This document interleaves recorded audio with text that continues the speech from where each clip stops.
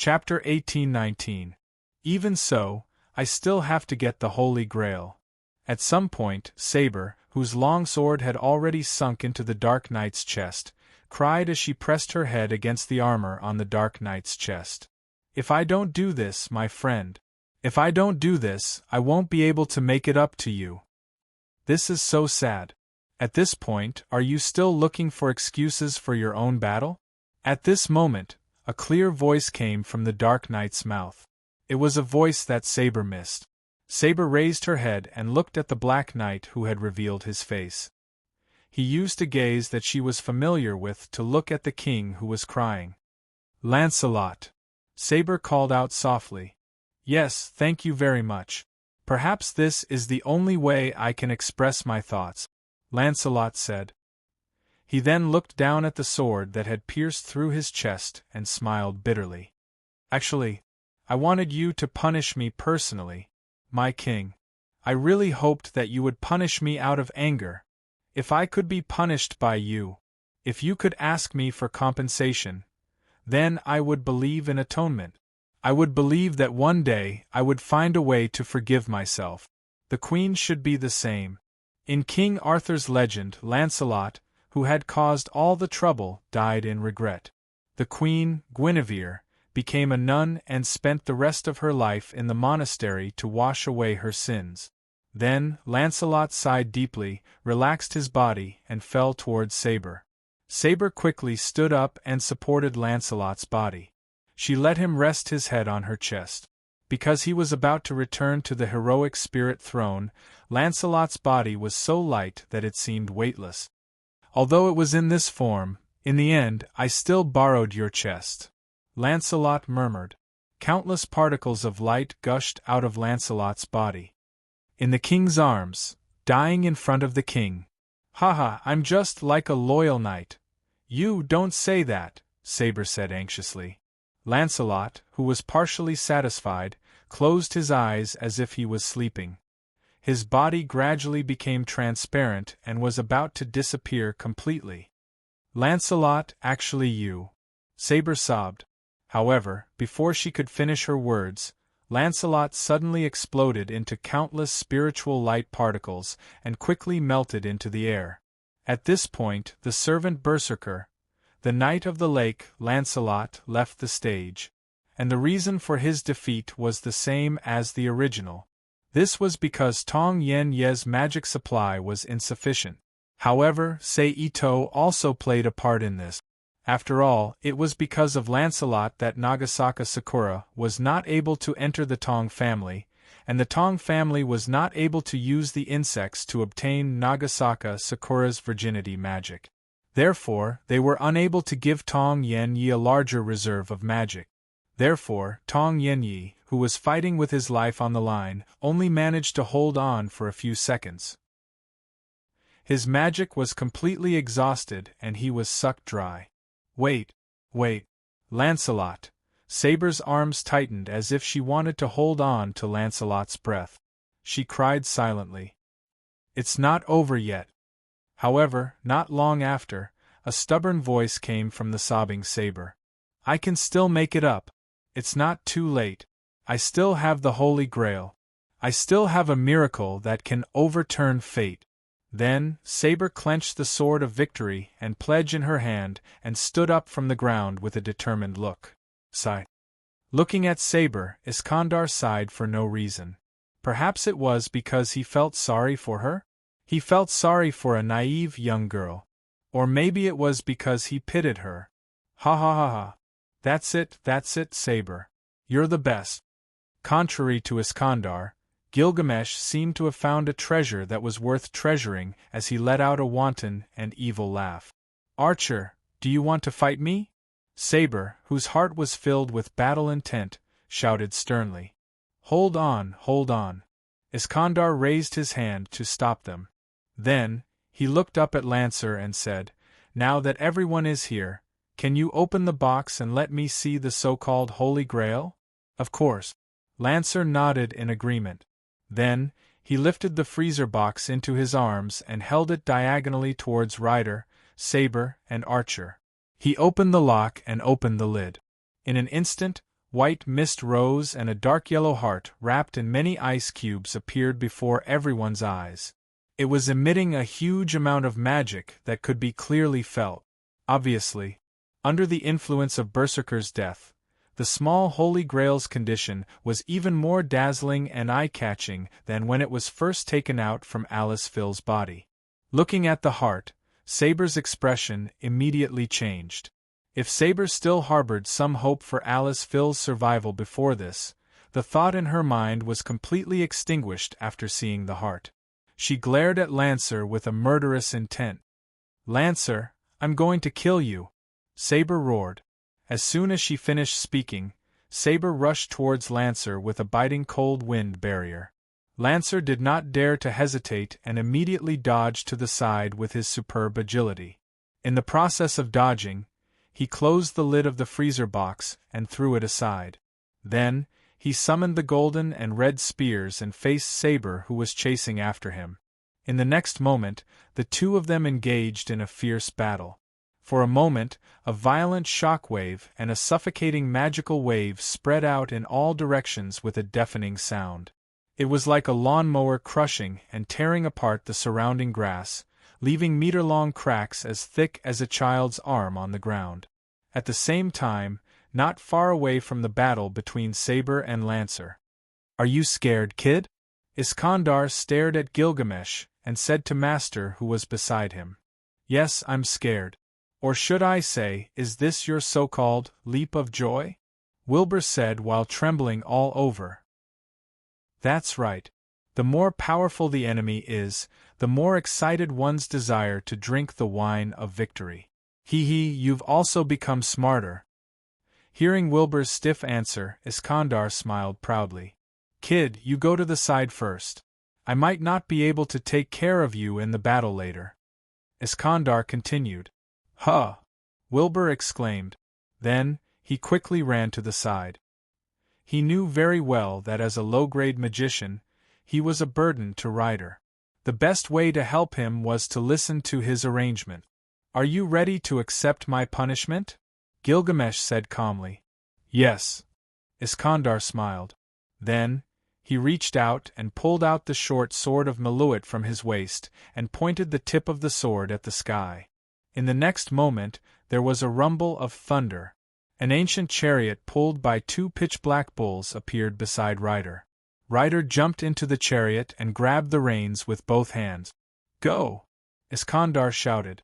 Then, he shook his hands and whipped the reins onto the bull's back. Moo! In an instant, the two bulls roared angrily and raised their front hooves to stomp on Gilgamesh. Ryder's military-type noble phantasm, the distant boa tyrant. Archer leaped back and instantly dodged the two bulls' trampling. Boom! Then, the four hooves that missed the target fiercely landed on the ground, forming a violent shockwave that spread out in all directions. However, the distant boa tyrant's attack was not over yet. After the physical attack missed, two lightning bolts that were filled with holy power suddenly flew out from the sky and bombarded Archer. Humph! Archer snorted and summoned two golden shields from the vortex that appeared on the huge golden canopy behind him. He placed them above his head. Boom! Thunder roar treasure flash, surging out waves of azure thunder flowers. Is this a divine creature? Gilgamesh, who was looking at the two bulls on Ryder's chariot, said with disgust. Then, with a thought, two long chains that looked like spears flew out from the golden canopy, the king's treasure, straight towards the two black bulls. All LLL A. Iskandar, who did not know how powerful the chains were, shouted and drove the god's might chariot towards Gilgamesh. The wheels of the chariot rolled and blue sparks shot out from the round axle in the middle of the wheels. As the wheels spun, two blue and purple conical lightning bolts were formed, plowing two long trails on the ground. But in the next moment two moo sounds were heard. The two black bulls suddenly knelt on the ground as if their hooves were broken. Under the huge momentum, they plowed a deep trench on the ground. At the same time, Iskandar, who was not able to react in time, was thrown into the air by the chariot. Then, a large number of spears, lances, swords, and other weapons of different sizes and shapes flew out, bringing along rays of light as they shot towards Iskandar like rain. It was Archer's noble phantasm.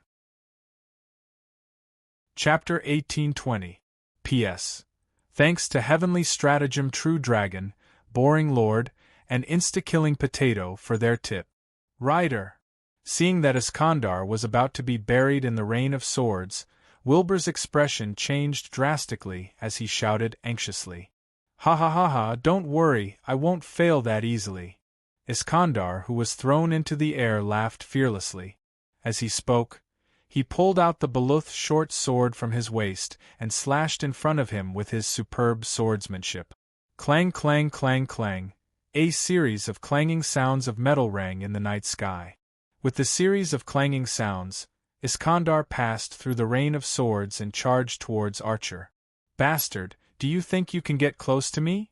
Gilgamesh sneered with a disdainful expression. Following that, the rain of swords changed direction and shot out diagonally from the bottom like arrows. Iskandar's expression did not change as he continued to wield the short sword with full concentration. Clang clang clang clang clang clang. He deflected the deadly swords away. However, even so, Ryder's response was still limited. He could not help but let the rain of swords leave a dozen wounds of various sizes on his body while he was falling. It made him look extremely brutal and wild. Bang! After flying for a few seconds, Iskandar landed heavily on the ground in front of Archer and handed over the short sword in his hand. Humph! Archer snorted with a cold expression. He pulled out a golden longsword that looked like a spiral brick from the vortex on the golden light screen behind him and took the initiative to meet the attack. Clang! A crisp sound rang as the two short swords clashed together. Golden sparks were created from the friction. Die, bastard! Archer sneered. As soon as he finished speaking, the golden spiral sword in Archer's hand flashed with blue light and released a large amount of lightning. It exploded in all directions and struck Iskandar, who was caught off guard. Iskandar used the momentum to leap back and retreat from Archer's front. He frowned slightly as he looked at Archer. Hey, Archer, let me finish the rest of the wine in one gulp. Iskandar showed a hearty smile as if he was meeting a friend. He said. It was as if the previous confrontation between him and Archer was completely illusory. Although I was disrupted by that unromantic bastard, there's still a little wine left in the bottle. Don't even think about hiding from me. As expected of the king of usurpation, keeping such a close eye on other people's things. Gilgamesh frowned and then smiled bitterly. He took out the wine vessel and 2 wine cups from the last banquet from the treasure of Wang. He poured every drop of wine from the bottle into the cup. In the meantime, Iskandar, on the other hand, casually walked up to Gilgamesh. He took the wine glass and clinked it with Gilgamesh's. Clang. O King of Babylonia, allow me to ask one last question. Let's end the banquet, Iskandar said as he raised his wine glass in a serious manner. Yes, go ahead. Gilgamesh gave his permission as the king. For example, if my king's army was armed with your treasure of Wang, it would definitely become an invincible army. What Western private army, it's not even worth a fart, Iskandar stated. So? Gilgamesh raised an eyebrow. I'll ask again, do you want to form an alliance with me? As long as we work together, we can definitely fight to the end of the galaxy, Iskandar said seriously. You're really an interesting guy. It's been a long time since I laughed so happily because of the nonsense of an ignorant man. Gilgamesh suddenly laughed as if he heard the funniest joke in the world. Then his expression changed slightly, and his eyes were filled with coldness and murderous intent as he continued, Unfortunately, I don't need a second friend. He's the only friend I've had since the ancient times. Besides, this world doesn't need 2 kings. The lonely way of the king, huh? Your firm way of survival, let me challenge it. Iskandar, who was not surprised by Gilgamesh's answer, nodded quietly. Very well. Show yourself to your heart's content, Conqueror King. You're a thief who deserves to be judged by me personally, Gilgamesh said coldly.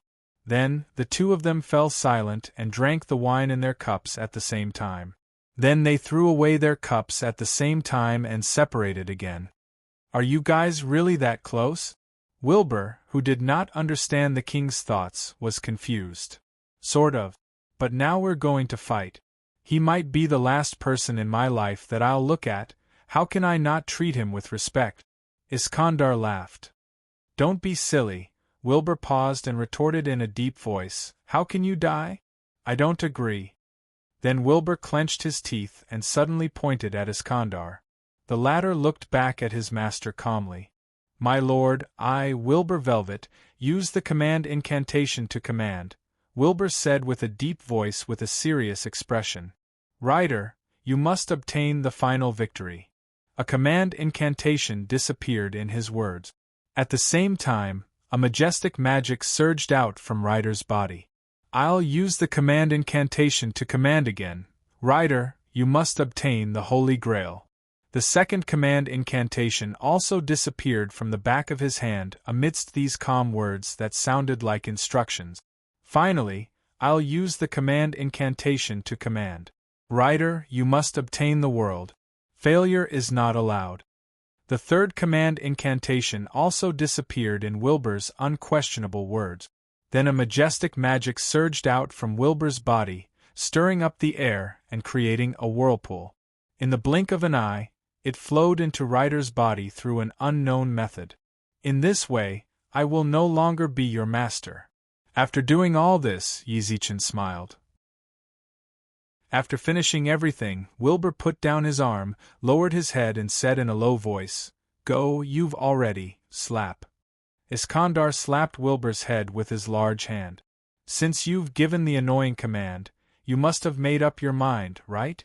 Then witness the moment when the command is fulfilled. Iskandar smiled. You idiot. I said hey. Wilbur raised his head. His face was full of bewilderment as he said hurriedly, I don't have the command incantation anymore. I'm no longer master. Why, whether you're master or not, you're my friend. This will not change. Iskandar smiled calmly. When these words came out, Wilbur's eyes immediately overflowed with clear tears as he was hit in the softest part of his heart. Someone like me, can I, really, stay by your side? Wilbur asked with a choked voice. You've been to the battlefield with me so many times, why are you still saying this now? You idiot. Iskandar's palm pressed down on Wilbur's head as he reprimanded him lightly. Aren't you a man who faced the enemy with me? Then you're my friend. Stick out your chest and stand shoulder to shoulder with me. Wilbur's emotions surged. He did not know what words to use to answer the man in front of him. Then, it's time to answer the first command incantation. Open your eyes and watch carefully, kid. Iskandar retracted his arm, turned around and said softly to Archer, who had been waiting not far away. I'll definitely watch with these eyes. Wilbur hurriedly wiped away the tears on his face and tried his best to open his eyes wide as he stared at the empty space in front of him. At this moment, Iskandar once again pulled out the short sword from his waist, raised it high into the air, and issued a king's call. Gather, my compatriots. Tonight, our bravery will leave behind the strongest legend. The scorching wind and the yellow sand that should have appeared at this place suddenly blew in the night sky as if responding to the summons. It blew away the faint white mist that floated from the river, blew away the thick darkness of the night, and changed the world. The sky turned into a dark blue color, the scorching sun hung high in the sky, the air evaporated, and the endless yellow sand on the surface of the earth trembled vaguely. Thousands, tens of thousands of soldiers appeared on the yellow sand, wearing armor and holding weapons, standing behind their king. Thud, thud, thud, thud. The legendary horse ran out from the crowd and came to Iskandar's side. The latter patted the yellow horse's head lightly, held the reins, and flipped over to ride on the horse. The enemy is the mighty hero king. I have no complaints as an opponent. Warriors, show your dominance to the first heroic spirit. Iskandar, who looked radiant under the blazing sunlight, said loudly. Oh, bring it on, Overlord Army Master. Now, I'll let you know what it means to be a true king. Gilgamesh smirked as he ignored the shouts of the army. Plus lalalelai. As a response, Iskandar squeezed his legs and urged his horse forward while letting out a familiar strange cry. He took the lead and led the army to charge at the Hero King. Seeing the daunting charge of the army, the Hero King did not show any fear on his face. Instead, he unexpectedly revealed a look of joy. It was as if he had been looking forward to such an exciting battle for a long time. Lofty dreams, ambition to dominate the world. This passion is indeed worthy of praise. But soldiers, do you understand? You will have to wake up from your dreams one day, Gilgamesh said softly. Then, he extended his arm to the right and reached into the golden light screen behind him. He took out a strange-looking weapon. The blade and guard of the sword were golden with faint blue patterns on the surface. The body of the sword was cylindrical and bright red in color. On the surface, there was a black irregular pattern that resembled an electronic circuit. It could be called a sword for the time being. This sword was indeed a sword, and it was a very famous sword, the deviant star that split heaven and earth. It was a pseudo-divine sword that possessed the power of the great god A in ancient Babylonian mythology. Its function was to cut through space and shatter the world. Because of this, I will definitely block your path. Conquering King. Gilgamesh raised the deviant star and said softly, Come, put an end to your endless dream. I will personally show you the laws of the world. The scarlet sword began to spin, and in the blink of an eye, it spun at an extremely high speed. It stirred the air, and created a dense wind wall visible to the naked eye. Boom! A huge amount of magic power erupted from the sword. Let's go. Iskandar, who had noticed Gilgamesh's situation, urged his horse and shouted. Wake up, Ye! The stage worthy of you has been set up. Gilgamesh said loudly. Watch carefully. This is the deviant star of split heaven and earth. After saying that, Gilgamesh swung the strange sword in his hand forward and viciously chopped down. In an instant there was a loud rumble, and a huge crack that seemed to lead straight to the abyss appeared in the desert. It was like a natural moat that blocked the front of the King of Conquest's army. Even though this attack was aimed at the enemy, the massive damage it dealt was still not something the conquering king's army could endure. A large number of soldiers who could not stop themselves stepped into the crack and fell into the abyss. But this was only the beginning. With the rapid expansion of the cracks, more cracks appeared in the desert, splitting the entire desert into countless fragments of different sizes. Like sand in a sea of water, it quickly collapsed and sank. At the same time, the sky shattered like glass, revealing a pitch-black hole. Clearly, the Hero King's slash did not only split the ground, but it directly penetrated the entire world. Just like how the great god, Noah, who had the same name as the sword, recreated the world. Then, the space began to ripple and disappear, returning the world to its normal state. The bright moon hung high in the sky, and the stars shone brightly. A faint river breeze blew from the nearby not far river, pressing down on the green grass on the nearby embankment. F***ck. Wilbur looked at Iskandar with a pale face and shouted. In that case, there's something important I haven't asked you yet. Iskandar looked at Wilbur's face and asked solemnly, Wilbur Velvet, are you willing to serve me as a vassal? You are. Wilbur's expression was agitated, and his face was flushed with blood. He said with a trembling voice, You are my king. I swear to serve you and die for you. Please guide me forward and let me see the same dream. Okay, all right. Iskandar nodded and said, Showing the location of the dream is the king's task. And witnessing the end of the dream and passing it down to the future generations is your vassal's task. Live on, Wilbur.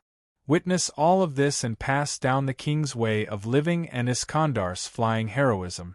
Then, without waiting for Wilbur to speak, he rode the legendary horse, Bucephalus, towards Gilgamesh.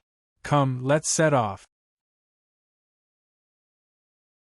Chapter 1821. Clang. Lancer and Saber separated from each other amidst the melodious clanging sound. They turned their heads to the side at the same time. Over there, the heroic spirit rider turned into nothingness amidst the radiance of spiritual droplets. Both of them understood that Rider had lost to Archer and returned to the heroic spirit palace. After witnessing Rider's death, Saber had a complicated expression on her face.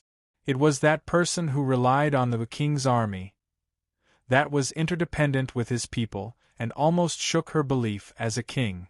Phew! Magical light surged. Alice Phil's heart that was placed aside with the small holy grail sealed within it exploded with even more magical power. That was the inheritance that Rider had given her after his death. Let's end this battle tonight. Saber, who had regained her senses, exhaled softly and looked at Lancer in front of her with a serious expression. All right. My master has granted me the permission to move and fight freely. Let's end this tonight. Lancer smiled. Both of them stomped their feet and charged towards each other. Clang, clang, clang, a series of metallic clanging sounds echoed in the night sky. Compared to the other heroic spirits, Saber and Lancer could be said to have met each other's match. Both of them were excellent in close combat. Moreover, one of them had a battle tool like intuition, while the other had a dual cheat like mind's eye. Both of them had the ability to avoid fatal attacks at critical moments. In addition, both of them had unique relic. It could be said that it would take some time for both of them to emerge victorious. While the two of them were fighting, Gilgamesh, who had just sent Iskandar back to the martyr's palace, walked with light steps to the medical freezer placed at the side. He opened it with his foot and bent down to take out the dark red heart inside. Is this the Holy Grail? It's disgusting. Gilgamesh looked at the heart in his hand with disgust. Then, he threw the heart back into the freezer by his feet. He used his magical power to wash away the filth in his hand. He crossed his arms and looked up at the two of them who were fighting. There was a faint look of lust on his face. At this moment, with a pring sound, the two of them quickly separated again. But at this time, a trace of blood appeared on the red spear in Lancer's hand, dripping to the ground along with the curve of the spear blade. To be able to leave behind blood at this location. Needless to say, he knew who the injured person was. True enough. Opposite Lancer, Saber frowned and touched the armor on her waist. However, there was nothing there. There were no shallow marks left by the blade of the spear, nor were there any cracks left by the armor being pierced. It was still as smooth as before. I understand. I know the secret of your gun, Lancer. Saber raised her head and looked at Lancer. You should give up your armor, Saber. In front of my spear, you are no different from being naked. Lancer smiled.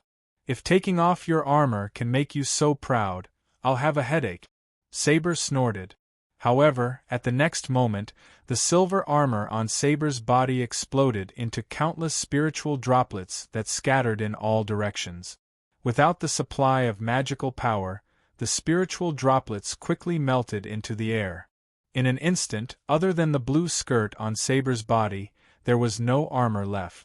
She had really taken off her armor.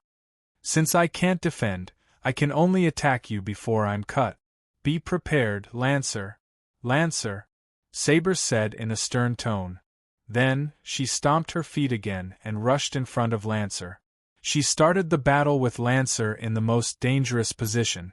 As a warrior, Lancer naturally wouldn't hold back and stabbed with his spear. Saber nimbly dodged and continued to force Lancer. From the looks of it, he had completely given up on defense and was prepared to risk it all with a single strike to determine the victor. The final strike. Is this the so-called all or nothing? Lancer said with a satisfied face and a nostalgic tone. However, for some reason, there was a hint of nervousness in his voice. It was probably because of the current state that she was in. Compared to before, Saber was not only stronger after removing her armor, but her movement speed and reflexes were also much stronger.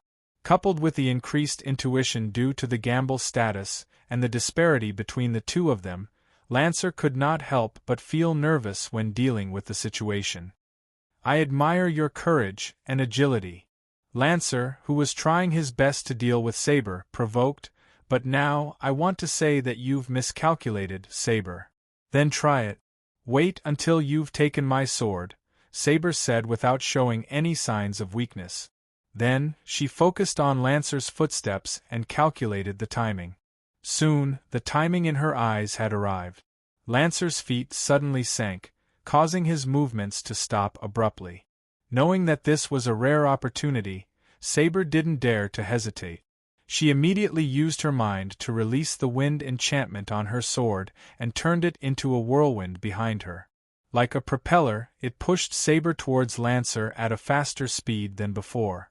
Saber's body was wrapped in white wind as she attacked Lancer at supersonic speed.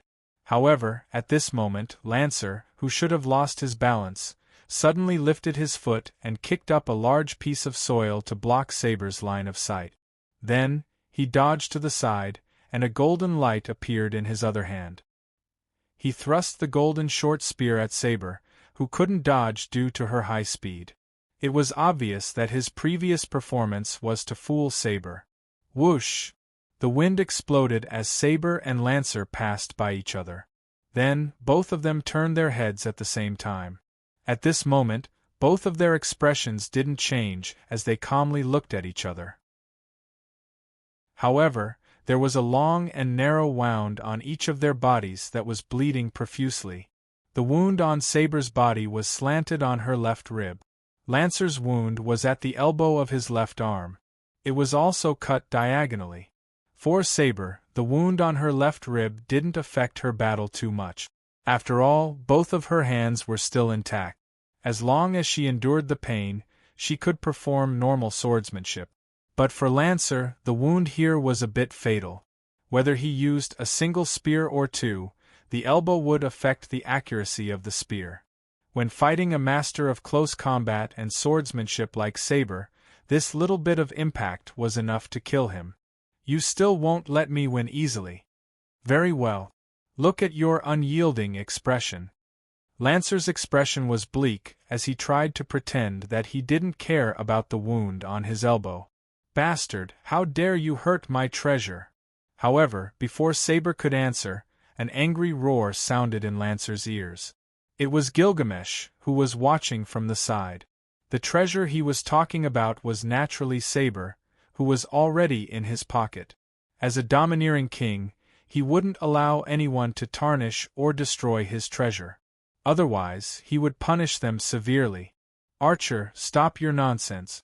This is your last warning. Otherwise, I'll punish you. Saber shouted angrily. Saber, I can allow you to act like a spoiled child, but not now. I want to get rid of this bastard who dared to hurt you. Gilgamesh said with a furious expression. Then, the golden light screen that connected to his treasure vault appeared behind him.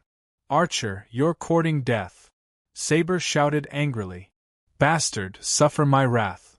Gilgamesh ignored Saber's angry roar and said directly to Lancer. The next moment, a large number of strange-looking weapons flew out from the golden light screen and turned into a rain of light that shot towards Lancer. Lancer did not want to sit still and wait for his death.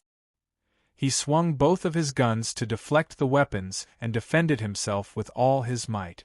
However, there was a saying that went, defense is bound to fail. Not to mention, Lancer was still injured at this time. So, after a few seconds, Lancer was finally careless and could not defend himself.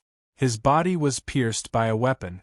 Pu in an instant, a few wounds appeared on Lancer's body. As a result, Lancer, who was already unable to resist, immediately became even more miserable, causing more and more wounds to appear on his body. Archer, you're not worthy of being called a hero. Lancer knew that he would definitely die if he wasted his time there. He then swung both of his guns and deflected the attacks that were flying towards him. He then turned around and ran away. However, at that moment, a chain suddenly appeared beside Lancer and tied him up tightly. It was one of Archer's relic, the Heaven Lock that had a strong binding ability. Then, the rain of light arrived, piercing Lancer into a sieve amidst the sudden popping sounds, ending his life. "I can't accept this," Lancer shouted. Then, Lancer's body exploded and turned into a large number of spiritual droplets that disappeared into the air. Chapter 1822. Author's Note. Same as before, change later. At the same time, in the apartment in Fuyuki City, Sakura, who was sleeping soundly, suddenly woke up and rubbed her eyes in confusion. What Sakura didn't notice was that when she rubbed her eyes, the 3 command seals on the back of her hand that represented Lancer's master suddenly disappeared. At the same time, the magic supply between Seito and Lancer also lost its connection. "Is she dead?" Seito whispered to himself. At this time, they were still on the bank of the Weiyuan River near the estuary. "Saber, as long as you are willing to submit to me and become my private property, this king can make the decision to bestow the Holy Grail to you so that you can fulfill your wish," Gilgamesh said with a gentle yet devilish expression. "Don't even think about it," Saber shouted. She decisively rejected Archer's idea. "If that's the case, I can only use force to conquer you. You can't escape from the palm of this king's hand." Gilgamesh smiled. Saber summoned the armor that she removed before, slightly lowered her body, and responded to Gilgamesh's words with a posture that was ready to fight at any time. At this moment, neither Saber nor Archer noticed that the small Holy Grail that had absorbed Lancer and Berserker's Holy Grail was emanating strange colors and waves. It seemed like it could summon the Holy Grail at any time as long as it found the right location. Yes, that's it. She's obviously a delicate girl, but she can show the strong spirit, tenacity, and beauty of a lioness. It's really the best work of art in the world. Gilgamesh, who didn't notice the abnormality of the small Holy Grail, stared at Saber with his scarlet eyes as if he was looking at a work of art. "Archer! Shut the hell up!" Saber shouted. Then she stomped her feet and rushed toward Archer with a white air wall visible to the naked eye. For Saber's attack, Gilgamesh didn't directly use the king's treasure to deal with it like how he dealt with other heroic spirits. Instead, he grabbed the air beside him with one hand. He pulled out a long sword from the golden vortex and faced Saber with the identity of a warrior. Clang! As the 2 swords clashed, a crisp sound rang out. That's right, it's this expression of fighting to the death for some kind of belief. "Awesome! Too beautiful," Gilgamesh said with an intoxicated look in his eyes. At this moment, Gilgamesh was not behaving like a king at all. Instead, he was like a perverted and incapable ruler who was immersed in beauty. Saber's face was filled with anger. Without saying a word, she slashed at Archer with even more ferocity. Clang! Clang! Clang! Clang! The sound of weapons clashing reverberated in the quiet, not distant river. Mana splashed out, turning into invisible shockwaves and wind that spread out in all directions, plowing long and narrow marks on the ground that was not hard to begin with. Just like that, they exchanged countless blows. Right at this moment, a muffled bang sound was heard. The freezer containing Alice Phil's heart, which contained the little Holy Grail, suddenly exploded. The dark yellow heart inside was blasted out. Hearing the sound, Archer and Saber both looked over at the same time. In the next moment, under the watchful eyes of the two, the heart that was sent flying into the air by the explosion suddenly lit up and burned abruptly. The outer part of the heart was burned to ashes, revealing the golden cup sealed inside. It was still floating in the air, releasing a huge amount of magic power to the outside. Archer and Saber's expressions changed slightly. They both jumped back at the same time. Their eyes fell on the little Holy Grail that was suspended in the air. Then, a thin and long black line that spread horizontally appeared in the void. Like an eye that was about to open, it slowly opened from top to bottom. A mysterious aura flowed out from the black line.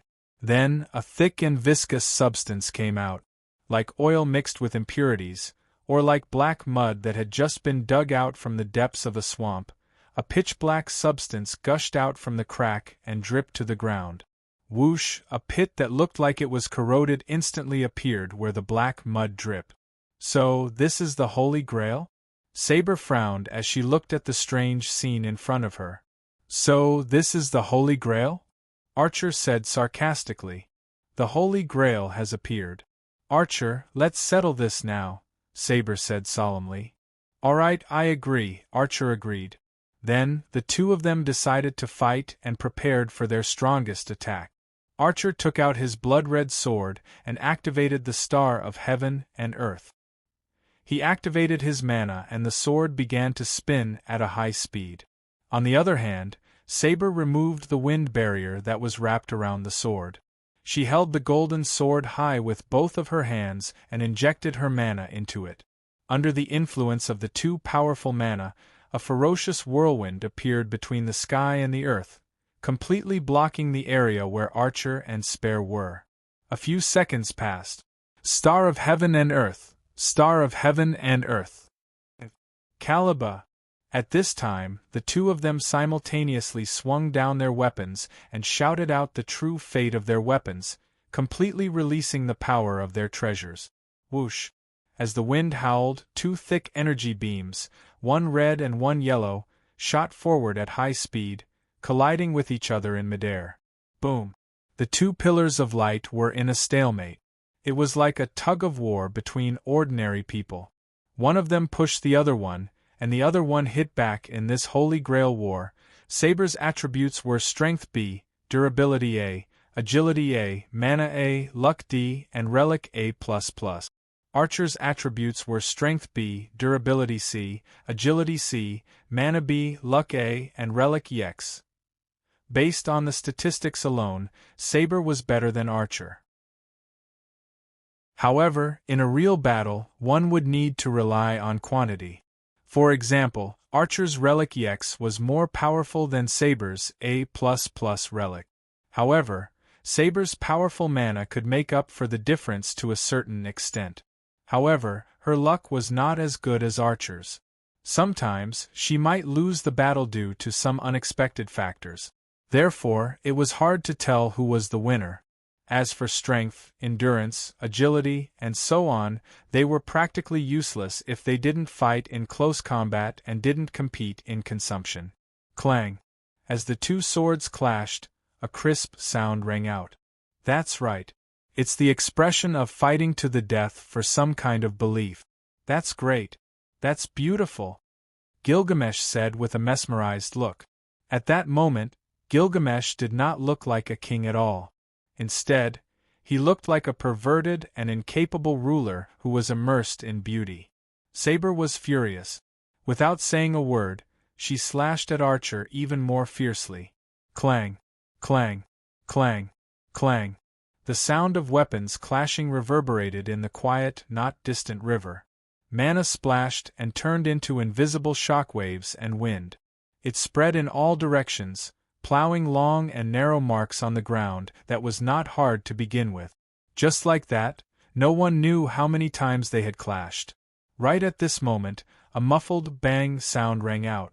The frozen box containing Alice Phil's heart that was sealed within the small Holy Grail suddenly exploded, causing the dark yellow heart to fly out of the box. Hearing the sound, Archer and Saber both looked over at the same time. In the next moment, under the watchful eyes of the two, the heart that was sent flying into the air by the explosion suddenly lit up and burned abruptly. The outer part of the heart was burned to ashes, revealing the golden cup sealed inside.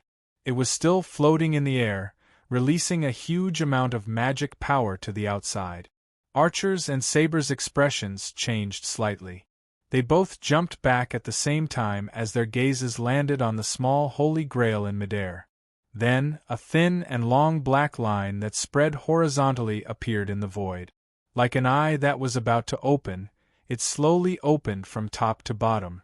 A mysterious aura leaked out from the black line.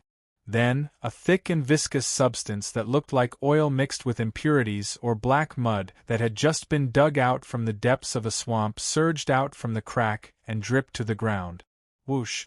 A pit that looked like it had been corroded instantly appeared at the place where the black mud dripped. This is the Holy Grail? Saber frowned and thought to herself as she looked at the strange scene before her. This is the Holy Grail? Archer's expression was full of mockery. The Holy Grail has appeared. Archer, let us decide the victor now, Saber said solemnly. Very well, I agree, Archer agreed. Then, the two of them settled down and began to prepare for their most powerful attack. Archer took out his blood-red sword and activated the Star of Wretchedness. He surged his mana and caused the sword to spin at high speed. Saber undid the wind barrier around the sword and raised the golden longsword with both hands. She infused the sword with mana and a blinding golden light shone from it. Under the influence of the two massive waves of mana, a violent whirlwind appeared between heaven and earth. It completely surrounded the area where Archer and Saber were standing. A few seconds passed. Star of Wretchedness, Star of Wretchedness. Chapter 1823. P.S. Thank you to Board Lord and Instant Potato for their tip. They actually treated that thing as a wish machine and fought to the death for it. This sideshow really makes me feel helpless. Standing in the black mud, Gilgamesh said helplessly without a shred of embarrassment on his face. Then he lowered his head and touched the new body that he unexpectedly obtained, and a satisfied smile appeared on the Hero King's face.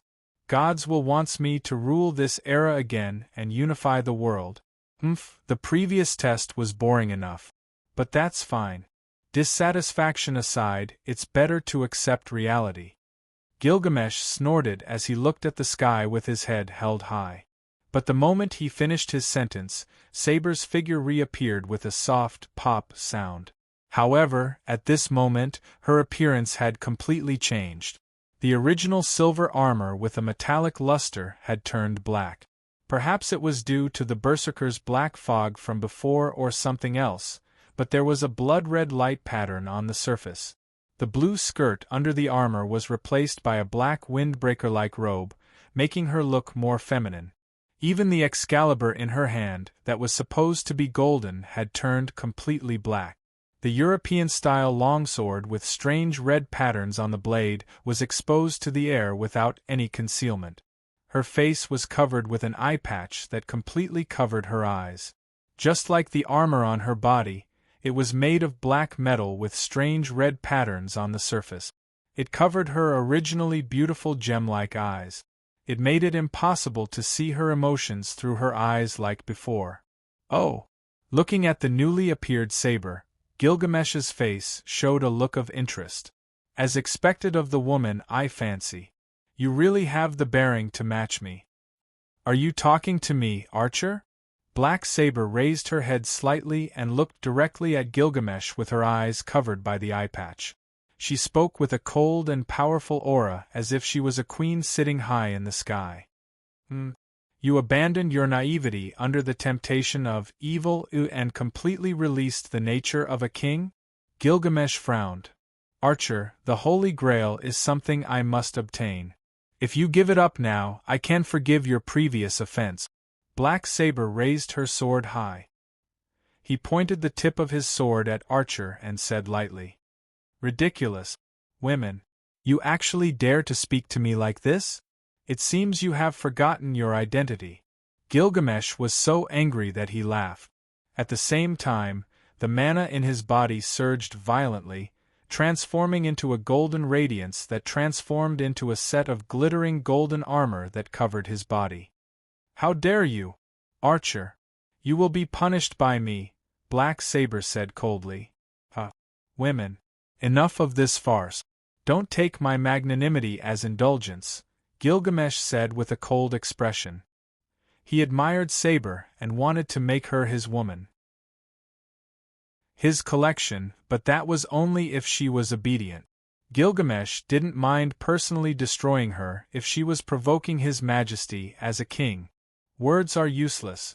Let's fight it out, Archer, Black Saber said. Very well. Let this king awaken you from that illusory nightmare of a queen. Gilgamesh looked at Black Saber with eyes full of pity. Black Saber and Gilgamesh raised the weapons in their hands, the deviant star of heaven and earth, yea, and the Excalibur that had turned into a sacred sword of darkness. Violent whirlwinds and dull black light immediately emerged from the most powerful weapon in the world, surging with a terrifying amount of magic power that could suffocate a person.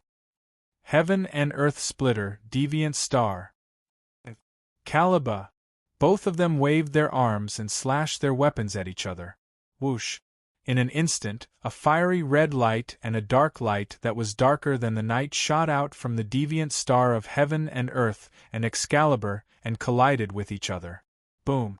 The sound of a violent air explosion resounded across the riverbank. A powerful shock wave spread out from the collision of the energy like a hurricane that pushed the land far away. This time, the stalemate between the two energy beams was shorter than before they entered the black mud. In less than 10 seconds, the red beam released by Gilgamesh's EA was repelled by the black beam and slammed into Gilgamesh's body. Boom! Obviously, after being devoured by the black mud, the blackened saber's attack power was much stronger than before. Even Gilgamesh's A couldn't withstand the bombardment of the holy sword. A few seconds later, the dust settled, revealing Gilgamesh's wretched state. Bastard! How is this possible? I, the hero King Gilgamesh, am the strongest heroic spirit. How can I lose to a tainted bastard? Gilgamesh said with a twisted expression as blood dripped from his forehead. Arrogant and rude fool, accept the punishment of I, Arthur, Black Saber replied calmly. Black Saber replied calmly. She then raised the black holy sword in her hand again and imbued it with mana, causing a black light to appear on it. Obviously, not only did the dark saber's attack power become stronger, she could even use Excalibur at will like Chong Gui's ultimate battle skill. This was definitely not good news for the current archer. Archer's expression changed when he sensed the light emitted from the sacred sword.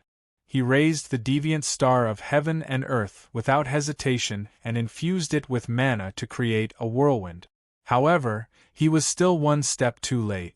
Not long after he created the whirlwind, the black beam of light shot towards him as the black saber shouted, Excalibur!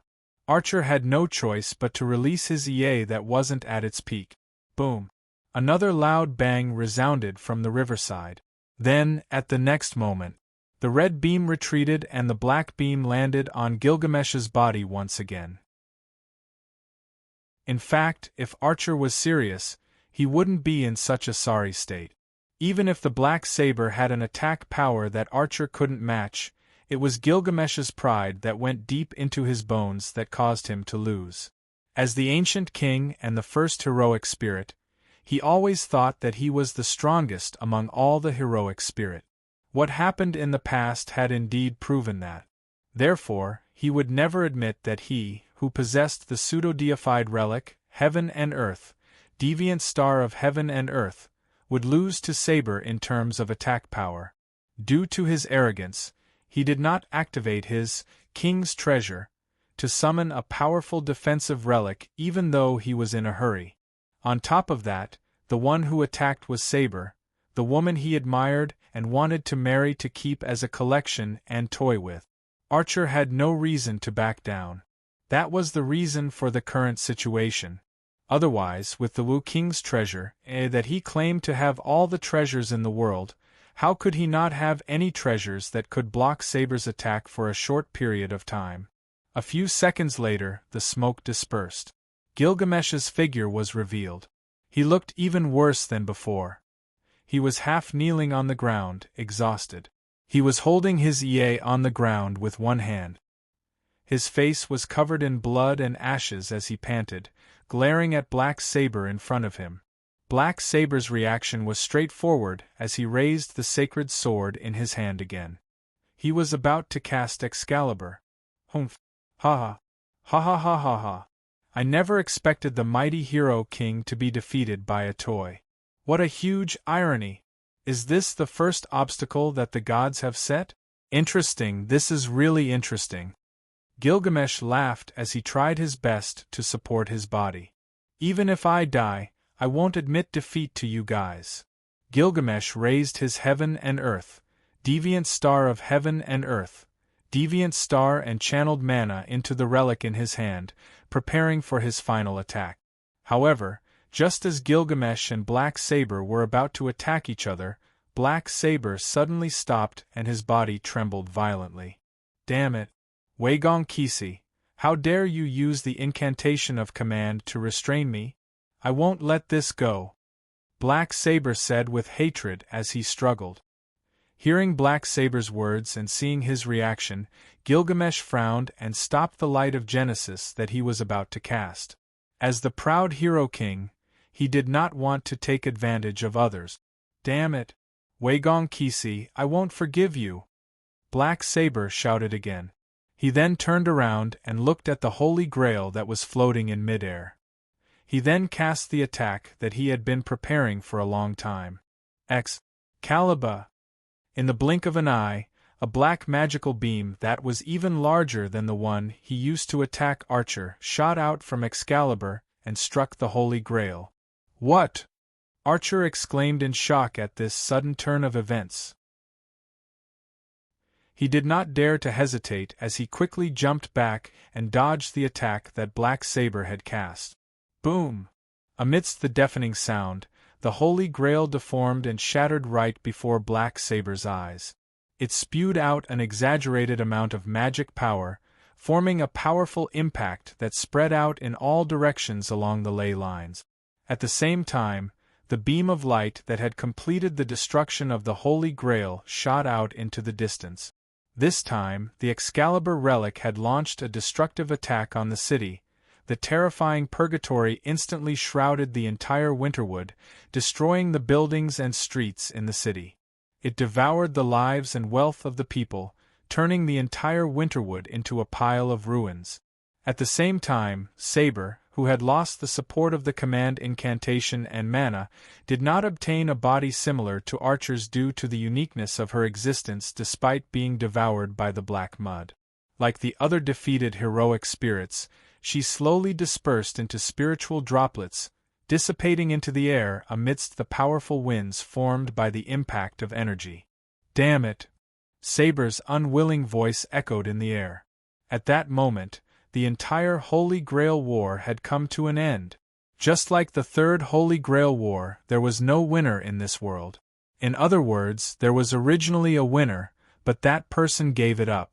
Only Archer, the hero king Gilgamesh, who had obtained a physical body, continued to wander in the world with a human body. Flutter! The black bird flapped its wings and quickly disappeared into the sky. Is it back on track again? The inevitability that was created by chance is really scary. Ito sighed softly as he watched the final battle with the help of the spirit attached to the bird. Then he stood up from the sofa and returned to the bedroom on the second floor to rest. You're such a troublesome man. In order to find you, I spent a lot of effort. Gilgamesh, who survived with his A-level luck, found the unconscious Yen-Fong Kaylee and woke him up from his coma. Gilgamesh, what happened? Yen-Fong Kaylee, who had just woken up, was still a little dizzy and asked subconsciously. Then, Yen-Fong Kaylee tried to use his confused brain to try to recall everything that happened. Then the scene of his body being held tightly by Kuyumamiya, who had one of his arms broken, and finally being shot by Waigong Kisi appeared in his mind. No matter how he thought about it, he should be dead already. Then he lowered his head, tore open the robe on his chest, and looked at the place where he was shot. But there was nothing there, the skin was still intact, neatly presented in front of his eyes. Did you treat me? Gilgamesh.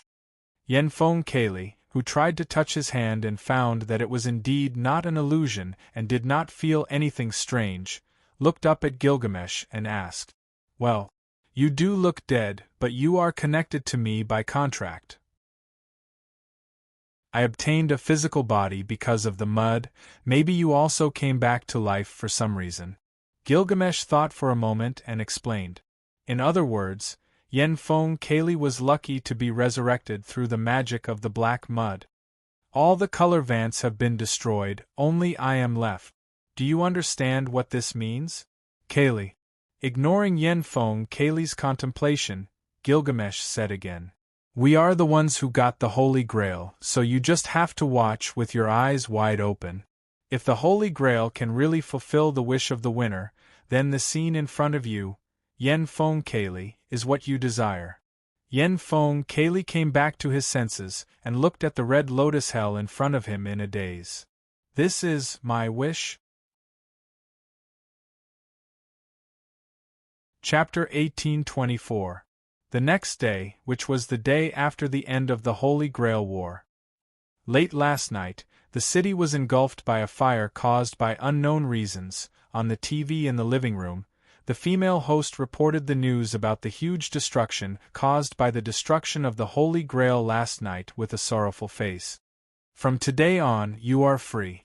At the dining table in the living room, Ito-sei looked at Alice Phil across the table and said with an indifferent expression, "What?" Alice Phil was stunned. As for freedom, she had almost forgotten about it. The Holy Grail War is over. And you are no longer the coveted little Holy Grail, so from now on, you are free, Sei Ito said lightly. The Holy Grail War is over? Alice Phil asked with a slightly changed expression. Last night, she did feel that the supply connection between her and Saber was suddenly cut off, but it was only because of the confusion caused by her new heart, so she didn't take it too seriously. But who would have thought that today, she heard from that hateful man that the end of the Holy Grail War disappeared. At this point, how could she not understand that Saber had completed her mission as a servant and returned? She just didn't know if she could help Czech to achieve the final victory. Did you hear the news broadcast on TV? Sei Ito turned his head slightly and said, the fire that swept through most of the city was the last remnant of the Holy Grail War. How is that possible? Alice Phil said in disbelief. Believe it or not. That's the truth, Sei Ito said lightly. What followed was a short period of silence. Are you really willing to let me go? Alice Phil doubted. Yes. Sei Ito nodded, then changed the topic and teased. Of course, if you are willing to stay, I welcome you. After all, you are also a great beauty. If something can happen between us, I am also very happy. Pervert. Alice Phil scolded with a sullen face, then stood up from her seat, turned around, and walked quickly to the door. My door here is always open for you, Sei Ito said softly as his gaze lingered on the food in front of him. Also, if you've made up your mind and are willing to accept my treatment, I'll give you a chance. Come and find me. Alice Field, who had already walked to the entrance, turned her head and looked back at Sei Ito, who was eating with a complicated expression. Then, she withdrew her gaze, opened the door, and left the apartment in a flash. Bang! After moving for a while, Alice Phil blankly looked at the street that had suddenly become cold and unfamiliar. He didn't know what to do. For someone like her who had never left the castle, she had no idea what to do next. Oh right, phone. You can call Chisi and ask him to pick me up. After a moment, he suddenly recalled Alice, who used the telephone as a communication tool. Phil's eyes widened as he said. But immediately, Alice Phil's face quickly darkened again. The reason was simple. She finally remembered that she didn't have a phone with her. I have no choice but to use magic. Alice Phil encouraged herself in her heart. Then, she took a step forward again and walked towards a passerby who looked quite kind. I'm sorry to disturb you. Do you have a phone? Alice Phil walked in front of the chosen passerby and stopped him. She asked with a smile. However, if one observed carefully, they would find that Alice Phil's eyes at this time were very strange. They were deep and beautiful. As long as one looked at them a little, they would be involuntarily attracted and lost in them. Yes, please use it. The passerby who was attracted by Alice Phil's beauty said with a blank expression. At the same time, he reached into his pocket and took out a phone and handed it to Alice Phil. Thank you. Alice Phil, who took the phone, thanked him. Then, she lowered her head. While trying to recall the memory of Chisi telling her how to use the phone, she operated the phone according to the contents of that memory. Fortunately, Alice Phil's memory was very strong. It didn't take long before she entered the phone number that Chisi told her in her memory and dialed it. Ha. Hello. Alice Phil's familiar voice came out of the phone. It was just compared to the voice in her memory. It was obviously a lot more indifferent. Chisi, it's Chisi, right? It's me, Alice Phil. Alice Phil said to the phone with an excited expression. Ollie? On the phone, Wei Gong Chisi's voice changed. Where are you? Then, Wei Gong Chisi asked in a serious voice. Wait. Alice Phil heard a small response and took the phone away from her ear. She looked at the man standing in front of her and asked, Excuse me, where is this? This is. The man quickly told the specific information of their location. Then, Alice Phil picked up the phone and repeated the address to Wei Gong Chisi. I got it. Ollie, wait for me there. I'll be there soon. Wei Gong Chisi said. Okay. Alice Phil replied. Then, the two hung up the phone. Thank you. Alice Phil, who handed the phone back to the passerby, said. The latter said politely with a flustered expression and took the phone. Then, she reluctantly parted with Alice Phil and walked into the distance without looking back. After about 10 minutes, Wei Gong Chisi, who was wearing a dark long windbreaker, with a gloomy expression, a circle of stubble on his face, and slightly messy hair, appeared on the street. Cut the meat. Seeing Wei Gong cut the meat, Alice Phil called out happily. Ollie. Wei Gong Chisi quickened his pace, and called back as he walked quickly to Alice Phil. Then, the two hugged each other tightly and sniffed each other's scent. By the way, Ollie, why are you here? After a while, Wei Gong Chisi let go of Alice Phil and asked with a flicker in his eyes. It's all thanks to Lancer's master. Thanks to him, I survive. Now that the Holy Grail War is over, he released me. Alice Phil, who knew what Wei Gong Chisi was really asking, answered with a smile.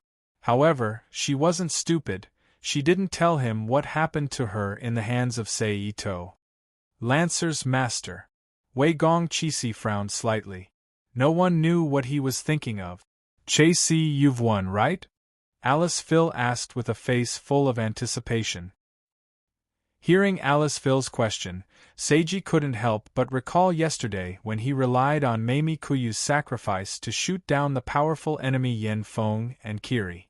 Then, he rushed to the Holy Grail with his injured body and finally fell into the black mud.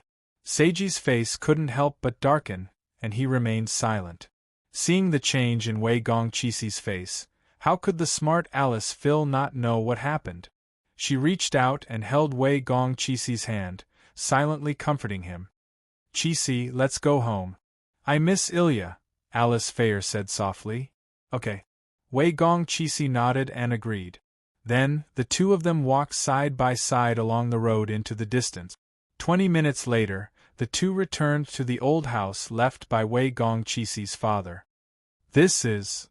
Looking at the little boy lying in the room, Alice Phil was puzzled.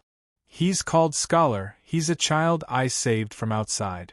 Wei Gong Chisi walked to the side of the child Scholar and squatted down. He reached out and picked up the wet towel on the child's forehead and explained softly.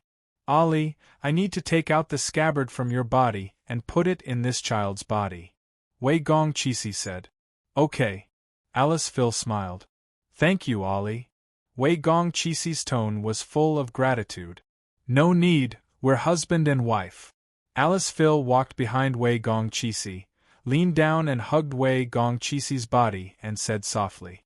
Then, Wei Gong Chisi used magic to take out the scabbard from Alice Phil's body and put it in the body of the child Scholar, who was having a high fever.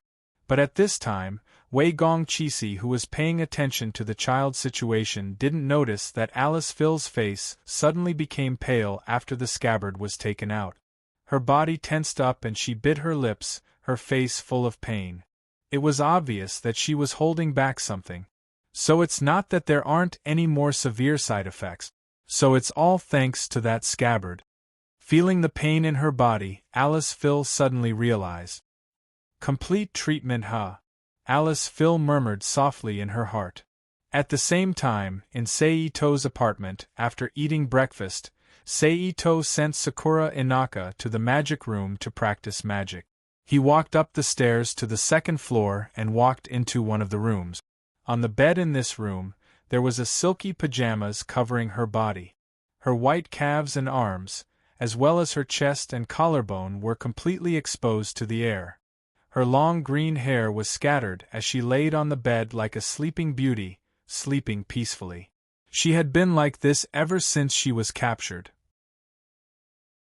After closing the door, Itose stepped forward, reached out his hand to open Oki and Osaka's eyelids, urged his spiritual power to invade her mind, and gave her an order to return home.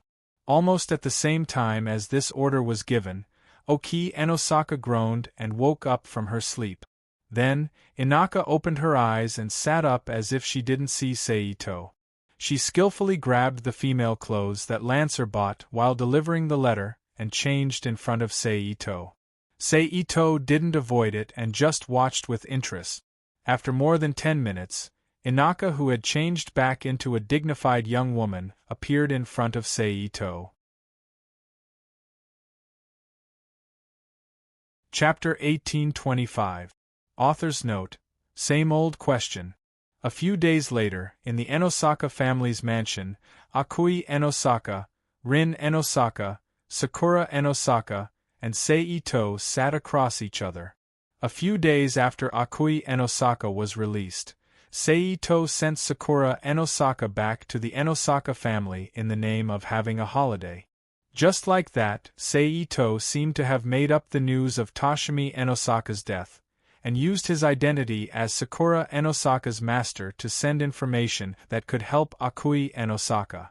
Thank you, but there's no need to trouble yourself. Akui Enosaka shook her head and refused. Alright then. But I'll say the same thing. If there's anything, just tell me. No matter what, I'm still Sakura's master. It's my duty to help you. Seito nodded. Thank you. Akui Enosaka thanked him again. Sakura, stay at home with your mother for the time being. Come back to my place after a while. Seito turned around and looked at Sakura Enosaka, whose eyes were red from crying. I understand, Brother Ching. Sakura Enosaka sobbed. Akui Enosaka opened her mouth, but didn't say anything in the end. Then I won't disturb you anymore. Goodbye. Seito stood up. I'll send you off. Akui Enosaka stood up. No need. Seito smiled and waved his hand. Mother, let me send you off.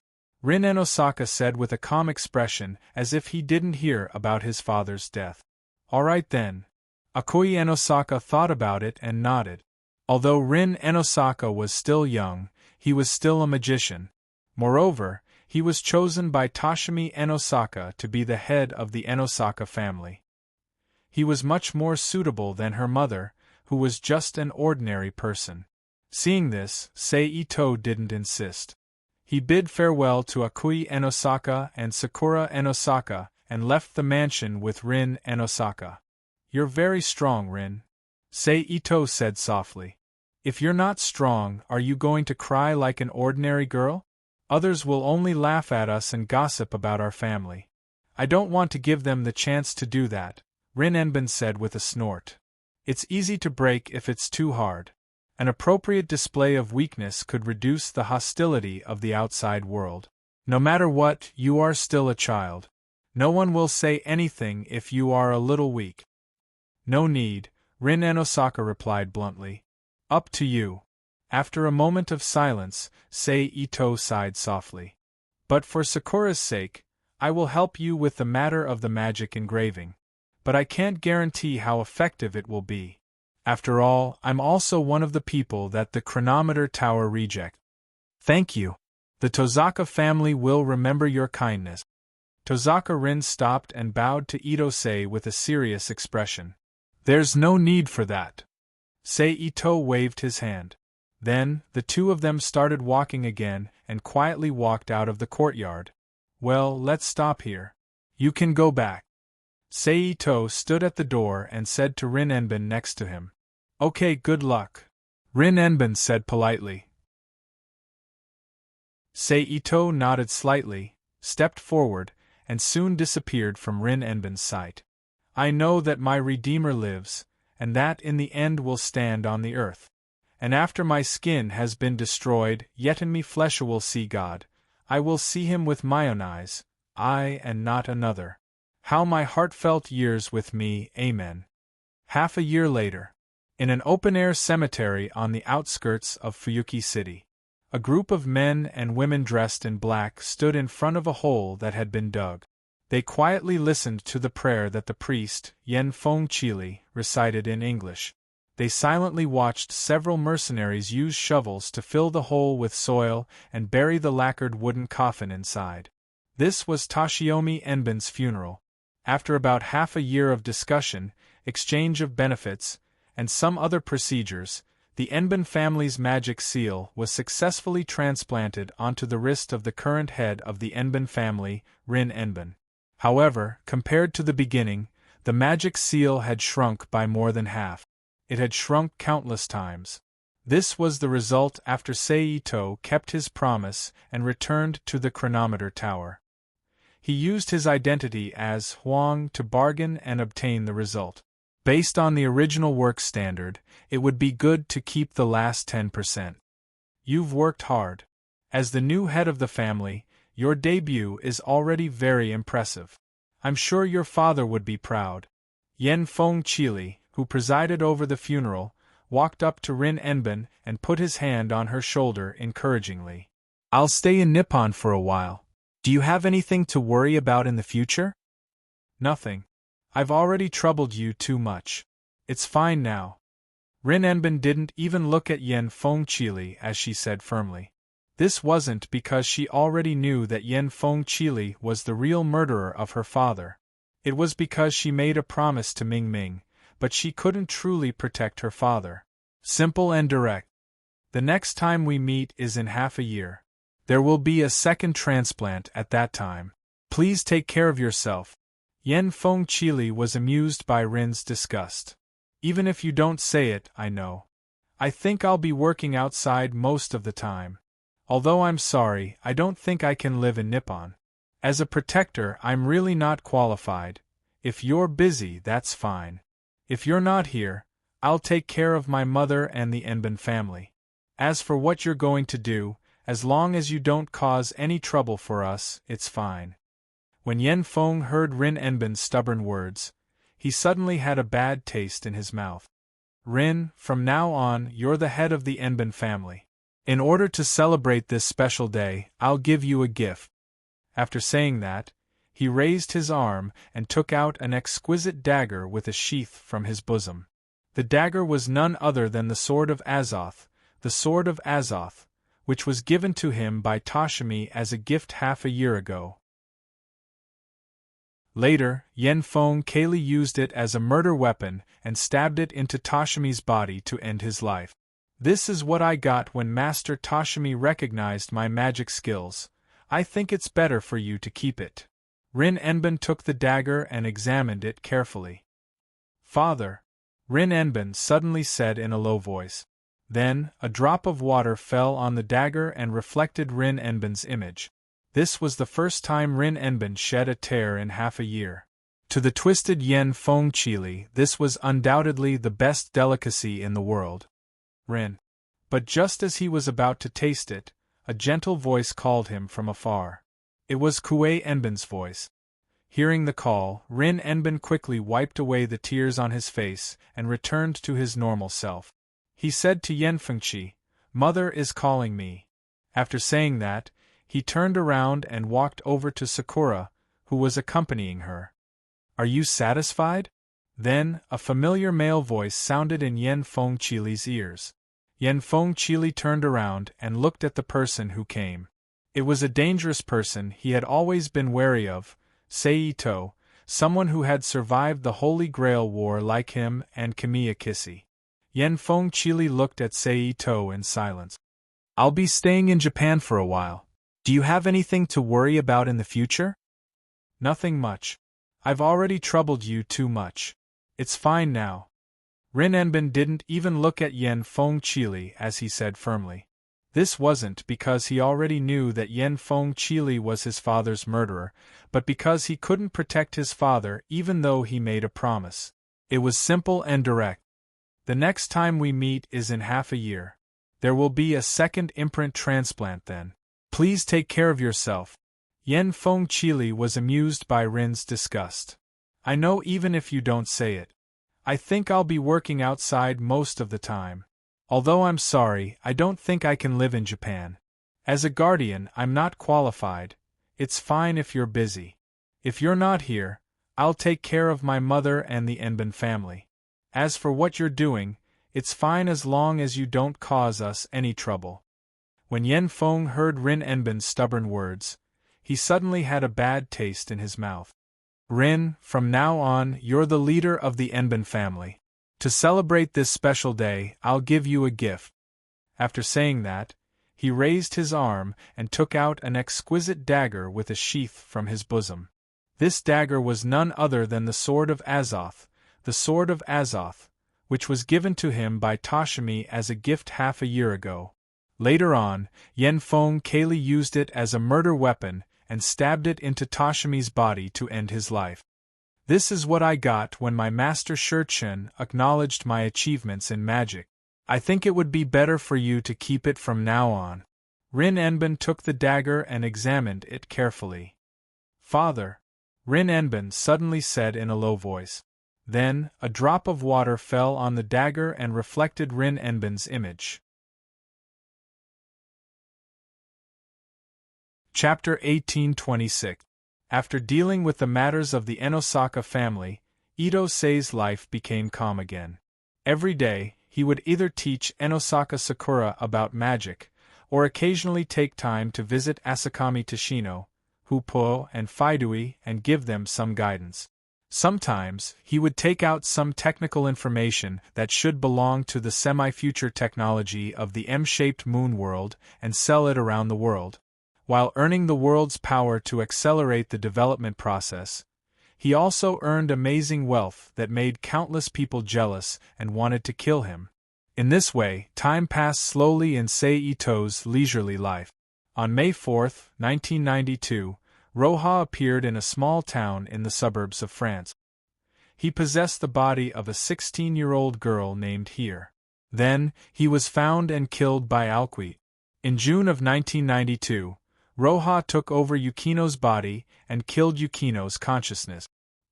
He controlled Yukino's body and killed everyone except Akiha, who was in Yukino's house. At this point, one of the four great families, the Tasaka family, officially followed in the footsteps of the Tsunami family. On the contrary, the Seven Knights family that was supposed to be exterminated by the Tasaka family was still intact because of Seito's intervention.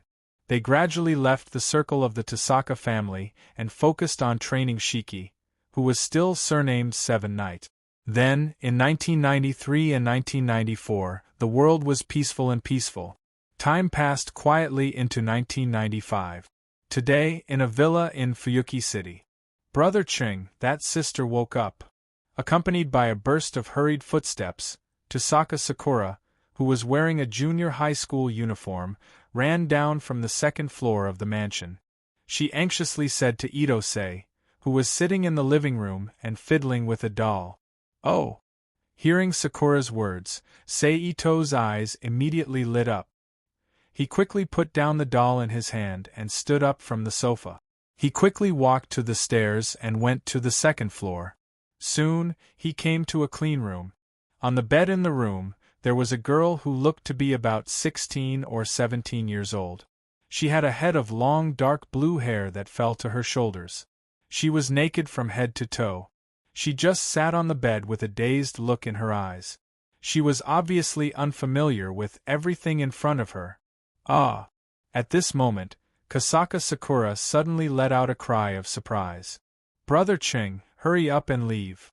Sakura Inaka's face was red as she stood in front of Seito. She pushed his chest with both hands as she tried to push him out of the room. Ito-sei was stunned when he heard this.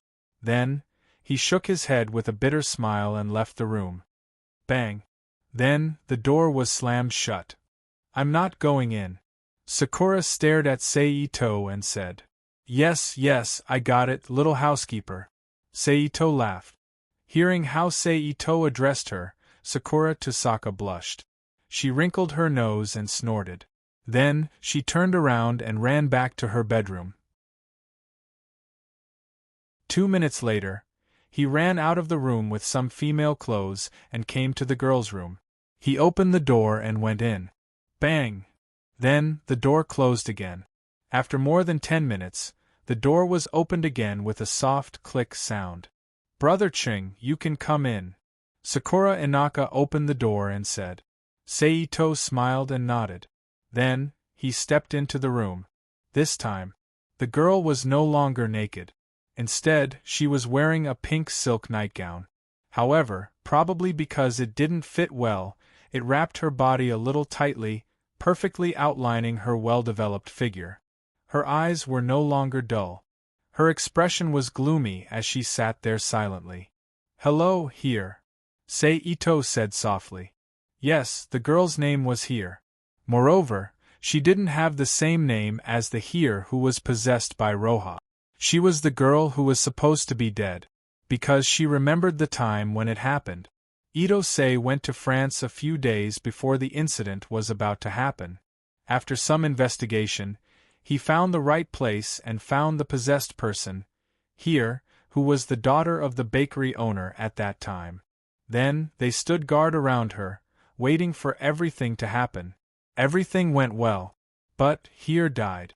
When Seito was about to retrieve her, he encountered a lot of trouble. The source of the trouble came from the church or the church's special organization, the burial agency.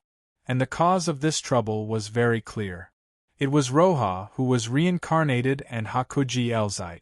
Because for the church, no matter which one of them is a heretic, not to mention that both of them appeared together. So when Elkid arrived in France and started to search for Roha, the staff of the burial agency also arrived in France, and with the support of the local church, they started to monitor Elkid. So, naturally, they found Roha and Here who became an immortal because of Roha. Needless to say, a battle broke out between the two sides. However, this gave Ito-sei an opportunity to fish in troubled waters. Therefore, after some observation and waiting, Ito-sei decisively laid a seal on the church, and the moment he captured Here, he launched a sneak attack, snatched Here from the church, and left France overnight through the black market. After running to several countries with the church's personnel, he took Here back to his stronghold in Fuyuki City and hid Here in his home. And he hid her for 3 long years until today. Do you still remember what happened to you? Seito asked.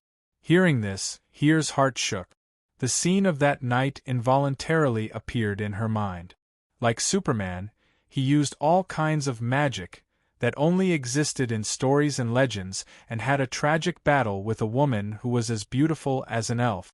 In the end, he was no match for her and was torn into pieces by her bloody claws.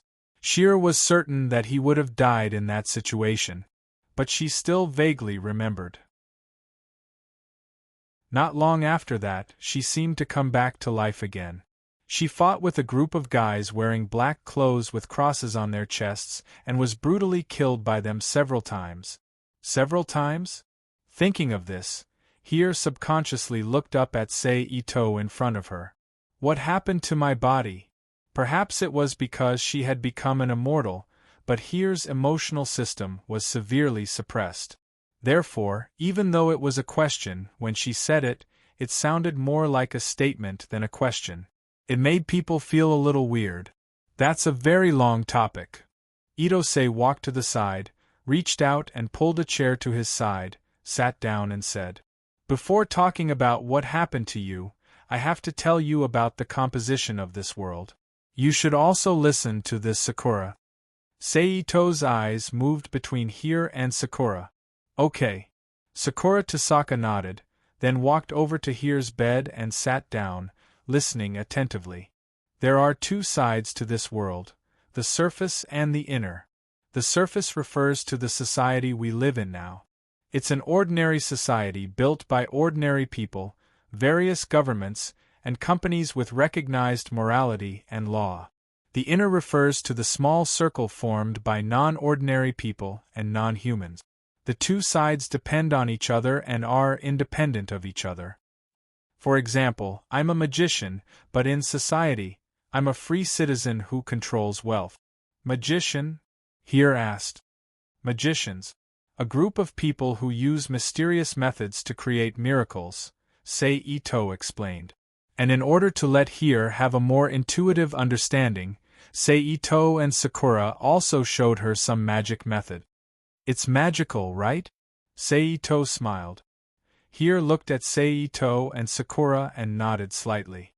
But in the inner society, magicians are only one of the individuals. There are also clerics, vampires who are professionally known as the Death Apostles, non-human races with ghosts, monsters, and other non-human bloodlines, espers, legendary elves, monsters, ghosts, and so on. In short, there are many groups, and just like the countries, companies, and individuals in the surface society, there are also enemies and allies among them. It's very complicated. To fully understand all of this, it will take a long time. It will take quite some time, so we can talk about this later. Here nodded to show that she understood. Now let's get back to the topic.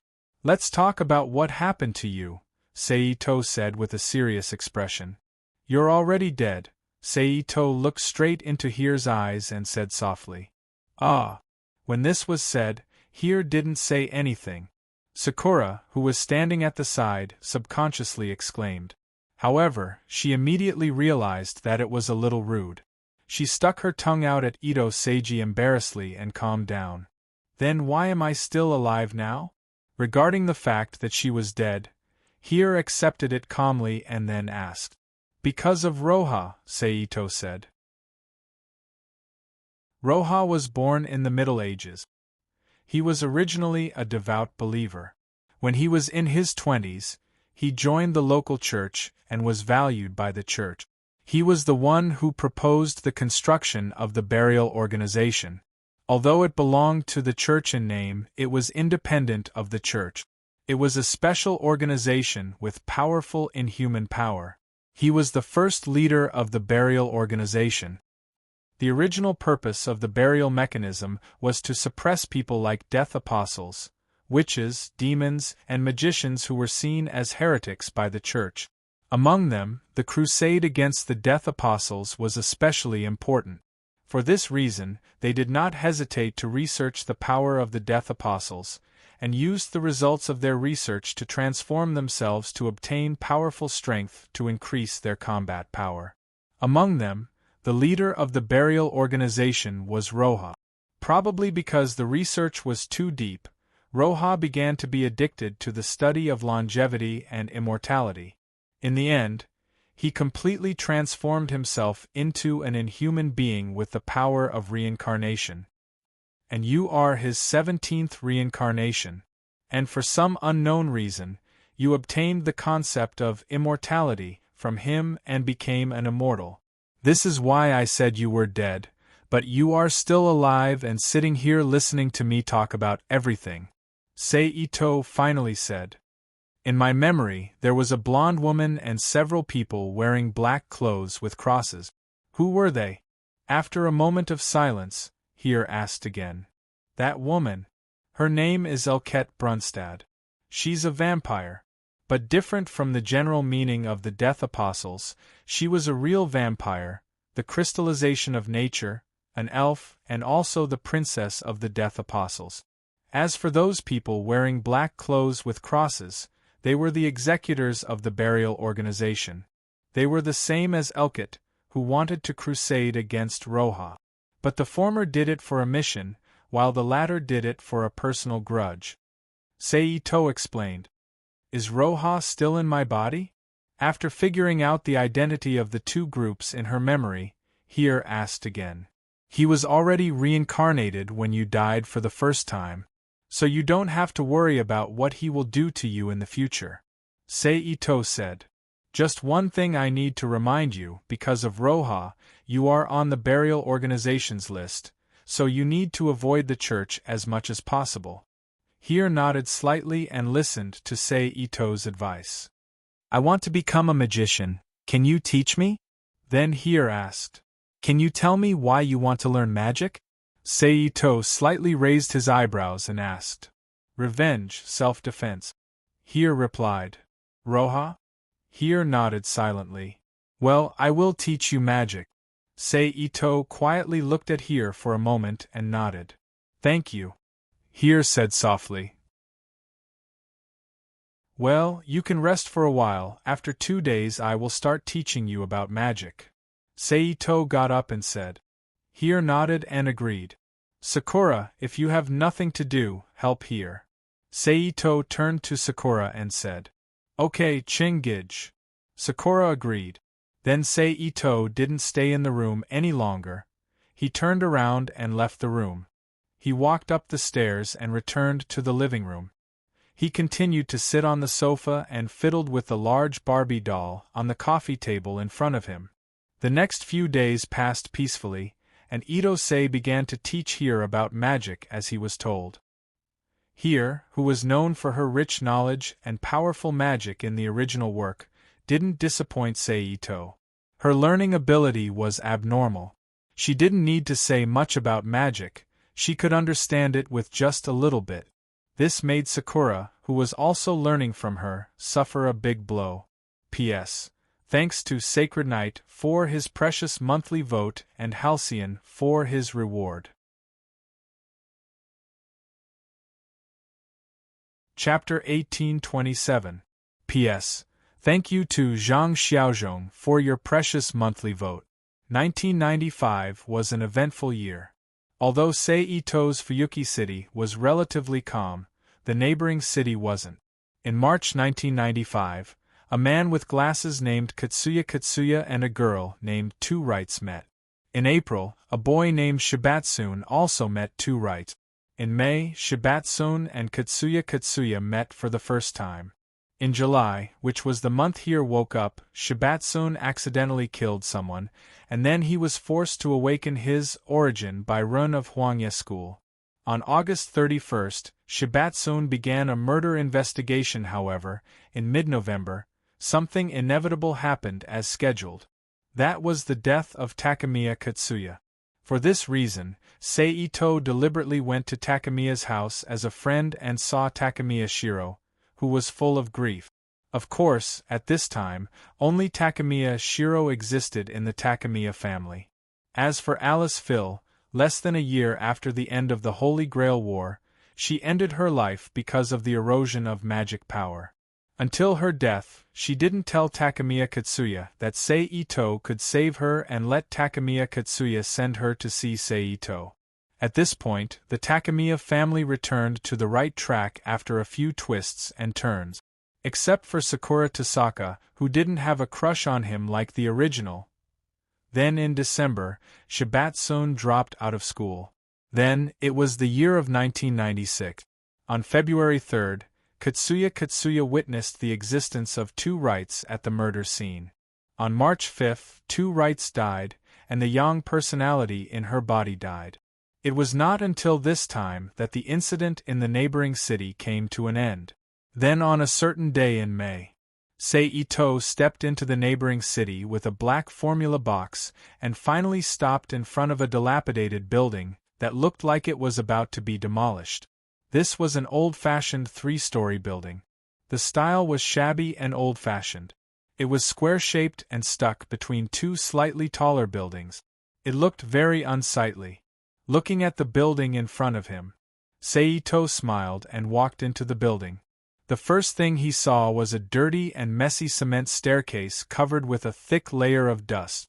A few tattered and blackened newspapers were casually spread on the ground, becoming the only eye-catching thing on the staircase. Seito walked up the stairs. Ta ta ta ta ta. After 2 or 3 turns, Seito stood in front of a pitch-black door. Come in. Seito was about to knock on the door. A female voice was the first to ring out, coming from behind the door. Itose smiled, held the handle, and opened the door. Ha! Seito saw a room with an area of more than 60 square meters and the size of an office. The furnishings were messy. In front of him was a black leather sofa that looked a little old. In front of the sofa was a short coffee table. Behind the coffee table and in front of the wall, a dozen small televisions that looked like abandoned televisions were piled up in 3 rows.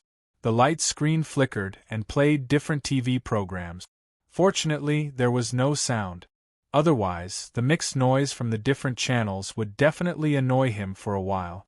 Behind the televisions and sofa was an old office that looked very heavy. A woman in a pale yellow kashmir shirt was sitting there. She had a voluptuous figure and exuded the charm of a mature woman. She wore a pair of glasses on her face, and her long orange hair was tied into a ponytail. She was smoking a thin female cigarette in her mouth. Leaning back on the chair, she raised her head and looked at Seito, who was at the door. What a rare guest!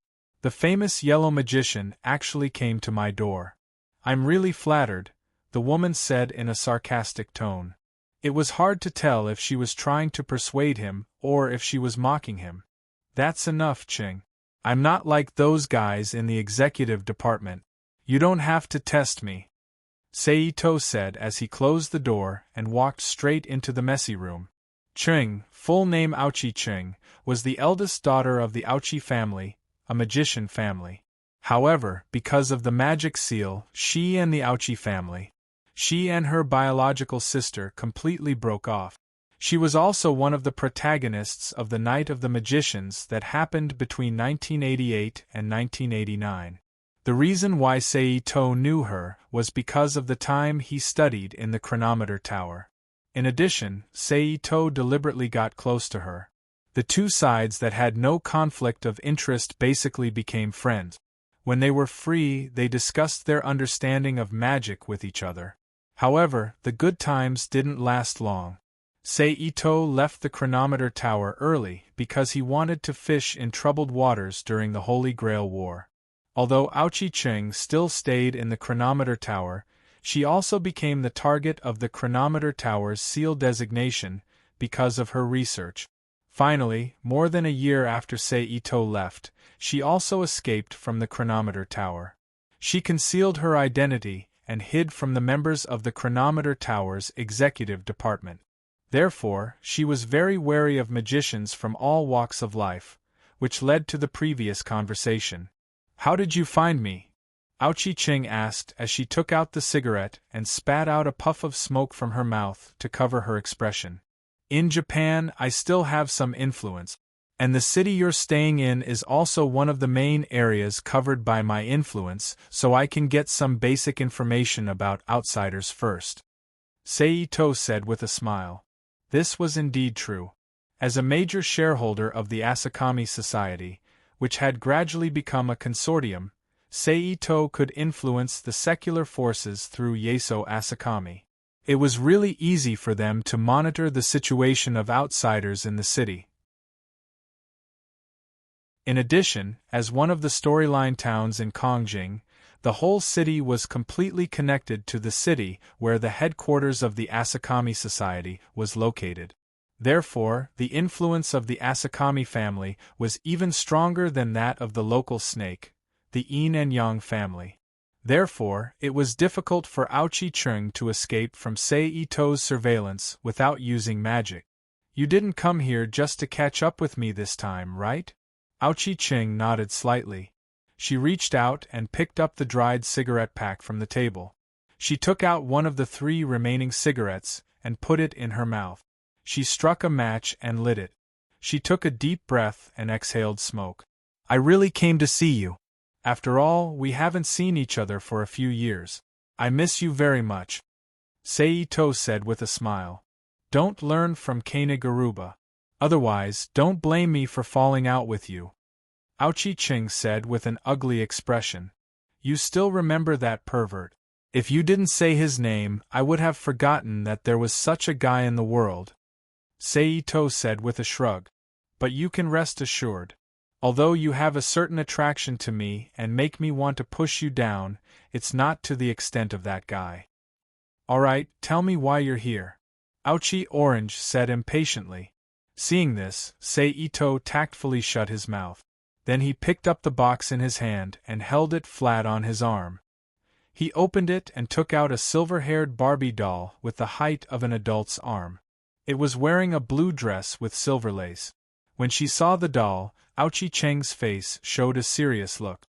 This is a doll I made by combining the doll manufacturing technology you mentioned, my artificial magic circuit technology, and part of the artificial human technology from the Ariasex Ren and Eins Baron family, and some soul technology that I independently develop. Take a look. Seito introduced. After that, his mind moved and he instilled magic into the doll in his hand. The next moment, the doll's empty and dull gemstone eyes lit up. It moved spontaneously as if there was a string. Its expression was like a real person. Master. You made it? Aochi Cheng was shocked when she heard the voice of the doll. You can say that, but its intelligence is still very low. It's probably at the level of a newborn baby. It can only execute simple orders. Seito said regretfully. That's still very amazing. Aochi Cheng was impressed. I didn't expect that you actually made a soul with thinking. Seito smiled slightly and didn't say anything. He wouldn't tell Aochi Cheng that he actually had this kind of technology in his hands for a long time. It was just that because it came from another world, he couldn't directly use it in this world. He needed to make some changes, just like the Toriwiska Bontic Utori gun that had become his combat weapon. Then Seito walked to Aochi Cheng's desk and handed over the doll in his hand. Aochi Cheng took the doll and carefully observed it. She directly ignored Seito, who was a guest on the side. In this regard, Seito didn't mind. He walked to the side and took a disposable water cup from the water dispenser. He filled it with water and leaned on the horizontal frame next to him. He drank the water slowly while watching the messy program on the TV. After more than an hour, Aochi Cheng took off the glasses on her face and raised her hand to pinch the bridge of her nose a few times. Great magic product! There are still a lot of problems. At least in terms of realism, this doll isn't as close to human as the ones you personally made. Seito shook his head slightly. What do you mean? Aochi Cheng raised her eyebrows. I want you to help me make a doll model. Seito said. My fee isn't low. Aochi Cheng smiled. It's okay. I'm now a nouveau riche. I may not have a lot of other things, but I definitely don't lack money. Seito said in the tone of a nouveau riche. He really didn't lack money now. Not to mention the dividends brought by the Asakami Society, which became one of the leaders in the handicraft industry by virtue of his reputation as a researcher, the profits he made from Intel, IBM, Microsoft, and other computer hardware manufacturers and software companies in the United States was enough for him to squander endlessly for a few years. In terms of wealth, he was definitely second to none among magicians. Chapter 1828. P.S. Same old problem, first pass then change. Damn, there's a problem with the keyboard, I need to buy a new one tomorrow. Seito and Aochi Orange's discussion went very smoothly, so on the third day, he left the neighboring city and returned to Fuyuki City. Once again, he became a teacher and taught Sakura and Here. Then half a year later, Seito once again went to Aochi Orange's workshop in the neighboring city and took the doll made by Orange. He returned to Fuyuki City and continued to teach Sakura and Here. At the same time, he tried to recreate the doll according to his own ideas. Just like that, a long time passed without him noticing. In February 1997, a man named Hiro Yayama became a teacher at Lean Women's College under the Christian Church. In May, Ren resigned from the hospital where the two ceremonies were held. She was replaced by Aozaki as the spiritual guide for the two ceremonies. At the same time, Akane Kuratsugu discovered the doll that Aozaki made by accident. He quit school and became her personal secretary.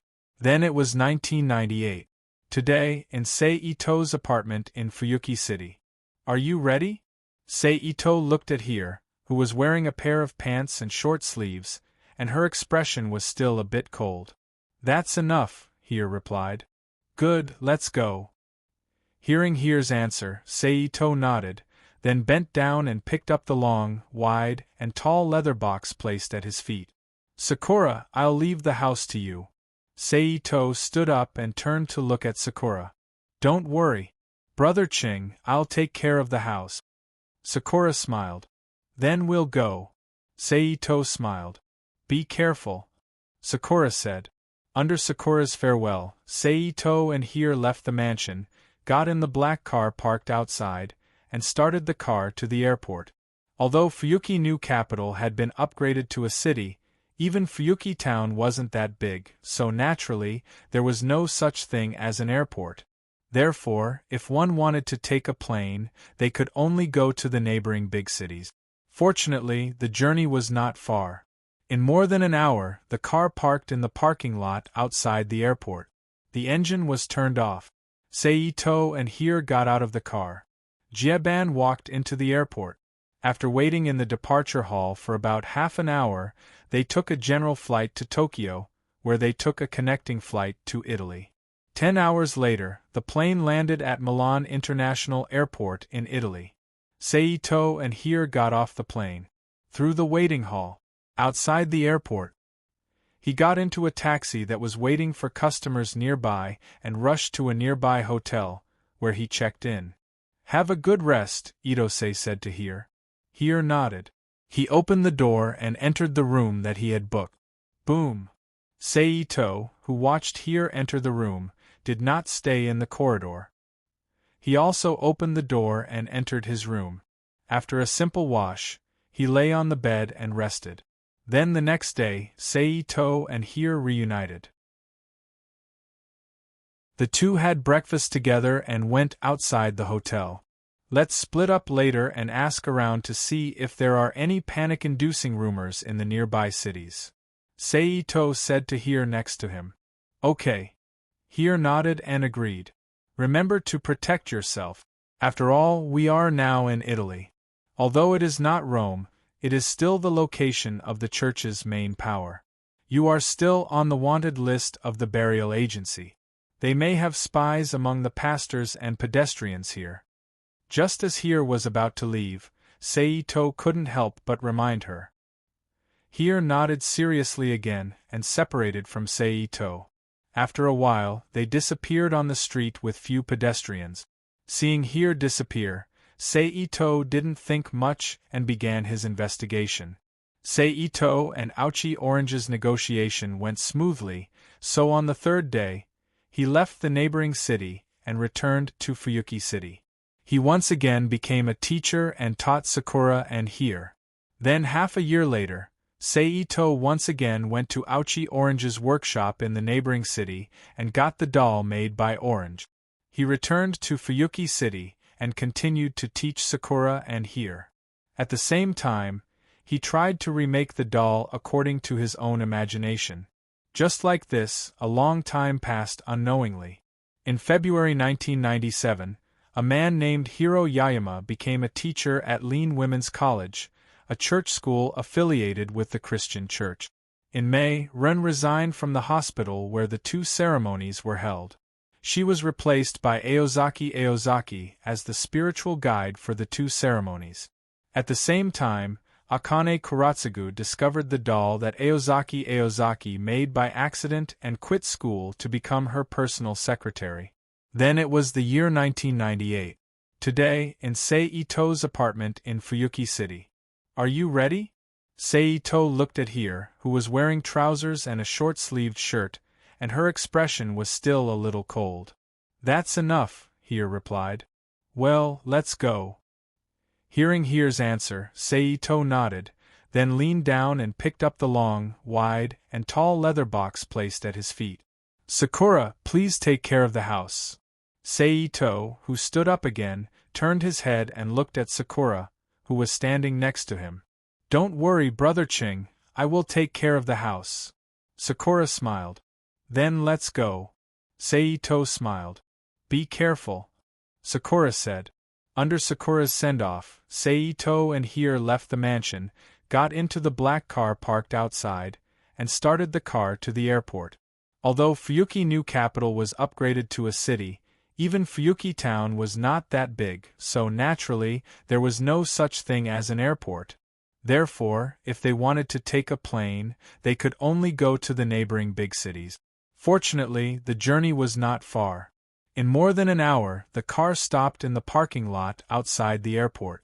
Turning off the engine, Seito and Hir took their things out of the car and walked into the airport. After waiting for about half an hour in the waiting hall, they took a general flight to Kyoto, and then transferred to Italy. More than 10 hours later, the plane landed at Milan International Airport in Italy. Seito and Hir got off the plane, walked through the waiting hall, and arrived outside the airport. They got into a taxi waiting nearby, and rushed to a nearby hotel to check in. Have a good rest, Seito said to Hir. Hir nodded, opened the door, and entered the room she booked. Bang! After watching Hir enter the room, Seito did not stay in the corridor any longer. He also entered his room, washed up, and laid on the bed to rest. The next day, Seito and Hir reunited. The two had breakfast together and went outside the hotel. Later, we will split up and ask around to see if there are any scary rumors in the nearby cities, Seito said to Hir. Okay. Hir nodded and agreed.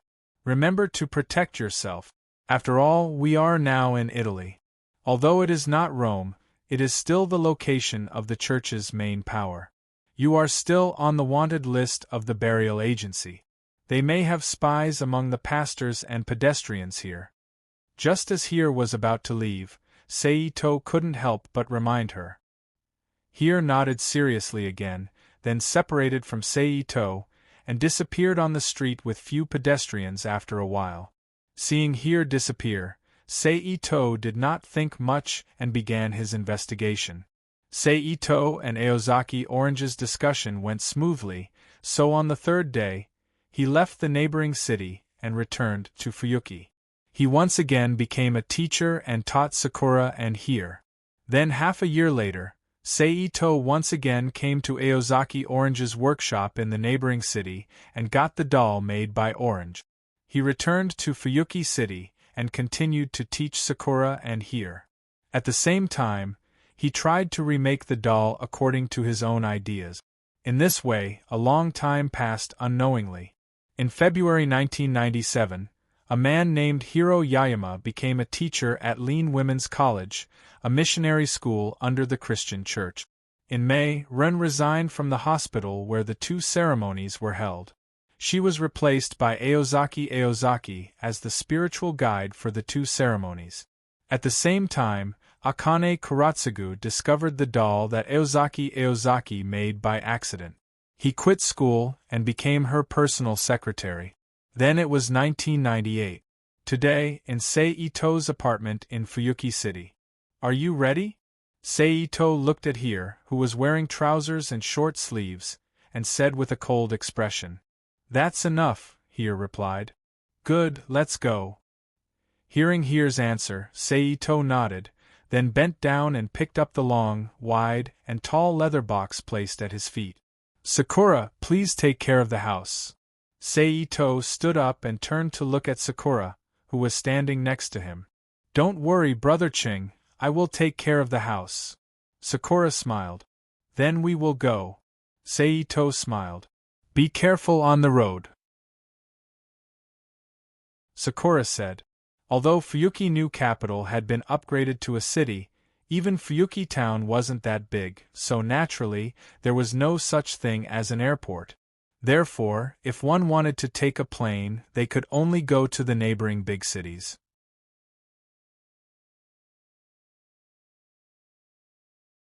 Chapter 1829. P.S. Thank you to Sacred Knight and Isaiah 1 for your precious monthly votes. P.S.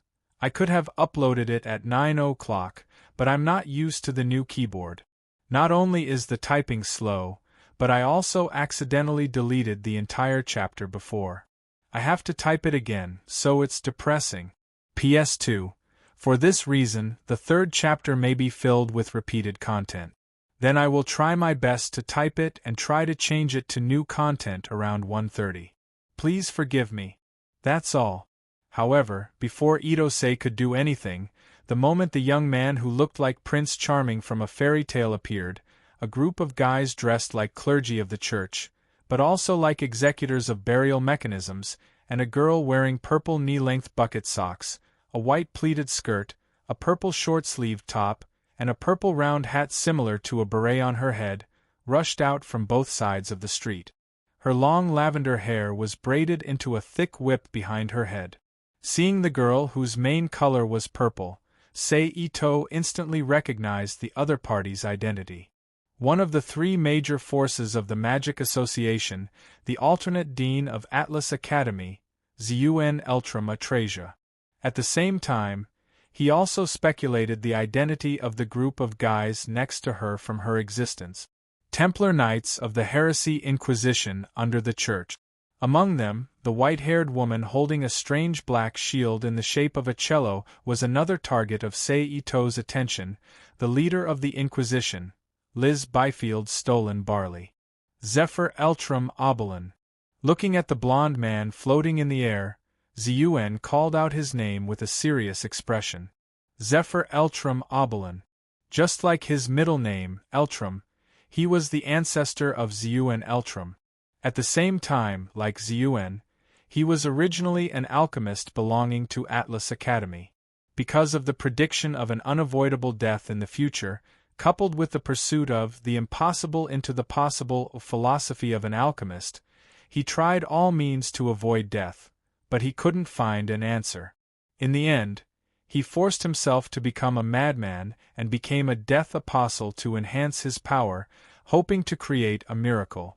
This was the main reason why the church asked Zun Eltram for help during the night of the crusade against Varazia. It was because the two came from the same family. They might be familiar with each other. Oh? Are you the elite of this generation of the Eltram family? Zephyr looked at Zun with interest. You're really young. It seems that after I left, Eltram didn't decline. The Eltram's family will not decline because of anyone's departure, Zun replied. Zephyr, accept the judgment of the Lord. At this moment, Liz Byfield's stolen barley took a step forward and looked straight at Zephyr. Ha ha ha ha ha. The people of the churches is just. I still need some to uses. I'll use yours instead. Zephyr held his forehead with one hand and laughed. Go! Liz and Byfield shouted. In an instant, the Templar Knights on both sides rushed out. They used the weapons that were blessed and baptized to attack Zephyr. Seeing this, Zephyr snorted and shook the clothes on his body. In an instant, a high-speed vortex formed by black shadows flew out from Zephyr's body and flew toward the knights like the most intense boomerang knife. Get out of the way! Zun shouted and quickly rushed to the front of the knights. She nailed the black cello-like shield on her right hand to the ground, leaned her body on the shield, and faced the black vortex. Bang! A muffled sound rang out. The other Templar Knights didn't hesitate and quickly relaunched their attack on Zephyr. Bang, bang, bang, bang, but at that moment, several crisp, muffled noises echoed above the town. It was Zun's attack. At this time, she was holding a black pistol in her left hand, and her index finger pulled the trigger, shooting bullets at Zephyr. With a wave of his hand, Zephyr raised the corner of his clothes and turned it into a dark barrier in front of him, blocking the bullets fired by Ziyuan. Then, with a wave of his other arm, a black shadow appeared and turned into a black spiral, attacking the other Templar Knights who were attacking him. Seeing this, the Holy Knights hurriedly stopped in their tracks, either using brute force or dodging to the side in response. Bang! Then, in the next moment, 2 Templar Knights who were ready to use their strength to withstand the Black Vortex's attack spat out blood and were thrown into the distance like broken cloth bags. Seeing this, Ziyuan's eyes lit up in the distance. She quickly waved her right hand and threw several invisible nanolevel filaments at Zephyr, as expected of the Atlas Institute where alchemists gathered. In modern society, even nanolevel technology hasn't been fully mastered yet, but Atlas Institute already has a mature manufacturing technology for nanolevel products. Moreover, as a candidate for the dean position, Ziyuan used it so skillfully and happily. It can be seen that Atlas Institute's technological reserves are very rich, and they are many years ahead of modern society. Under the attack of the invisible nanowires, Zephyr, who was completely defenseless, was immediately entangled by the nanowires. Because of the toughness of the nanowires were able to cut out numerous fine wounds on his body. Then, Ziyuan raised the gun with her left hand and pulled the trigger at Zephyr. Bang! Amidst the smoke, a bullet accurately hit Zephyr's chest, opening up a finger-sized wound on his body. Ha ha ha ha ha, it's useless, it's useless. I have already fused with the Knight of Valesia and become a phenomenon. Your attack can't kill me. Zephyr, who was slightly leaning forward under the impact of the bullet, raised his head and laughed. However, before his voice disappeared, Liz and Baifei suddenly rushed in front of Zephyr, who was laughing. Their right arm was raised high, and the blue spike in front of the black cello-like shield in their hand pierced into Zephyr's chest. Vanquish vampires! Return to ashes! Liz and Baifei shouted. The shield in her hand wasn't a simple thing. It was a concept weapon created by the combination of tacit revelation and Egypt's law. The official Gamaliel. The concept it contained was destroy, and it was a weapon specially used to destroy vampires. But just as Zephyr had said, he had already transformed into a phenomenon, an existence on the same level as a concept. He was no longer a simple death apostle or vampire, so even though the effects of the official canon were strong, it was not enough to eliminate Zephyr. However, some pain was indispensable. Humph! Zephyr, who was hit by the official Gamaliel, groaned in pain. His arms shook violently behind him, and a pitch-black shadow barrier instantly appeared around Zephyr's body, just like Neji in Naruto's movie when he used Revolving Heaven, and enveloped him tightly. At the same time, the moment it appeared, it produced a suction force and a spinning force that bombarded Liz and Baifei, who were closest to him. She was sent flying out of the room. Bang! In an instant, Liz and Baifei flew far away like a cannonball. Ziyuan ignored Liz and Baifei, who were beaten up. She continued to shoot at Zephyr with her pistol. But in the next moment, the black sphere surrounding Zephyr shook slightly, and a dozen pitch-black shadow whips quickly flew out. It shot straight at the Templar Knights who were attacking him from all sides. Puff puff puff puff. Almost without any accident, several Holy Knights who were weaker and didn't have time to dodge were immediately hit in the chest by the black whips, and their bodies were thrown out by the black whips like broken cloth bags.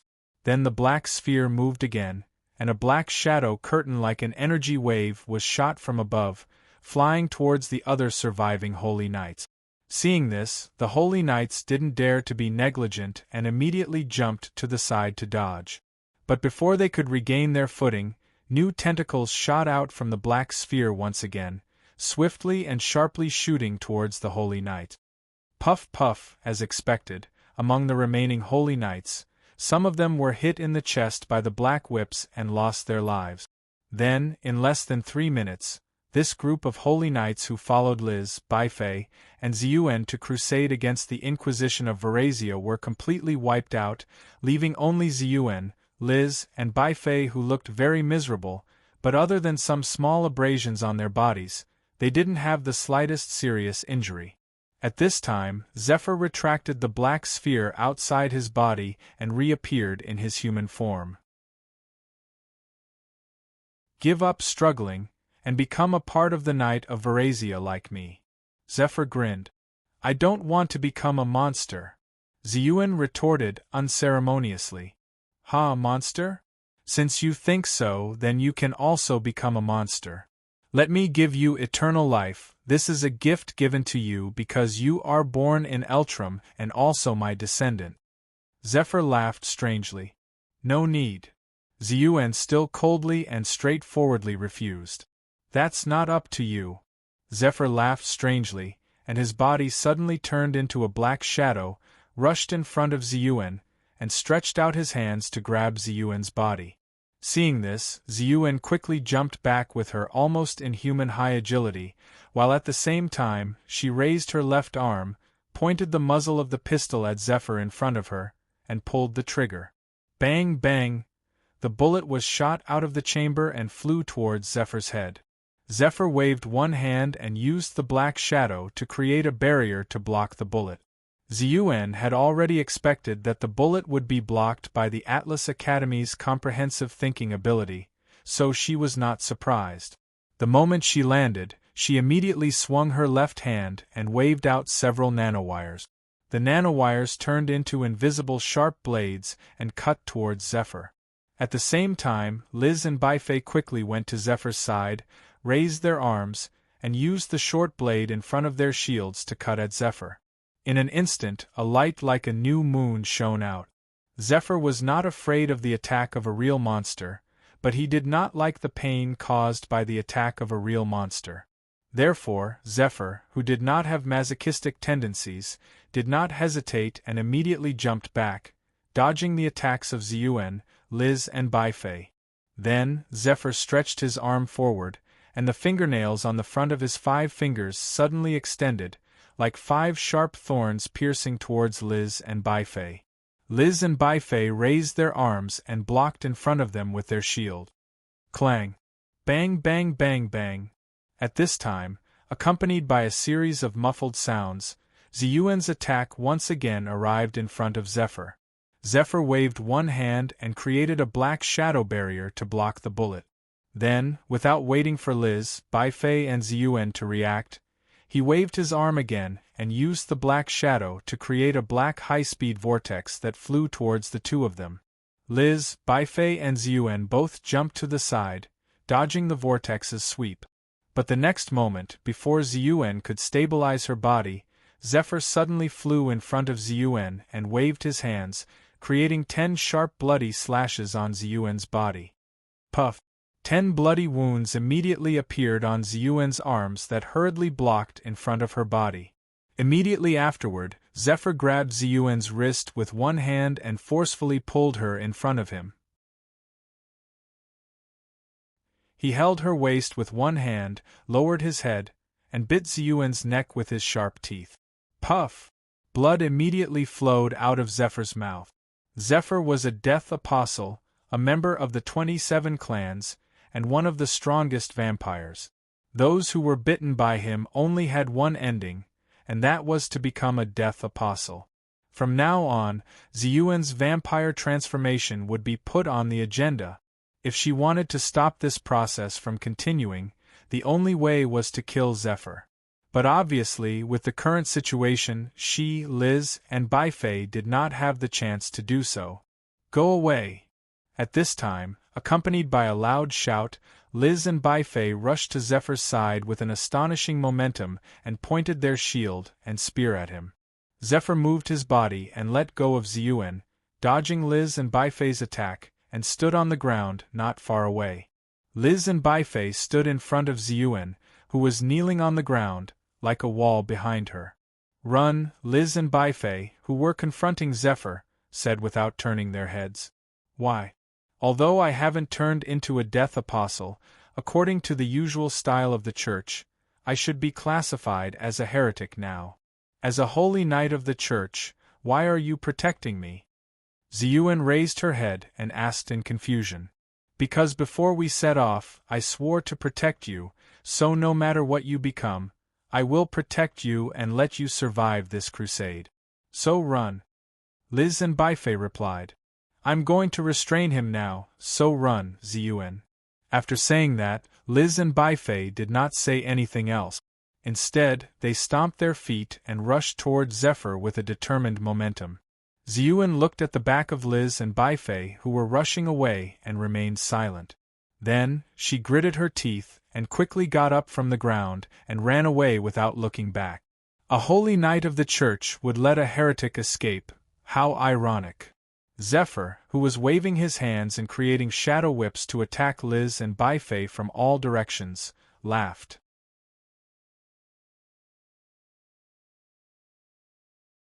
Chapter 1830. Puff puff puff puff. Under the storm-like attack of the black whip, Liz and Baifei finally couldn't take it anymore. They knelt on the ground, their eyelids drooping, looking like they were about to faint at any moment. If it wasn't for the cello-like instrument supporting her body, she might have already fallen to the ground. Go to hell. At this time, Zephyr roared with a ferocious expression, holding the black whip in his hand to deliver the final blow to Liz and Baifei. But at this time, a black shadow suddenly appeared beside Liz and Baifei, who were waiting for death with her eyes closed. The shadow carried her up and ran away from Zephyr just as the black whip was about to reach them. Want to run? Go to hell. Seeing the duck in his hand suddenly fly away, Zephyr roared angrily and threw out a black whirlwind at the black shadow at an extremely fast speed. The black shadow paused, half-turned his body and kicked the ground in front of him, sending a piece of gravel and mud flying towards the black whirlwind. Then he turned around again and ran away at high speed. Bang! Behind the black shadow, the black whirlwind collided with the mud, shattering the mud, and continued to fly towards the black shadow without any reduction in speed. But at this time, another shadow suddenly appeared on the scene, releasing a dragon-like flame that fiercely collided with the black whirlwind. Boom! The flame scattered, illuminating the pitch-black space. On the ground at the side, a slender youth wearing casual clothes stood there with a faint smile on his face, calmly looking at Zephyr, who was not far away. It was Seito. Who are you? Zephyr asked with a gloomy face. A passing magician. Seito chuckled. What a passing magician. You don't know what's good for you, actually daring to meddle in my business. In that case, you will also become my material. Zephyr sneered. After saying that, Zephyr swung his hand, bringing out 5 thick black whips, like sharp blades, and shot towards Seito. The 5 fingers of Ito-Sei's left hand closed and separated, and 4 bright red gems suddenly appeared between his fingers. With a flip of his hand, he shot it out. In an instant, the gemstone emitted a red light and exploded, turning into a thick flame that flew towards the black whip. Boom! My goal is only those 2 women. I don't wish to be your enemy. How about we stop fighting here? Seito said as he casually blocked Zephyr's attack. Gem magic? Who is Zaritzi to you? Zephia asked in a deep voice. There are many people in this world who know how to perform gemstone magic. For example, Zaritz and his many disciples that you mentioned, but not everyone will be related to him. Seito chuckled. Take the Eiderfelts for example. Of course, I'm not a member of the Eiderfelt family. If you were someone related to Zelritz, I might consider it.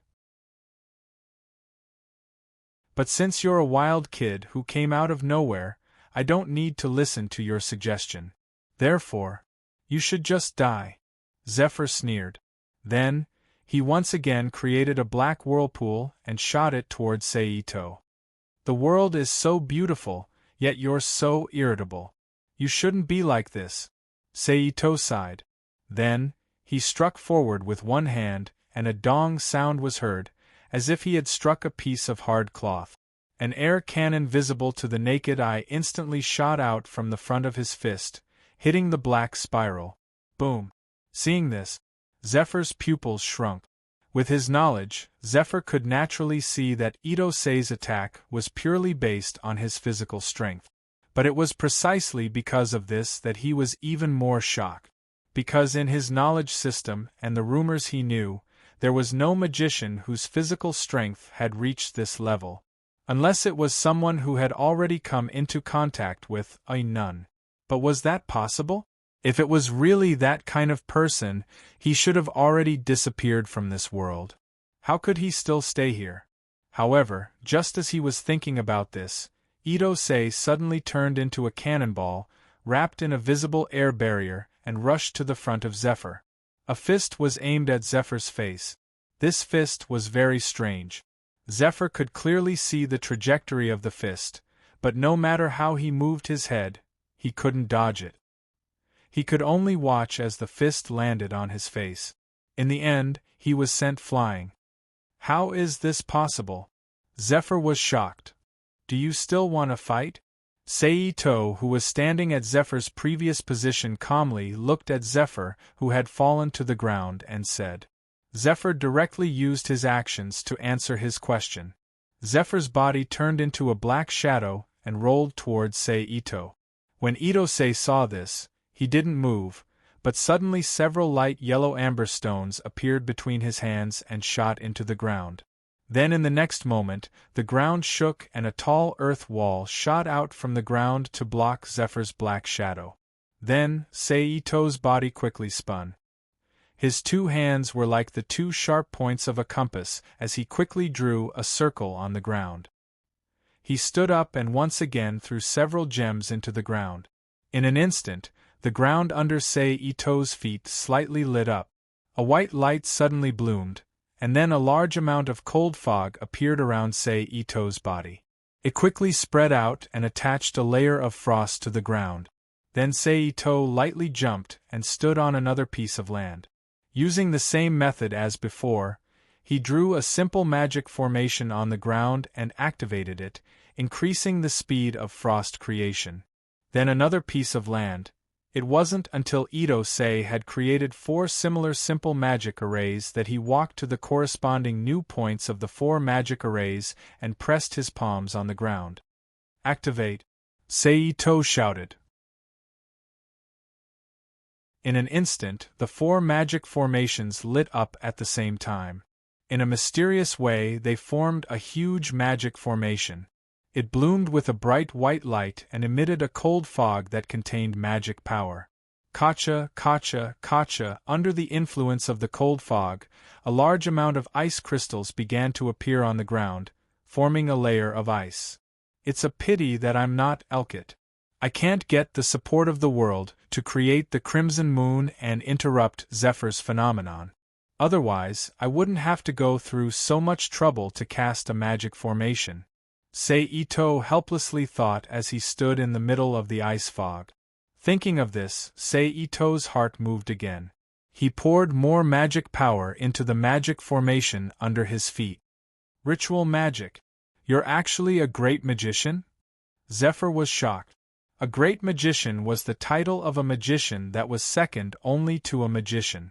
Its most obvious characteristic was that it could skillfully use magic that was close to an inherent barrier. It could rely on rituals to create natural scenes that went against the current environment but were still in accordance with the laws of nature. In other words, a great magician could use ritual magic to change the natural environment. This was something that was considered a miracle in the eyes of others. The Night of Valesia was a unique inherent barrier that was created by human panic caused by rumors. Therefore, if one wanted to fight against it, other than the inherent barrier itself, only this kind of magic that was close to the application of laws was the most suitable. I want to see how long you can last. Then, Zephyr's expression changed and he sneered. Just like the inherent barrier needed a large amount of magic power to resist the correction of the world, magic that was the application of laws also needed a large amount of magic power. That was why Zephyr said such words. After all, as a special enchantment, the Night of Valesia didn't require too much mana support from Zephyr. Instead, it relied on another type of energy. Therefore, once the Night of Valesia was activated, unless it was attacked in advance, it wouldn't be a problem to maintain it for an entire night. Humph! Itose snorted softly when he heard the words. He used his mind to control the ice field formed by the ritual magic he set up. In an instant, slender icicles emerged from the ice layer that was getting thicker and thicker. They shot towards Zephyr like bullets. Zephyr coldly smiled and wrapped himself in a black shadow. He turned into a black sphere and floated in the air. Swish, swish, swish, the icicles flew and the sphere rotated. Like a swallow flying into its nest, all of the icicles sank into the sphere formed by Zephyr. Seeing this, Seito slightly raised the corner of his mouth and suddenly jumped out. In a blink of an eye, he was in front of the black sphere. He softly chanted, "One is all is one." From the beginning of one, all changes are born. All things cycle, heaven and earth return to one. Heaven and earth split, one heart is born. Show me, the world of all things renewal. A wave of fluctuation instantly radiated from Seito's body and pulled out a strange world with constantly changing scenery. It replaced the current scenery of the Night of Valesia and wrapped the black sphere inside. Welcome to my world, Zephyr Eltram Obolin. Seito, who was suspended in the world of the inherent barrier, said indifferently. At this time, Zephyr, who was once again frightened by Seito's behavior, was speechless. I have already given you a chance before. Since you didn't cherish it, then don't blame me for being impolite.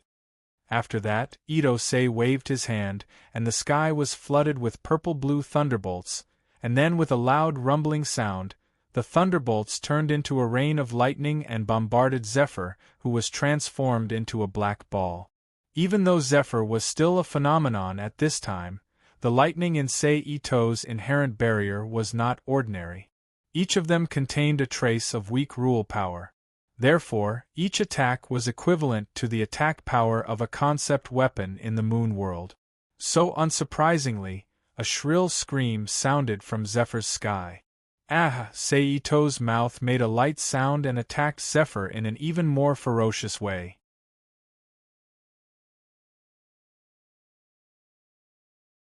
Chapter 1831. With the appearance of a ripple in the void, Seito's figure appeared from the void. Then, the void moved again. The strange sky, moon, fog, and the many death apostles that were formed by the Night of Valesia that were killed by the Zephyrs in the past, or the death apostles that were formed by the blood of the other party, disappeared into the void like a mirage, and the entire town appeared once again. However, at this time, on the streets of the town, a large number of humans who had been killed by the death apostles created by the Night of Valesia were lying on the street. Under the moonlight and the contrast of fresh blood, it looked very strange, causing people to involuntarily feel a chill in their hearts. Seito looked at the situation in the town with an indifferent expression, then his gaze turned and locked on to the south of the town, and he quickly moved there. A few minutes later, he stopped in a small forest. In front of him was Here, who was dressed in black and wearing boxing gloves. Ziyuan, who had fainted, was placed aside by her. There was also a beautiful woman who was also dressed in black trousers and a black long-sleeved top. Her long silver hair was naturally tied up behind her head, and the female knight, Liz Baifei, who had also fainted. Seito stepped forward, leaned over, and put Ziyuan on his shoulder. "Let's leave here," Seito straightened up and said. Here and the silver-haired woman did not speak. They nodded and immediately left the small forest with Liz, Baifei, and Seito. Under Seito's lead, they moved to other cities under the night. Then, after about half an hour, a group of people dressed as members of the church quickly poured into the town that suffered from the Night of Valesia and began to deal with the aftermath. The next day, in the morning, there was a low groan of pain accompanied by an N. Ziyuan, who was quite injured, woke up from her coma.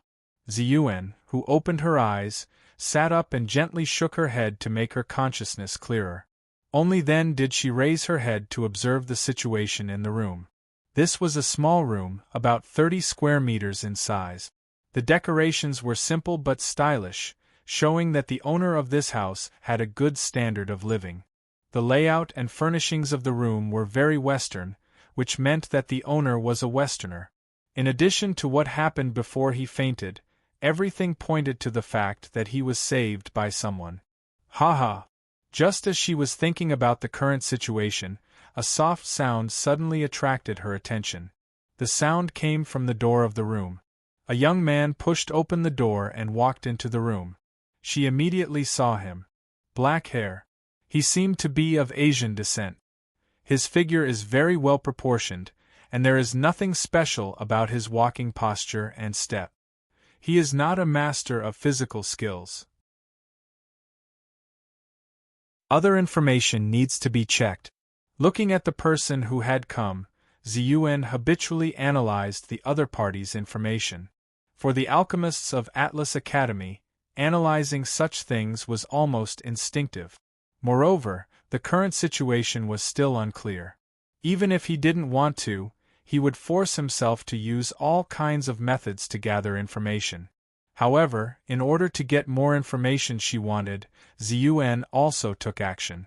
At this time, Ziyuan, who was sitting on the bed, moved her right hand slightly, and a thin thread invisible to the naked eye instantly flew out of her hand and stabbed straight at the person's head. However, to Ziyuan's surprise, in her eyes, the person who had come was not a master of physical skills. He tilted his head slightly and easily avoided the piercing of the thin thread. "Is this how you treat your savior?"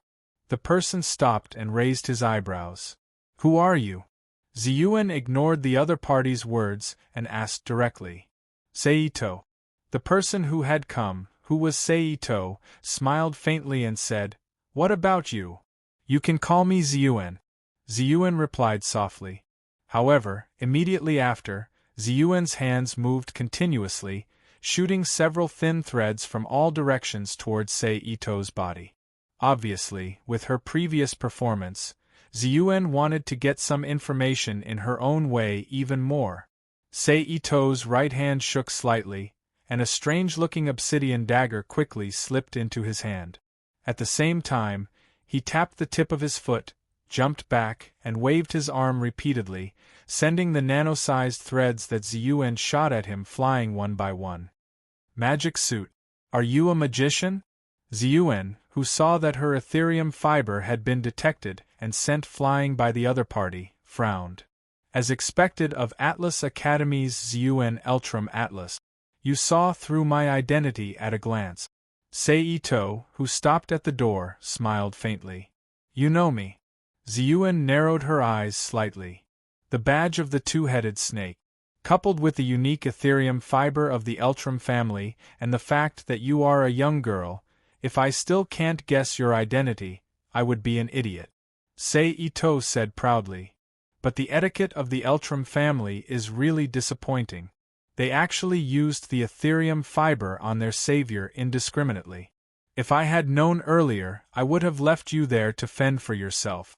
Then, the expression on Seito's face was slightly restrained, and he said softly, "I just want to understand something." Ziyuan defended herself, then paused and thanked him. "Thank you. Forget it, I have always been very tolerant of women, especially beautiful women." Seito shrugged indifferently, then turned and walked to the window on the side, and opened the curtains with a whoosh sound. In an instant, bright sunlight shone into the room through the window. But at this moment, a muffled groan came from Ziyuan's mouth. Seito turned around and looked at Ziyuan in confusion. He actually knew very well why Ziyuan was like this. Everything was the fault of the sunlight. After being bitten by Zephyr, Ziyuan, who had begun to transform into a death apostle, also began to show the characteristics of a death apostle, fear of sunlight. So for the current Ziyuan, the warm sunlight was like a blazing flame and a diffuse poison that made her uncomfortable. Ziyuan hugged her body tightly with her arms and bowed, her face full of pain. "Are you okay?" Seito pretended to be concerned and walked to the bedside, reached out and put his hand on Ziyuan's shoulder and asked.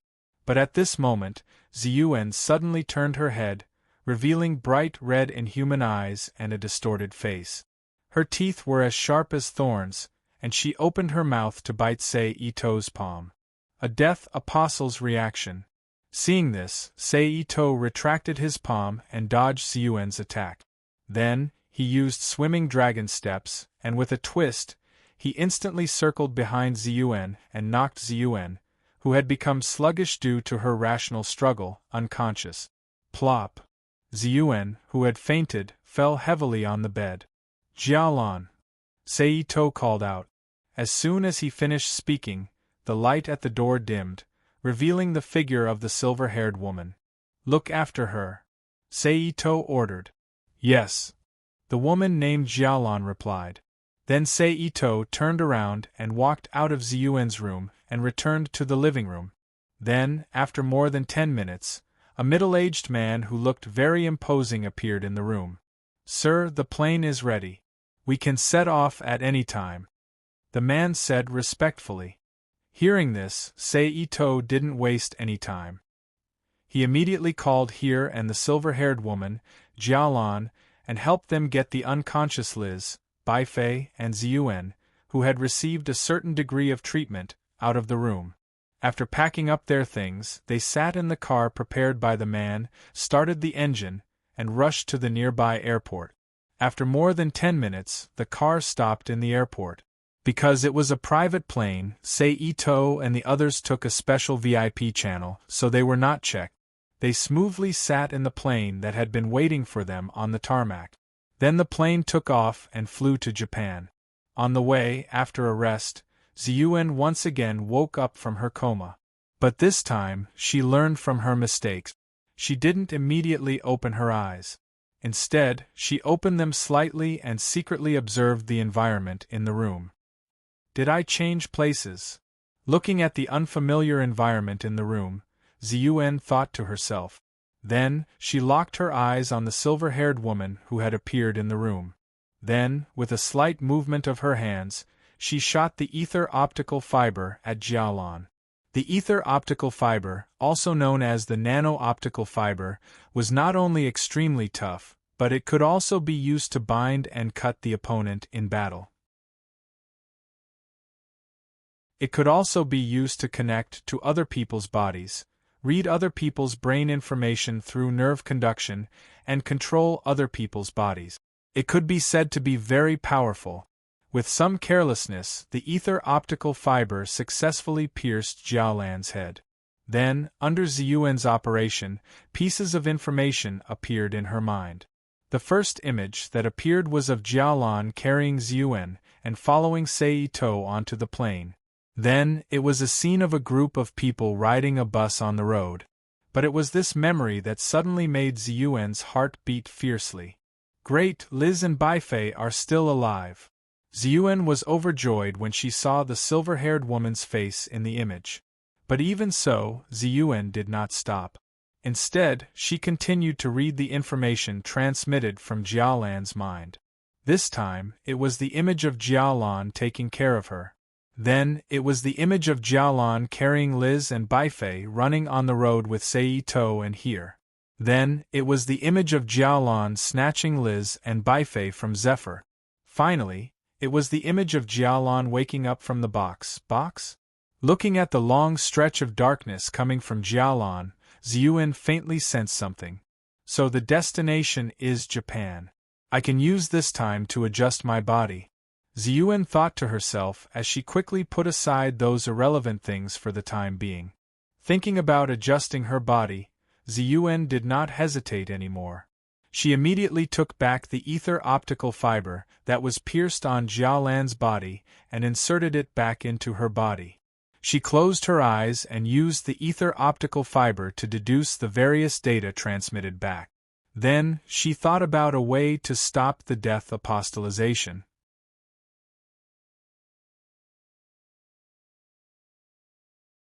Chapter 1832. P.S. Thank you to Potato, Brother Guangtao, and Solon for their precious monthly votes, and thank Potato for his reward. After a journey of more than 10 hours, Seito's private plane landed at the Tokyo International Airport in Japan. Seito glanced at Cheyenne, who followed Jialan out of the cabin, and didn't say anything. He took everyone off the plane, crossed the tarmac, and went through the VIP passage to the waiting area. They found a female receptionist who held a sign with Seito's name on it. Under the other party's guidance, they came to the outside of the airport, got on the bus that was specially responsible for picking them up, and left the airport. Mr. Ito, are we going directly back to the Asakami residence, or? On the way, the female receptionist walked to Seito's side and asked. Go directly to Fuyuki City.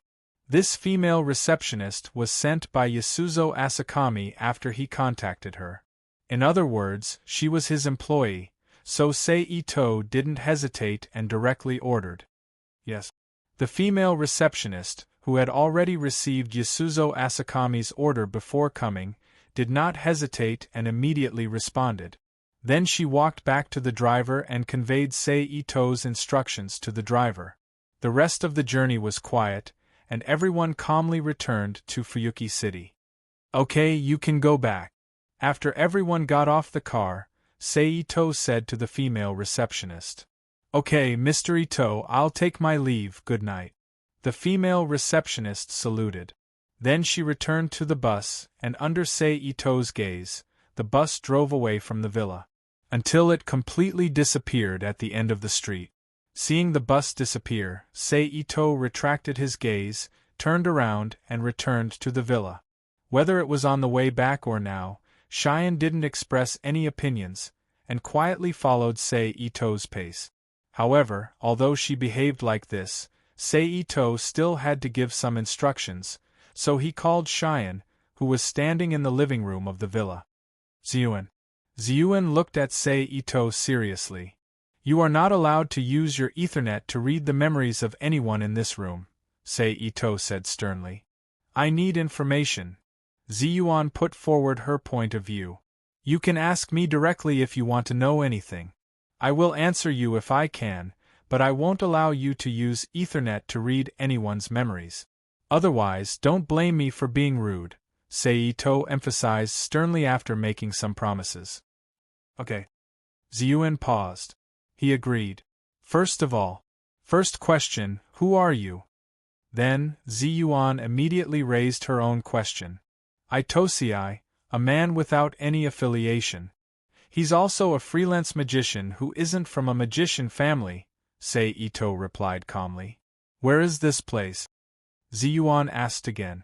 Japan in the Far East. In one of the remote cities, Winter Wood. This is my stronghold. Why did you appear in Italy before? He appeared in that village. I received news that something would happen there, so I went to take a look. Received news? Ziyuan's eyes lit up slightly. She repeated. Seito didn't say anything, indicating that he had no comment. Ziyuan, who also knew that this kind of information was outside of ordinary matters, tactfully didn't ask any more questions. Instead, she asked about other information that she was concerned about. Why did you save me? You're good-looking. It would be a pity if you died like that, Seito said frivolously with a smile on his face. Ziyuan frowned and didn't say anything. What about Liz and Baifei? Then, without waiting for Seito's answer, she continued, the relationship between magicians and the church isn't that good. Even if you are an exception, it wouldn't make you risk being swallowed by the Knight of Valesia to save her. I was bored, so I just did it casually, Seito joked. Ziyuan frowned with dissatisfaction. Of course, I also want to try the feeling of turning a knight with a firm belief into a woman, Seito said lightly with a slightly restrained expression. Then, without waiting for Ziyuan to speak, he continued, I know what you want to say. It's nothing more than, why didn't you find an ordinary member of the church? Wouldn't that be more likely to succeed? But at the same time, the sense of accomplishment is very lacking, isn't it? Aren't you afraid of the church's crusade? Ziyuan, who didn't show any malice towards Seito's reason, asked with a calm and indifferent expression. As soon as she finished asking, Ziyuan knew that her question was in vain. If the other party was really afraid, why would he take the risk to save her? Seito smiled indifferently at this question. Speaking of which, at this time, Seito suddenly narrowed his eyes, rubbed his chin with his hand, and looked up and down at Ziyuan wantonly. He said, I seem to have saved you. How about it? Do you want to learn from the heroines in the story and repay me with your body? That's your business. It has nothing to do with me. Don't impose your will on me. I will never agree with it. Hearing this, Ziyuan was like a cat whose tail had been stepped on. She suddenly exploded and retorted loudly. Is this a girl's shyness? Seito asked with interest. No. Ziyuan denied loudly. Well, then I'll pretend that it's not, Seito said with a shrug and a strange smile on his face. Ziyuan, who realized that she had lost her composure, took a deep breath and calmed herself down. Then she said, I need a room where I won't be disturbed. Okay. Seito, who could roughly guess what Ziyuan wanted a room for, did not hesitate and simply nodded. Also, if you need any help, you can tell me. After a pause, Seito said again. Ziyuan raised her eyes and looked at Seito without saying anything. At this point, the conversation between the two ended. Seito sent Ziyuan back to the guest room assigned to her and separated from her. After that, there was a short period of peace, until one day, crack. A soft sound suddenly rang out. Then, Liz and Bai Fei, who were wrapped in a white sheet, with a pair of white and round shoulders exposed and silver hair scattered naturally, appeared in the villa. They looked a little weak. Liz and Bai Fei held the wall with one hand and moved forward step by step. After a while, they came to the living room. Good afternoon. Just as Liz and Bai Fei were sizing up the room, a man's voice rang in her ears. It was Seito's voice. Liz and Bai Fei turned their heads and looked in the direction of the voice. In an instant, Seito, who was holding a teacup in his hand, came into view. I have to say, you look very attractive right now. You make me want to hold you in my arms. Seito looked at Liz and Bai Fei with a smile and said. Hearing Seito's words, Liz and Bai Fei looked down at their clothes with some confusion. The white sheet wrapped around their bodies. Because it was too wide, many parts of it dragged on the ground. Their legs were exposed because of the previous walk. Their white skin was completely exposed to the air. And because of the angle, it was as long as you looked deeper, you could see what was inside. It was particularly tempting, just like Victoria's Secret. Do you have any clothes? As a conservative believer, he asked. Liz and Bai Fei asked with some embarrassment. Yes. Come with me. Seito put the teacup in his hand aside. Then, he walked to the stairs beside Liz and Bai Fei and walked up to the second floor of the mansion. Behind him, Liz and Bai Fei did not hesitate and followed behind him. After a while, the two of them appeared in a room. Seito walked to the closet in the room and took out a set of men's trousers and a white long-sleeved shirt. He handed them to Liz and Bai Fei. Here you go. The latter reached out and took the clothes. I'll wait for you downstairs. Seito smiled and walked past Liz and Bai Fei. He left the room and went downstairs. Seeing Seito leave, Liz and Bai Fei did not hesitate and immediately threw away the sheet, revealing their mummified bodies that were wrapped in bandages. They picked up the trousers and shirt and put them on. After about 3 minutes, Liz and Bai Fei, who looked very handsome with their hair tied up high, reappeared in the room. Then, Liz and Bai Fei walked out of the room and returned to the living room. Sit. In the living room, Seito, who was sitting on the sofa, pointed to the armchair next to him. Liz and Bai Fei nodded and walked to the armchair and sat down. In front of her was a cup of black tea that was brewed in advance. I don't know your taste, so I made you a cup of black tea. I hope you like it. Seito smiled. Thank you, Liz and Bai Fei politely said. She reached out and picked up the teacup and took a sip. It tastes good, I like it, Liz and Bai Fei said. That's good. Seito smiled. Excuse me, who are you and where is this? Liz and Bai Fei put down the teacup and asked seriously. My name is Seito. This is Fuyuki City, Japan. Seito replied. Japan. Liz and Bai Fei said softly. Crack. Bang. Just as Liz and Bai Fei were about to say something, the sudden sound of the door opening and closing attracted their attention. Ziyuan? Seeing the figure that suddenly appeared, Liz and Bai Fei were surprised. Liz, you're awake. Ziyuan was also surprised to see Liz and Bai Fei. Why are you here? Liz and Bai Fei, who didn't immediately answer Ziyuan's question, asked curiously. I didn't go back to Atlas Courtyard. Ziyuan was silent for a moment and replied. Why? Liz and Bai Fei were stunned for a moment and then asked thoughtfully. I want to defeat the Knight of Varazia.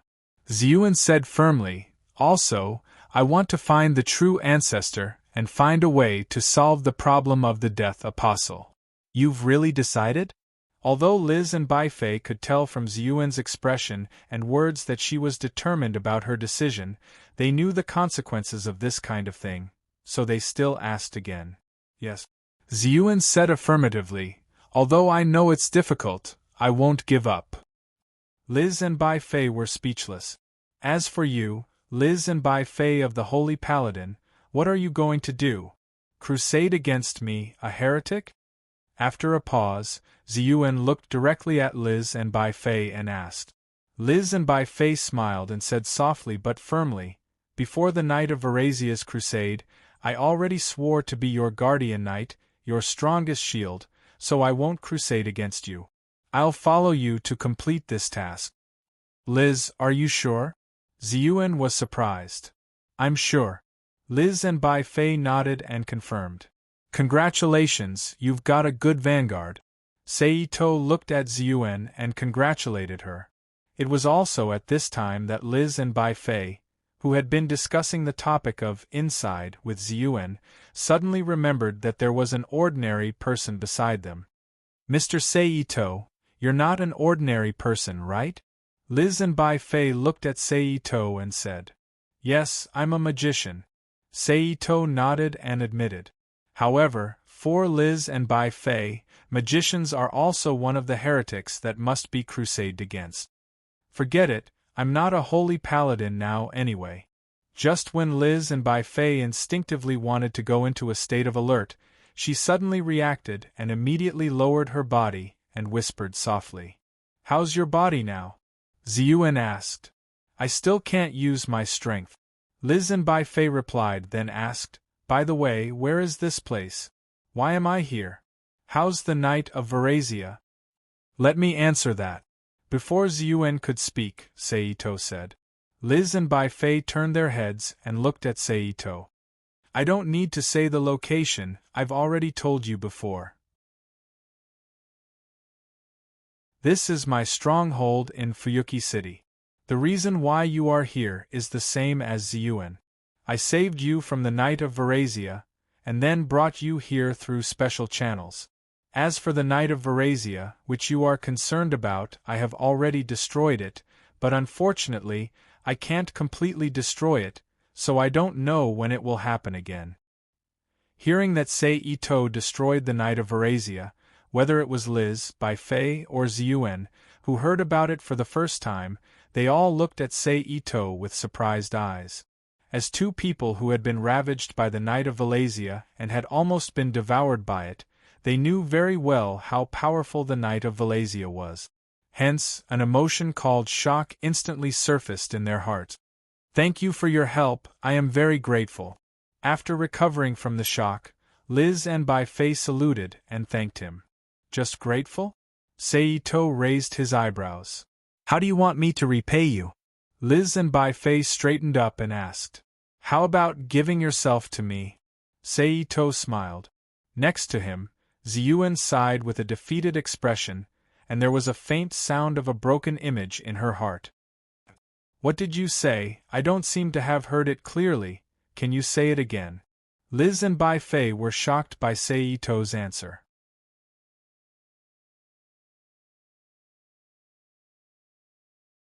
Chapter 1833. I said, how about giving yourself to me? Seito repeated with a smile. You mean, you want me? Liz Bai Fei pointed at herself and asked in a strange tone.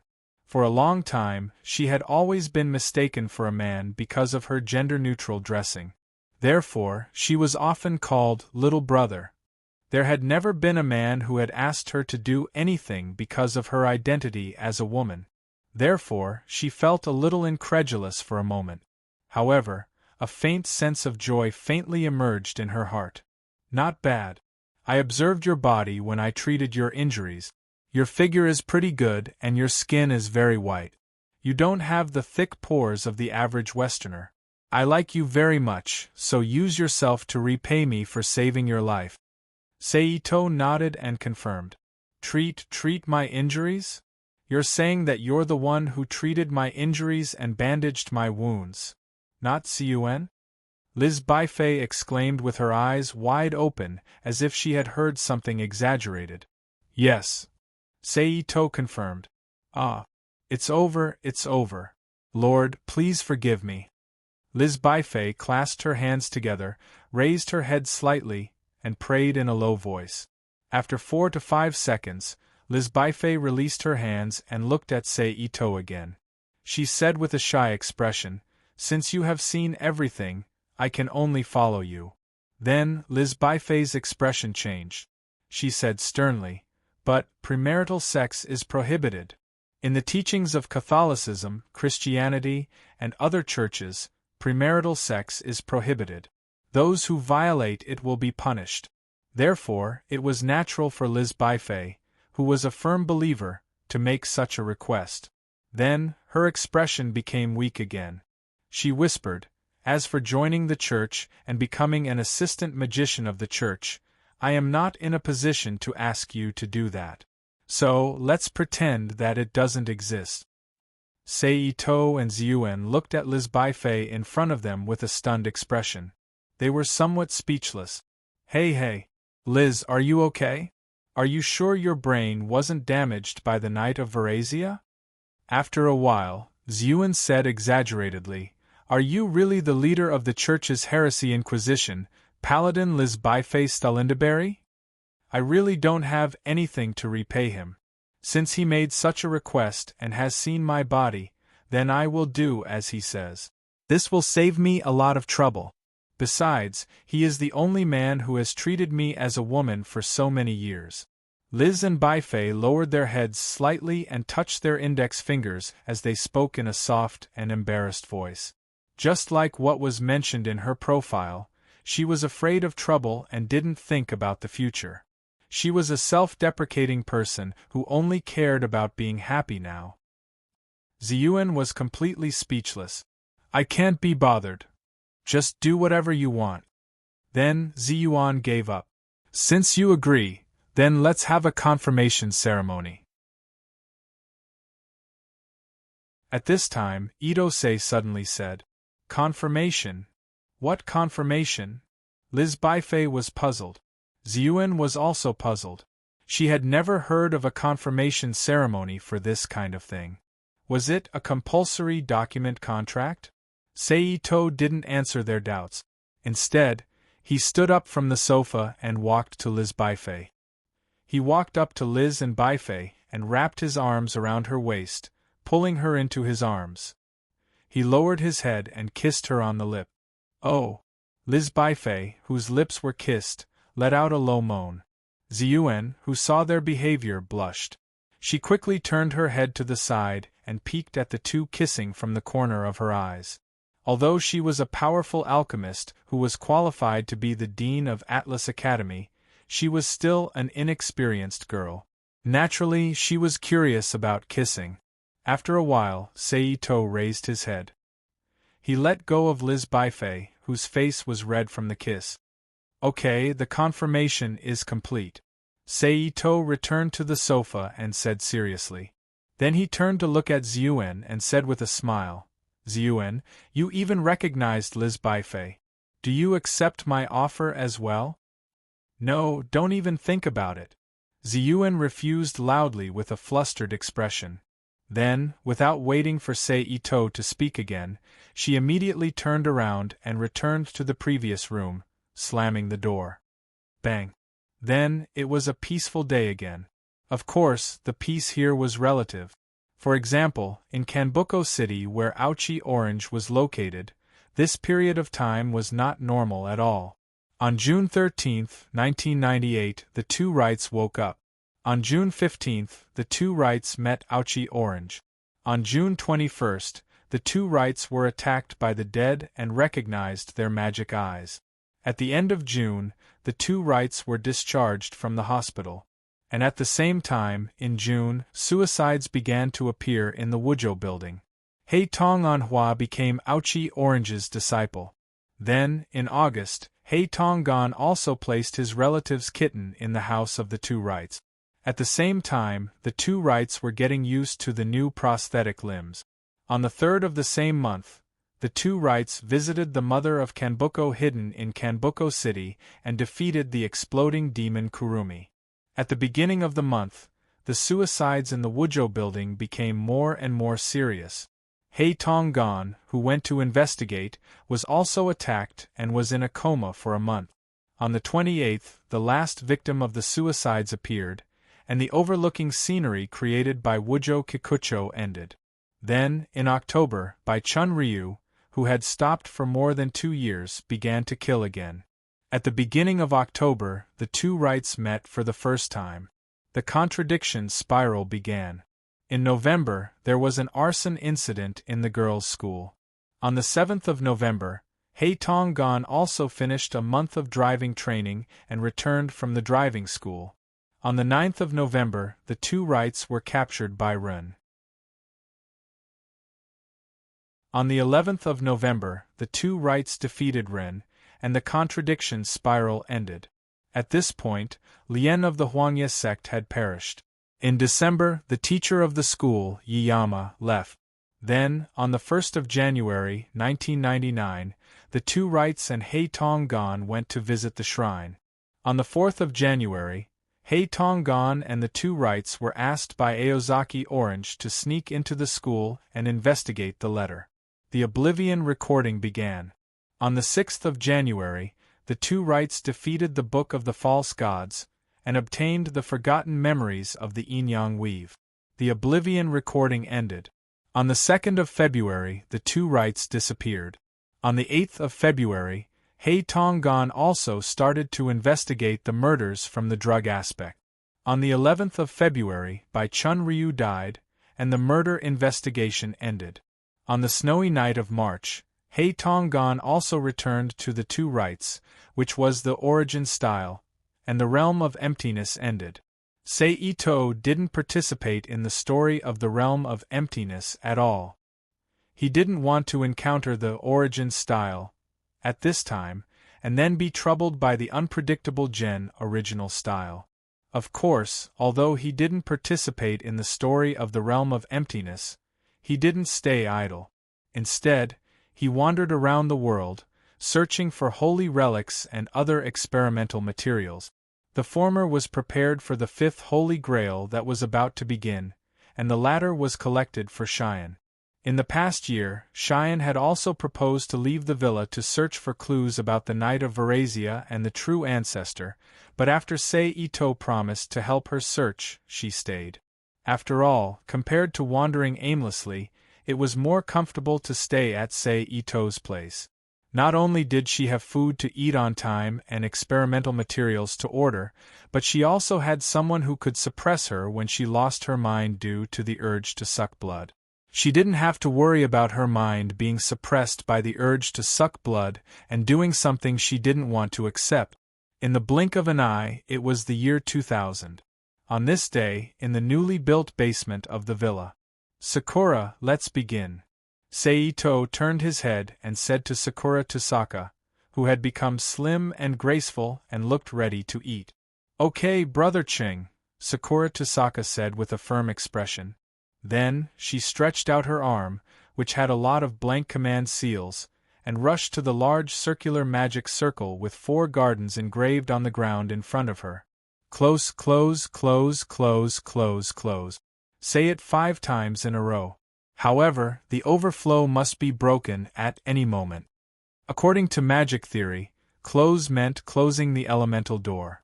5 times in a row meant closing the 5 elemental doors that existed in nature and emptying the surroundings so that it wouldn't affect the summoning. The last sentence meant that when a supernatural object appeared, it would use that instant of magic to reopen the natural connection. Silver iron, the contract of the earth stone. Silver iron, the flesh formed by the soul. Silver, the soul. Iron, the body. The contract of the earth stone, the contract supervised by Gaia. The surging wind is blocked by the 4 walls.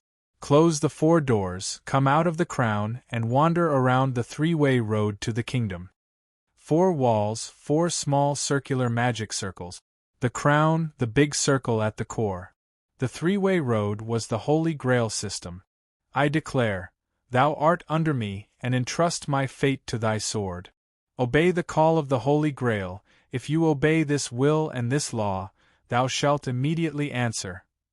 Here I swear. I will be the good of the world, and eliminate the evil of the world. The spirit of the 3 words that bind thee comes from the wheel of inhibition, the guardian of the scales. A magnificent light bloomed from the magic circle, forming a dazzling light. A huge amount of magic stirred the air, forming a whirlwind. Then, a figure appeared in the magic circle. It was a tall woman, her legs were wrapped in black stockings that reached all the way to her thighs. She wore the same color off-shoulder jumpsuit, and a strange purple eye mask on her face. Her long purple hair naturally draped behind her back. It's done.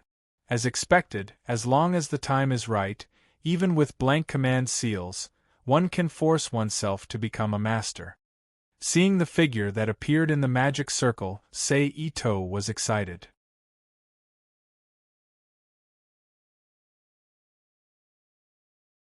Chapter 1834. P.S. Same old question, I'll update it later. It will become a new chapter around 12:30 p.m. The figure that appeared in the magic circle was none other than Medusa. May I ask, are you summoning my master? Medusa looked at Sakura Tosaka and asked. Yes. Sakura Tosaka put down her arms and answered. At that moment, 3 new command seals appeared on the back of Sakura's hand. Apparently, after the forced summoning, the Holy Grail system had chosen Sakura as one of the masters in the war. The servant rider swears that I will transform into a sharp sword and kill all the enemies of my master. Medusa knelt on the ground with one knee and lowered her head as she swore. Quick, get up. Although she had been worshipped by Lancer during the 4th Holy Grail War, she was still not used to seeing a stranger kneeling in front of her. Yes. Medusa replied and stood up. Sakura, take a look at her attributes. Seito said. All right, Brother Ching. Saying this, Kasaka Sakura used perception magic to observe Medusa's information. In an instant, a set of numbers appeared in Sakura's mind. There were no words, but she could understand what the numbers represented. Strength B, Durability D, Agility A, Magic B, Luck E, Noble Phantasm A+. Sakura Tosaka told Seito the data that she obtained. Seito nodded and did not say anything. This number wasn't too good, but in this Holy Grail War where all the servants in this world were half dead, it could be considered as an above-average servant. At the very least, it wasn't any worse than Saber summoned by Miyashiro. Sakura, bring her to change her clothes. Bring her and Shire to walk around the streets and familiarize them with the surroundings. He then ordered. As Shire was not taken away by the church and the people from the burial mechanism, she did not receive any brainwashing from the church. Although she was still disgusted by non-human creatures and vampires, she would not go on a crusade against them like in the original work. Moreover, she was not an executor of the burial mechanism like in the original work, so there was no reason for her to go on a crusade against them. On top of that, Seito and Sakura Tosaka had influenced him. Therefore, Here, who had no place to stay, stayed in Seito's house and became a member of Seito's family. However, perhaps due to the influence of the original novel, Sear's love for curry and coffee began to appear. This gave Ito Sei and Sakura Tosaka a headache. They couldn't wait to get rid of these two things from their storage at home. All right. Sakura Tosaka agreed. Oh right, I forgot to introduce myself. My name is Sakura Tosaka, you can call me Sakura. This is Brother Ching. Sakura suddenly thought of something and introduced him to Medusa. Then she asked, Sister, what's your name? Medusa. Medusa's heart was touched by Nagasaka Sakura's words. She paused for a moment and said in a gentle voice, Medusa? Sakura Tosaka's eyes widened in surprise. As a magician, Sakura Tosaka had naturally learned about Medusa, but she had always thought of her as a legendary creature. She didn't expect to see her in real life, so she was shocked. Those who can be called heroic spirits are all people who can leave their names and deeds in history and legends. Moreover, the medium I asked you to use to summon her is related to Medusa's legend, so it's natural for her to be summoned. Seito rubbed Sakura Tosaka's head and smiled. Oh. Sakura Tosaka replied softly. My name is Seito, you can call me Ching from now on. Seito turned to look at Medusa. Okay. Sure. Medusa agreed. Then she greeted him courteously. She could already tell that Seito had a special relationship with her master. She might even be under his command in this Holy Grail war, so she followed his advice. Okay. Seito replied. Medusa-san, let's go. Sakura Tosaka walked in front of Medusa, grabbed her hand and said softly. Medusa looked down at Sakura Tosaka, then followed her silently. After them, Seito also left the basement. Sakura, who had received Lancer's worship, was still not used to seeing a stranger kneel in front of her. Yes. Medusa replied and stood up. Sakura. Check her stats. Seito said. Okay Ching-san. Sakura Tosaka used magic perception to check Medusa's stat. In an instant, a set of numbers appeared in Sakura's mind. There were no words, but she could understand what the numbers represented. Strength B, Durability D, Agility A, Magic B, Luck E, Noble Phantasm A+. Sakura Tosaka told Seito the stats that she obtained. Seito nodded. He did not say anything. This number wasn't too good, but in this world where all the servants were half dead in the Holy Grail War, it was considered to be above average. At the very least, it wasn't any worse than the saber summoned by Miyashiro. Sakura, bring her to change her clothes. Then, bring her and Shire to walk around the streets to familiarize themselves with the surroundings. He then ordered. As Shire was not taken away by the church and the people from the burial organization, she was not brainwashed by the church. Although she was still disgusted by non-human creatures and vampires, she would not go on a crusade against them as she did in the original work. Moreover, she was not an executor of the burial organization like she was in the original work, so there was no reason for her to go on a crusade. In addition to Seito and Sakura Tosaka's double influence, Shire, who had no place to stay, stayed in Seito's house and became a member of Seito's family. However, no one knew if it was because she was sufficiently influenced. The bad habit of loving curry and coffee in the original work began to appear in Shire. Seito and Sakura Tosaka, who did not have much love for these two things, were having a headache. They could not wait to get rid of these two things from their storage at home. Okay. Sakura Tosaka agreed. Oh yeah, I forgot to introduce myself. My name is Sakura Tosaka, you can call me Sakura. This is Ching-san. Sakura Tosaka suddenly recalled something and looked at Medusa. She then asked, "Sister, what's your name?" Medusa. Medusa's heart was touched by Nagasaka Sakura's words. She paused for a moment and said in a gentle voice, "Medusa?" Sakura Tosaka's eyes widened in surprise. As a magician, Sakura Tosaka had naturally learned about Medusa, but she had always thought that it was a creature of legend. She did not expect to see the real person in person, so she was very surprised. Those who can be called heroic spirits are all people who can leave their names and deeds in history and legends. Moreover, the medium I asked you to use to summon her is related to Medusa's legend, so it is natural that she would be summoned. Seito reached out and gently rubbed Sakura Tosaka's head with a smile. Sakura Tosaka replied softly, "My name is Seito, you can call me Ching from now on." Seito turned to look at Medusa and said, "Okay. Sure." Medusa agreed and then greeted him politely.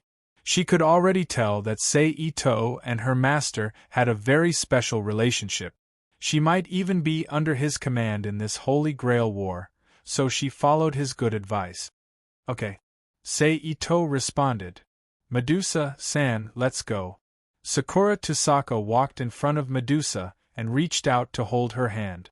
Medusa lowered her head and looked at Sakura Tosaka, then silently followed them out.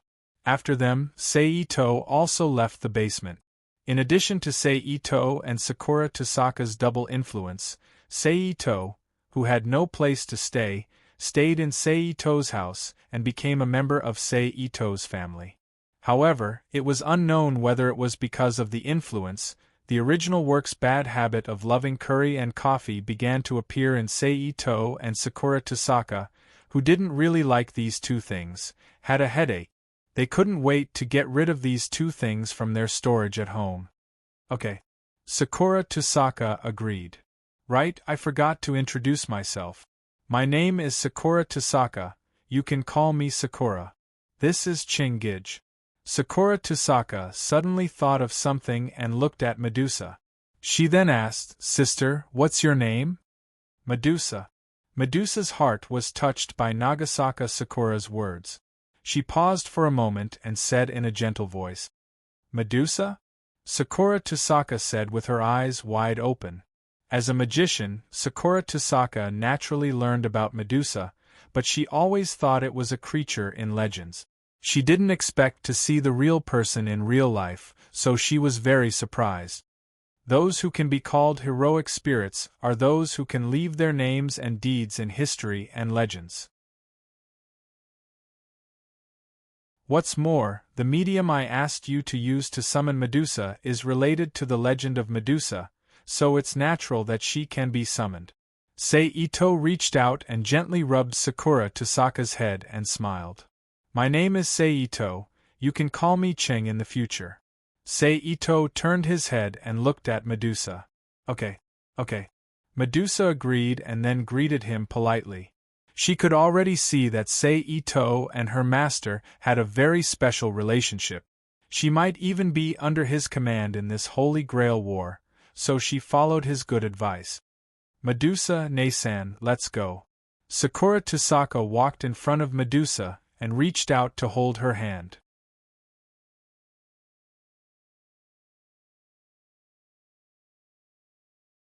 Chapter 1835. P.S. Thank you to Wongit and Meteor Dance for their precious monthly vote. Rustle, rustle, rustle, fine raindrops fell from the sky and hit the dense leaves, creating a natural sound unique to the summer night. It was night time, and the rain and fog were like an illusion, shrouding the entire city in a hazy mist. Tap, tap, at this moment, a series of unstable footsteps faintly came from the night sky. Then, after 2 minutes, accompanied by a whoosh sound, a figure appeared from the misty forest. It was the silhouette of a woman with a graceful figure. She was wearing a dark robe, and her head was covered with a mask that covered half of her face. She looked like the ancient Egyptian temple priest's attire, making her look very mysterious. The woman staggered, and her body swayed as she moved forward. However, at this moment, she did not know if she did not have a firm footing, or her body was so tired that she could no longer support her movements, but the woman staggered and fell forward. The woman closed her eyes and braced herself for the pain. But in the next moment, a warm chest caught her. "Medea, I've been waiting for you for so long." An unfamiliar male voice gently rang in her ears.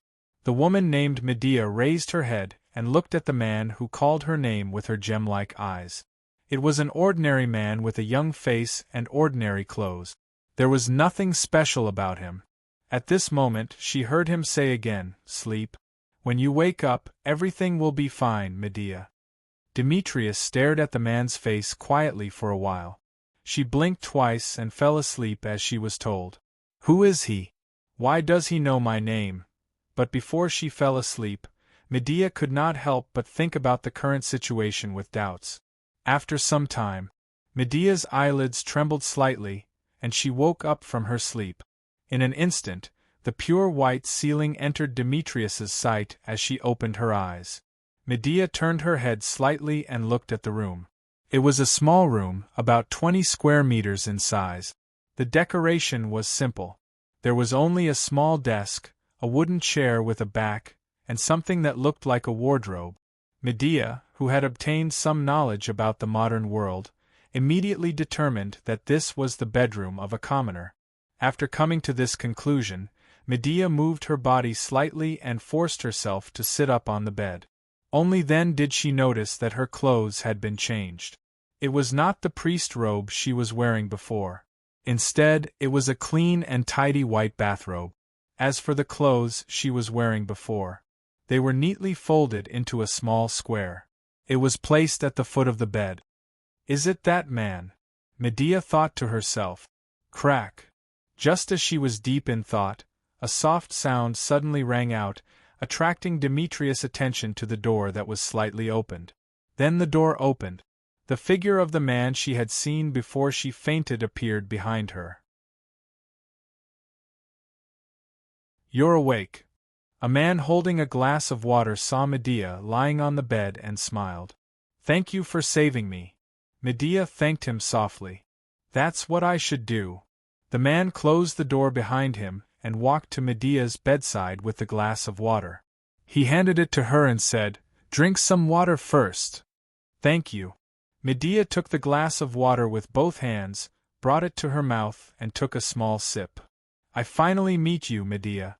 The man looked at Medea with a gentle face and said, "Who are you? How do you know my real name?" Medea's eyes changed slightly. Her expression was full of caution as she looked at the man and asked, "My name is Seito. I've been waiting for you, so when you appeared, I knew your name."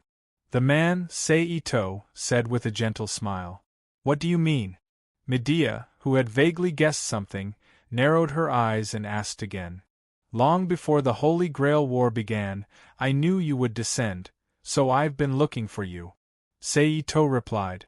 Medea's expression changed slightly, and she became silent.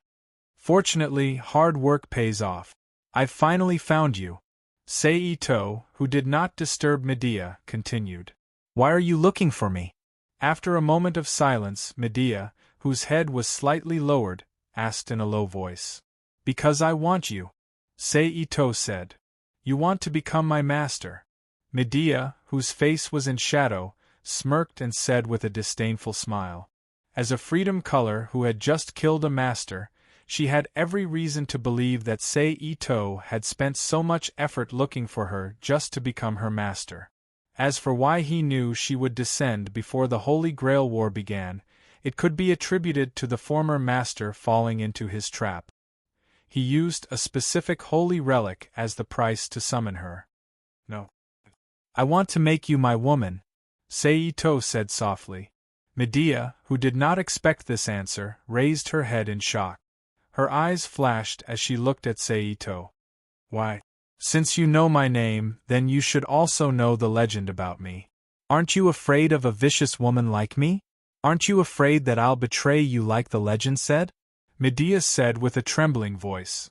"Of course I know about your legend. However, all I see is your naivety for love, the death of your heart after mourning, and the uneasiness and resistance of a homeless woman. Seito reached out his hand to cover Medea's face.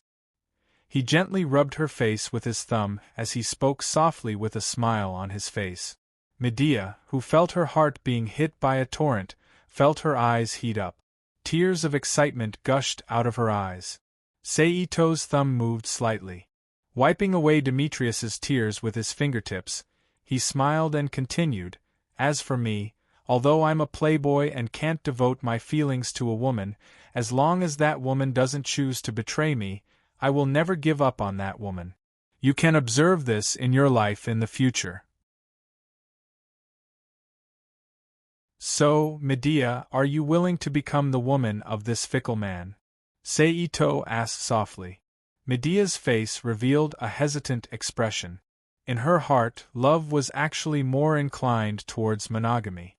However, as a woman who was born in the feudal era of ancient times, where one man had many women, she was not particularly resistant to sharing the same man with other women. However, because of the emotional pain brought by her first love, Aeson, what Medea was most afraid of was the man she loved ignoring her in the end. Just like the legendary Aeson, she did not want to experience that kind of pain again. "Looks like you're still hesitant about me. However, that's fine. We still have time. However, I hope to get your answer before the end of the Holy Grail War in this world," Seito said softly as he retracted his palm from Medea's face. "Thank you." Medea's voice was sincere. "Alright, you should rest first. Wait until morning. In the morning, we'll sign a servant contract," Seito said. After saying that, he smiled at Medea and walked out of the room under her gaze. Creak. The door gently closed and opened. "Eavesdropping is bad behavior, Medusa." Seito, who came to the corridor, turned his head to look at the empty space in front of him, and said with a smile. After saying that, the air trembled slightly and Medusa's figure appeared from it. "Please try not to be alone with perverts in the future. That kind of behavior is very dangerous," Medusa warned. "Don't worry, Medusa. Normal heroic spirits can't hurt me," Seito said without much care. Medusa was silent. Obviously, she didn't believe Seito's answer. "Do you want to have a competition?" Seito, who also felt Medusa's attitude, suggested. "Okay." Medusa, who wanted to know Seito's level, agreed without hesitation. Following which, the two of them quietly left the villa without alerting anyone else. Using inhuman movement speed, they dashed into the distance. During this process, Medusa, who originally stood proudly among the other heroic spirits with her average agility, found out that Seito's movement speed was actually not inferior to hers. For the sake of competition and testing, she increased her speed from time to time. However, to her surprise, no matter how much she increased her movement speed, Seito, who was a human in Medusa's eyes, was able to easily follow behind her. He was relaxed and didn't look like he was struggling at all. After running like that for more than 10 minutes, the two arrived at an empty space. However, when he saw the scenery around him, Seito couldn't help but smile. "It seems like I'm really fated with the not far river. Every time I want to do something, I'll come here." Seito shook his head slightly and smiled. "I'm ready. Let's begin, Medusa." Seito looked at Medusa, who had already drawn her weapon, and said, "Whoosh!" As soon as he finished speaking, Medusa suddenly threw the chain sword in her hand at Seito. The chain sword flew like a bullet and instantly arrived in front of Seito. Seito slightly turned his body, raised his hand, and punched the outside of the chain sword.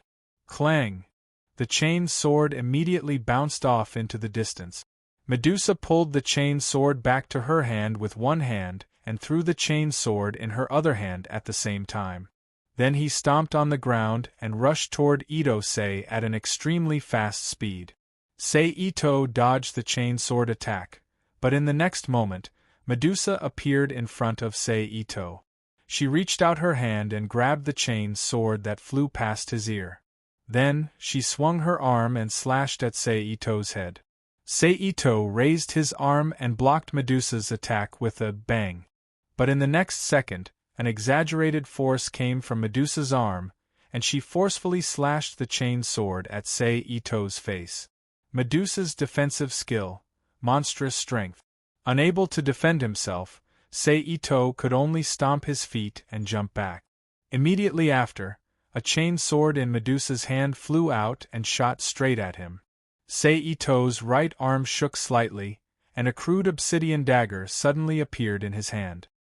He skillfully blocked in front of him. Clang!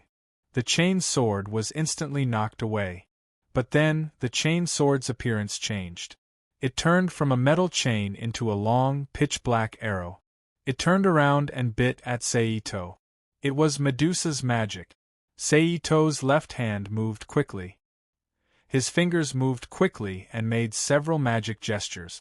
Then, a fist-sized fireball flew out from his hand and collided with the black snake. Boom! Dust exploded and covered Seito's figure.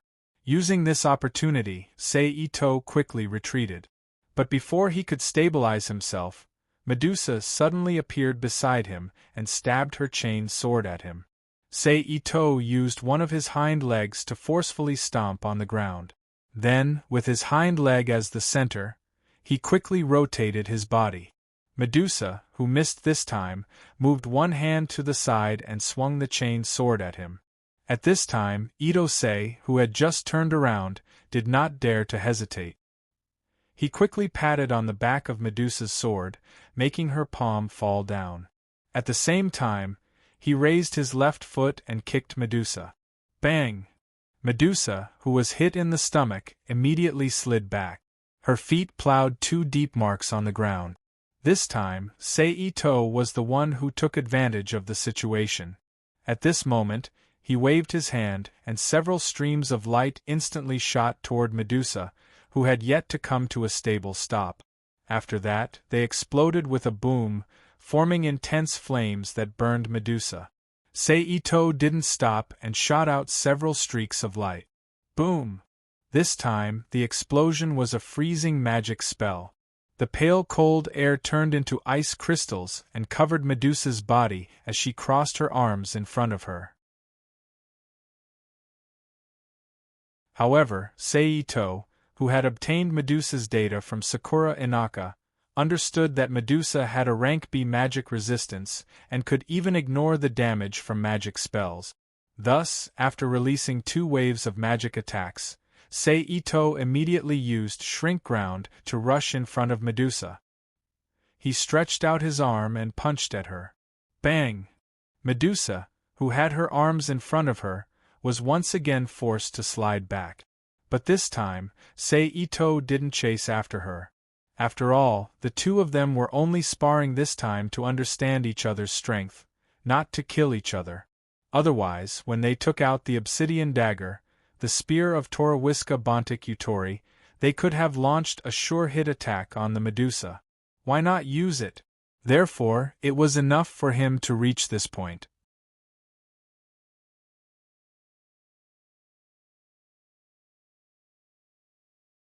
Chapter 1836. How is it? Is my strength enough to enter your eyes? Seito looked at Medusa and asked with a smile. Yes. Then I can rest assured. Medusa put away her weapon and said softly. Seito smiled slightly, turned his head to look at the flickering city lights across the river bank, and said softly, Medusa, let's go for a night tour. Following Seito's gaze, Medusa also looked at the other side of the Weiyuan River without speaking. I've decided, let's go for a night tour. Seito said again with certainty. Then he stepped in front of Medusa, who turned her head to look at him, reached out and grabbed Medusa's hand, and pulled her forward.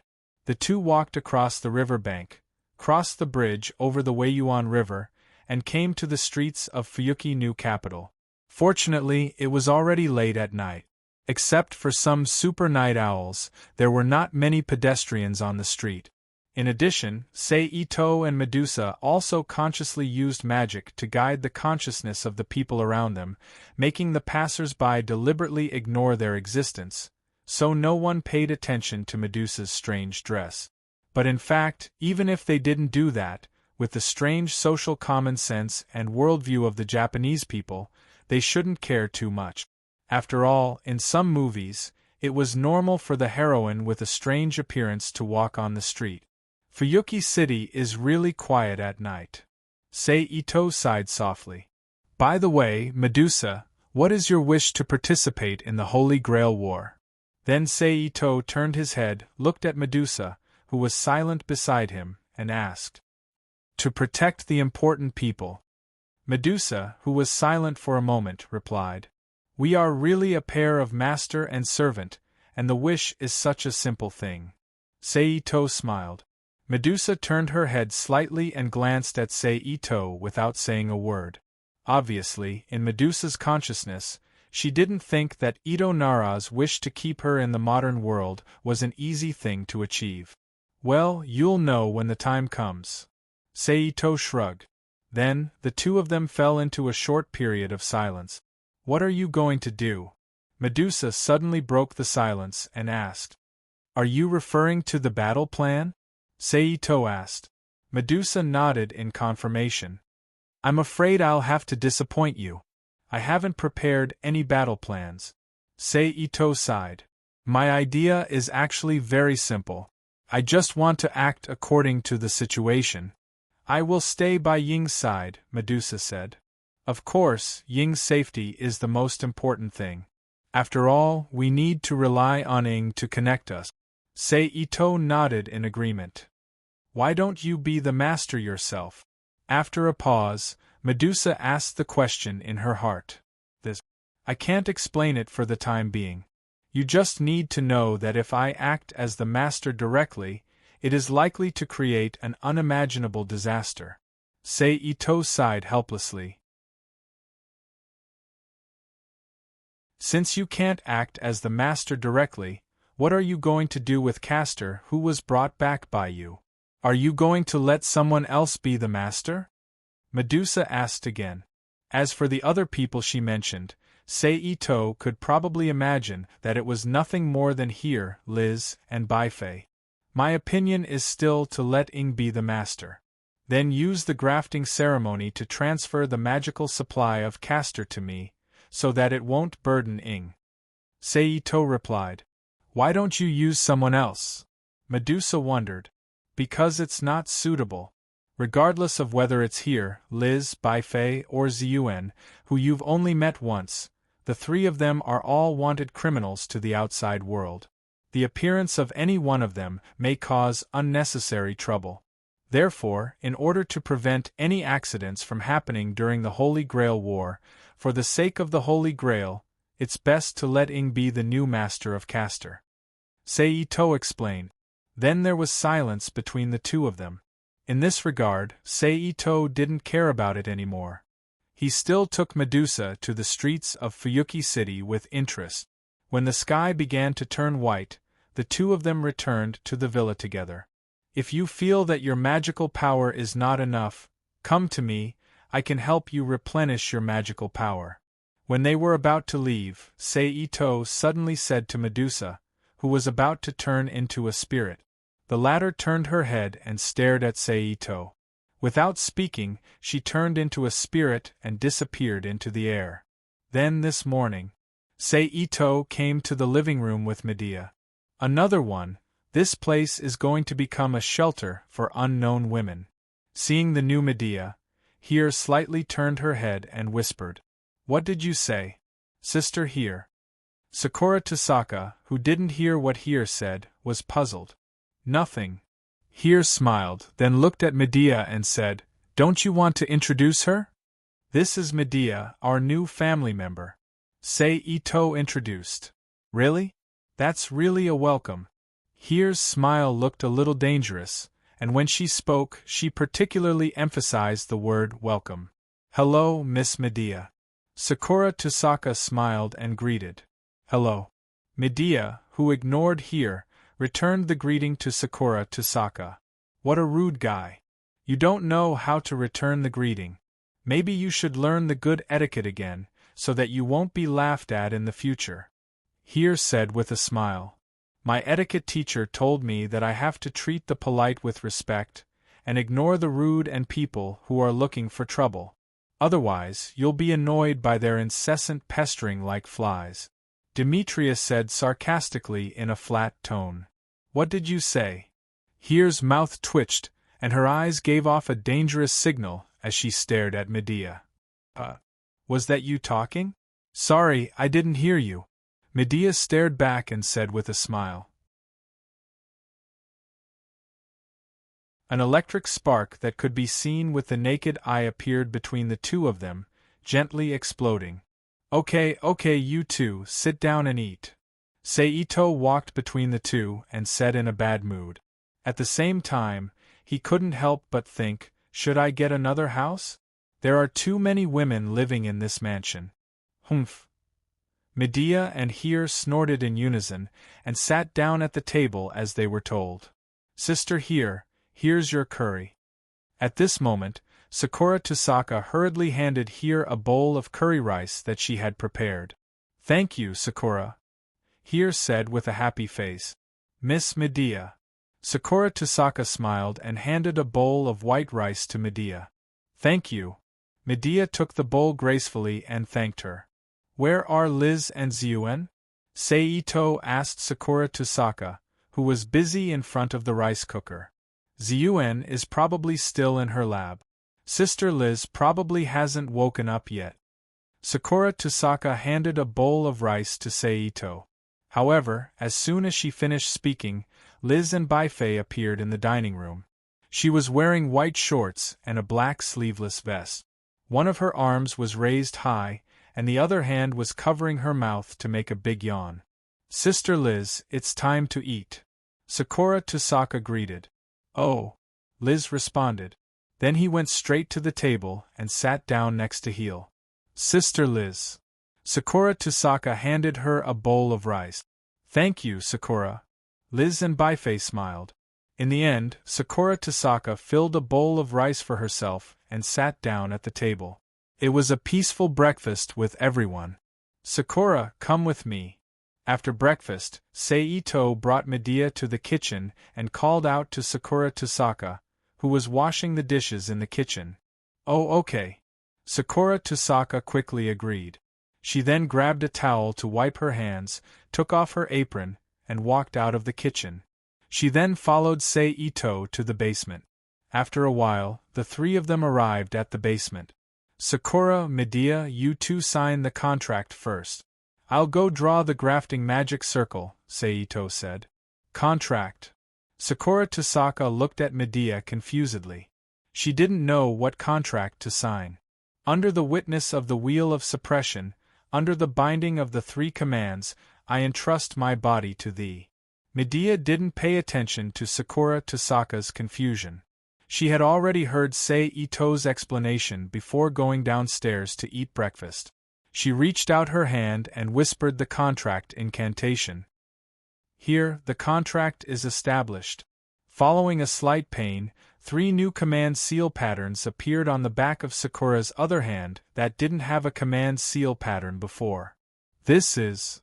Looking at the red Satu sign that suddenly appeared on the back of her hand, Sakura Enosaka had a look of realization. Servant Caster Medea greets Master. Medea said solemnly. Oh hello, Maidi-san. Sakura Tusaka was a bit confused. Master, you can call me Caster or Medea. Medea smiled. Then, okay Medea. Sakura Tusaka replied. Okay, Sakura, Medea, you two stand here. At this time, Seito's voice sounded in their ears. Sakura Tusaka and Medea turned their heads and looked at Seito. They saw that on the cement floor in front of Seito, there was a circle with 3 circles on the ground. Seito stood in one of the circles. Sakura Tusaka and Medea knew what the circle was, so they didn't hesitate and stood in the other 2 circles. Let's begin, Seito said in a low voice.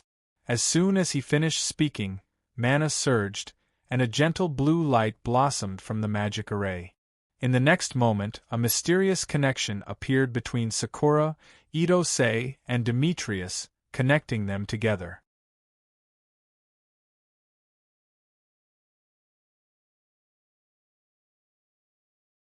Chapter 1837. P.S. Same old question, first pass then change. 2 or 3 days have passed since he signed the contract with Demetrius. La la la la la la la la la la la.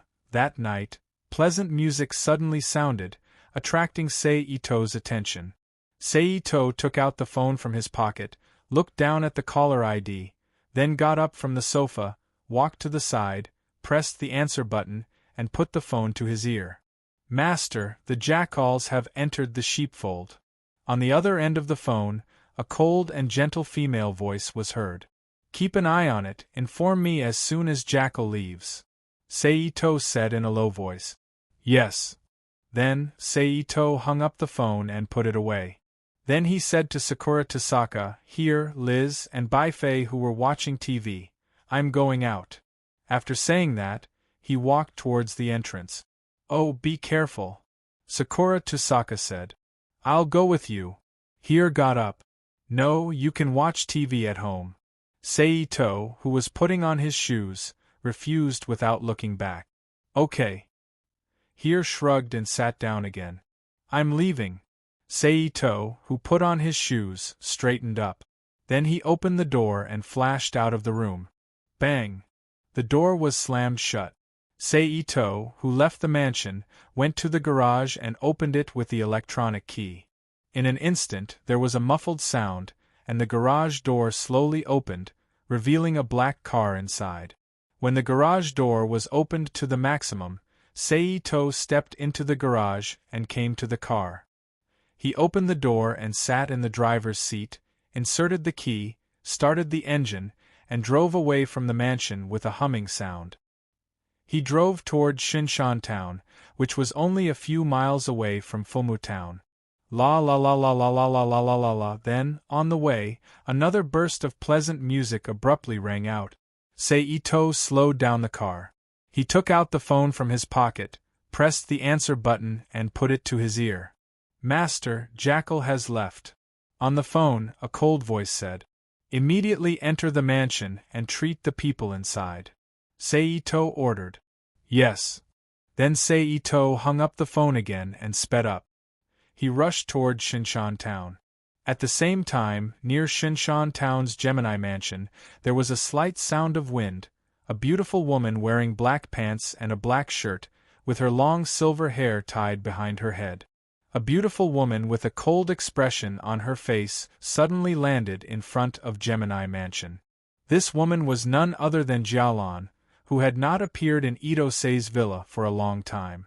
Jialan turned his head and observed his surroundings. After confirming that there were no problems, he pushed open the doors of the Gemini Pavilion and walked in. Gemini Mansion, also known as Ghost Mansion, was a Western-style building with a huge space inside. The main hall alone was close to 100 square meters.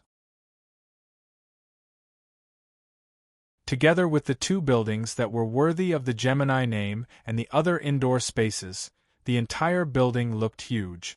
The interior decoration matched the style of the building. It was completely Western style. There was carpet on the floor, candles on the walls, and crystal chandeliers hanging from the ceiling. However, it was unknown if there was a lack of electricity or something else, but none of them were lit up. It made the interior of the mansion seem very dim. She relied on her excellent night vision. She moved into the mansion with ease. However, it didn't take long before a human body covered in blood appeared before her eyes. Her sapphire blue eyes flashed slightly. She rushed to the side of the human body and looked down. The human body was about 1.7 meters tall and wore a dark red suit. However, from the contours of the face, it was still possible to tell that it was a woman. She had short wine-red hair and 2 Celtic-style earrings dangled from her earlobes. Bazette. Her mind flashed with the name of the woman lying on the ground as she softly muttered. Bazette, whose full name was Bazette Fraga Marcrimis, was a magician from a famous Finnish family that used runes. She was a combat member of the Magic Execution Department who was responsible for the designated seal.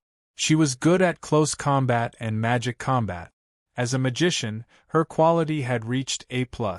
The reason why she appeared here was because she was sent by the Magic Association to participate in the Holy Grail War. The Master of Servant Lancer. After signing the contract with Demetrius, another 2 to 3 days had passed. La la la la la la la la la la la. That night, a burst of pleasant music suddenly sounded and attracted Sei Ito's attention. Sei Ito took out the source of the music from his pocket, his phone. He looked down at the caller ID and then stood up from the sofa. He walked to the side while pressing the answer button and put the phone to his ear. Master, the jackals have entered the sheepfold. On the other side of the phone, a cold and gentle female voice was heard. Observe carefully. Inform me as soon as Jackal leaves. Sei Ito said in a low voice. Yes. Then, Sei Ito hung up the phone and put it away. Then he said to Sakura Tasaka, Here, Liz, and Baifei who were watching TV, I'm going out. After saying that, he walked towards the entrance. Oh, be careful. Sakura Tasaka said. I'll go with you. Here stood up. No need. You can watch TV at home. Sei Ito, who was putting on his shoes, refused without turning his head. Okay. Here shrugged and sat down again. I'm leaving. Sei Ito straightened up after putting on his shoes. Then he opened the door and flashed out of the room. Bang! The door was slammed shut. Out of the villa, Ito-sei went to the garage and opened it with the electronic key. In an instant there was a muffled sound. The garage door slowly opened, revealing a black car inside. When the garage door was opened to the maximum, Sei Ito stepped into the garage and went to the side of the car. He opened the door and sat in the driver's seat. He inserted the key and started the engine. The car hummed and drove away from the villa. He drove to Shinshan Town, which was only a few miles away from Fumu Town. La la la la la la la la la la la. Then, on the way, another burst of pleasant music abruptly rang out. Sei Ito slowed down the car, took out the phone from his pocket, pressed the answer button and put it to his ear. Master, Jackal has left. On the phone, a cold voice said. Immediately enter the building and treat the people inside. Sei Ito ordered. Yes. Then Sei Ito hung up the phone again, increased the car speed, and rushed to Shinshan Town.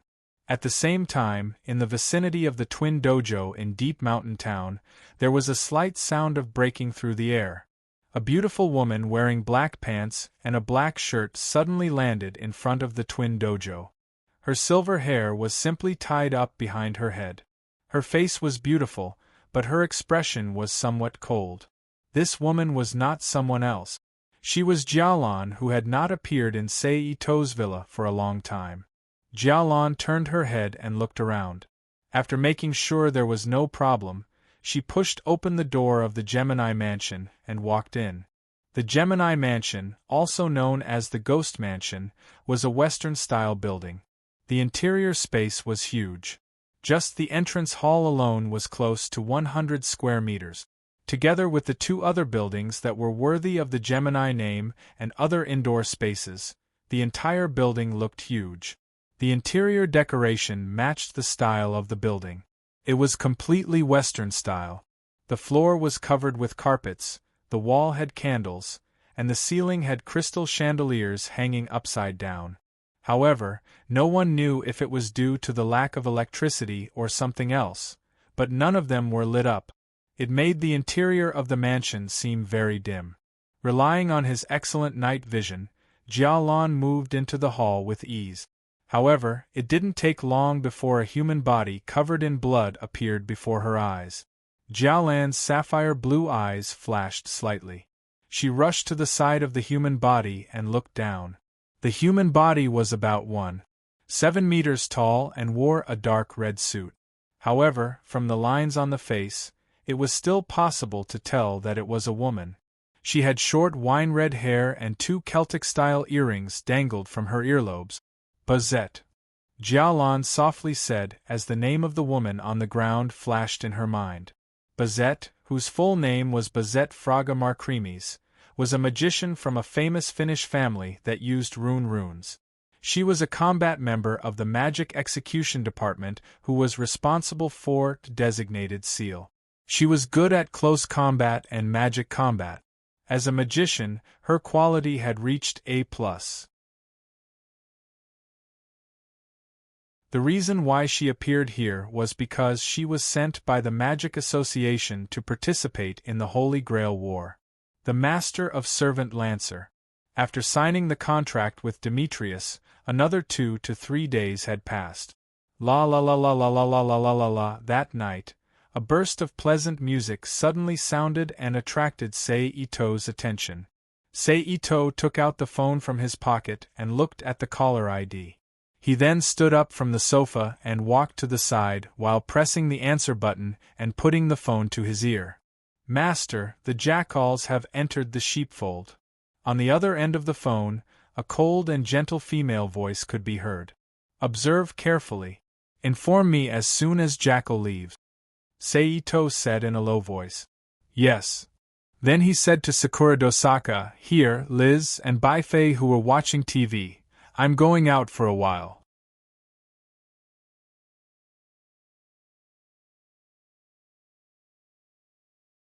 Chapter 1838. P.S.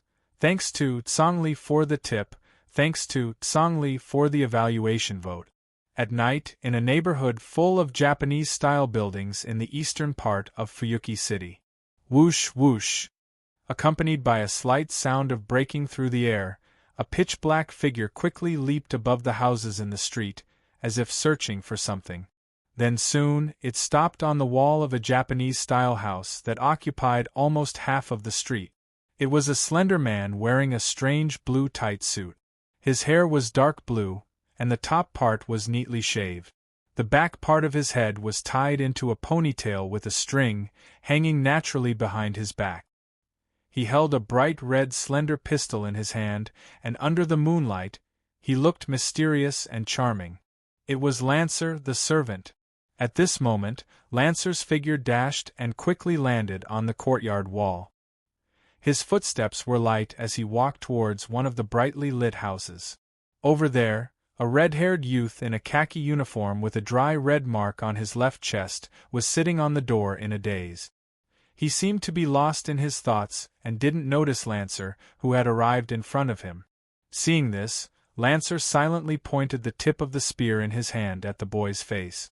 Feeling the sudden cold sharpness, the boy raised his head slightly and looked at the tip of the spear in front of him. In an instant, his pupils shrank, and he looked forward with a face full of fear, then turned his head and looked around. Illusion? Then the boy's expression changed again as he thought of something, and he stood up from the tatami. However, at this time, a shadow suddenly appeared and shrouded him. The boy turned his head and looked behind him. Lancer jumped high in front of the light, holding the spear in his hand in a lunging posture, instantly reflected in his eyes. What? The boy's expression changed drastically. He instinctively exclaimed out loud, and at the same time, he subconsciously rolled to the side. Puff! Then the next moment, the tip of the spear fiercely pierced into the tatami. Seriously, how could I fall to the point where I have to kill the same person twice in a day? He slowly stood up from the tatami. Lancer, who turned to look at the boy, released a murderous aura and mocked himself. What a disaster! Then, Lancer once again raised the spear in an attacking posture and said loudly, Hey, don't dodge anymore. Perhaps he was provoked by Lancer's arrogant attitude, or the desire to survive in his heart was too strong. The boy, who had been stunned, suddenly grabbed a roll of newspaper beside him and stood up shakily. His face was full of nervousness and apprehension. He made a mid-level kendo stance as if he was ready to resist to the end. Lancer was taken aback when he saw the boy's reaction, then he smiled with a dangerous expression as if he was insulted. What a strange trick. Enhance. Let magical power through the paper roll to increase its strength? You are a magician? The boy didn't speak. He was on his guard. Interesting, I'm looking forward to it. After he said that, the spear. The boy tried his best to block Lancer's attack with a paper scroll frame that was as hard as steel after being strengthened. However, the difference in strength between him and Lancer, a heroic spirit, was too great. His body fell backward involuntarily. Good boy, how about this move? Then, Lancer raised the spear with one hand. He quickly slashed at the boy as if he was smashing something. Bang! In the violent muffled sound, the boy's body arched as he slid backward, broke through the thick wooden sliding door, fell heavily on the ground of the courtyard, and slid back a short distance. Plop! Whoosh! At the same time, Lancer chased after the boy and launched another attack. Seeing that he was forced into a corner, the boy cursed angrily. Damn it! He immediately stood up from the ground, clenched the paper roll with both hands, and slashed out fiercely. Clang! A crisp sound reverberated in the night sky. Then, there was a soft whoosh sound. A slender weapon with a vaguely visible shape was flipped and thrown out, nailing diagonally to the ground. It was Lancer's spear. Lancer looked at the weapon that was knocked out of the corner of his eye with some surprise. However, he didn't care too much. After all, it was an attack that went easy.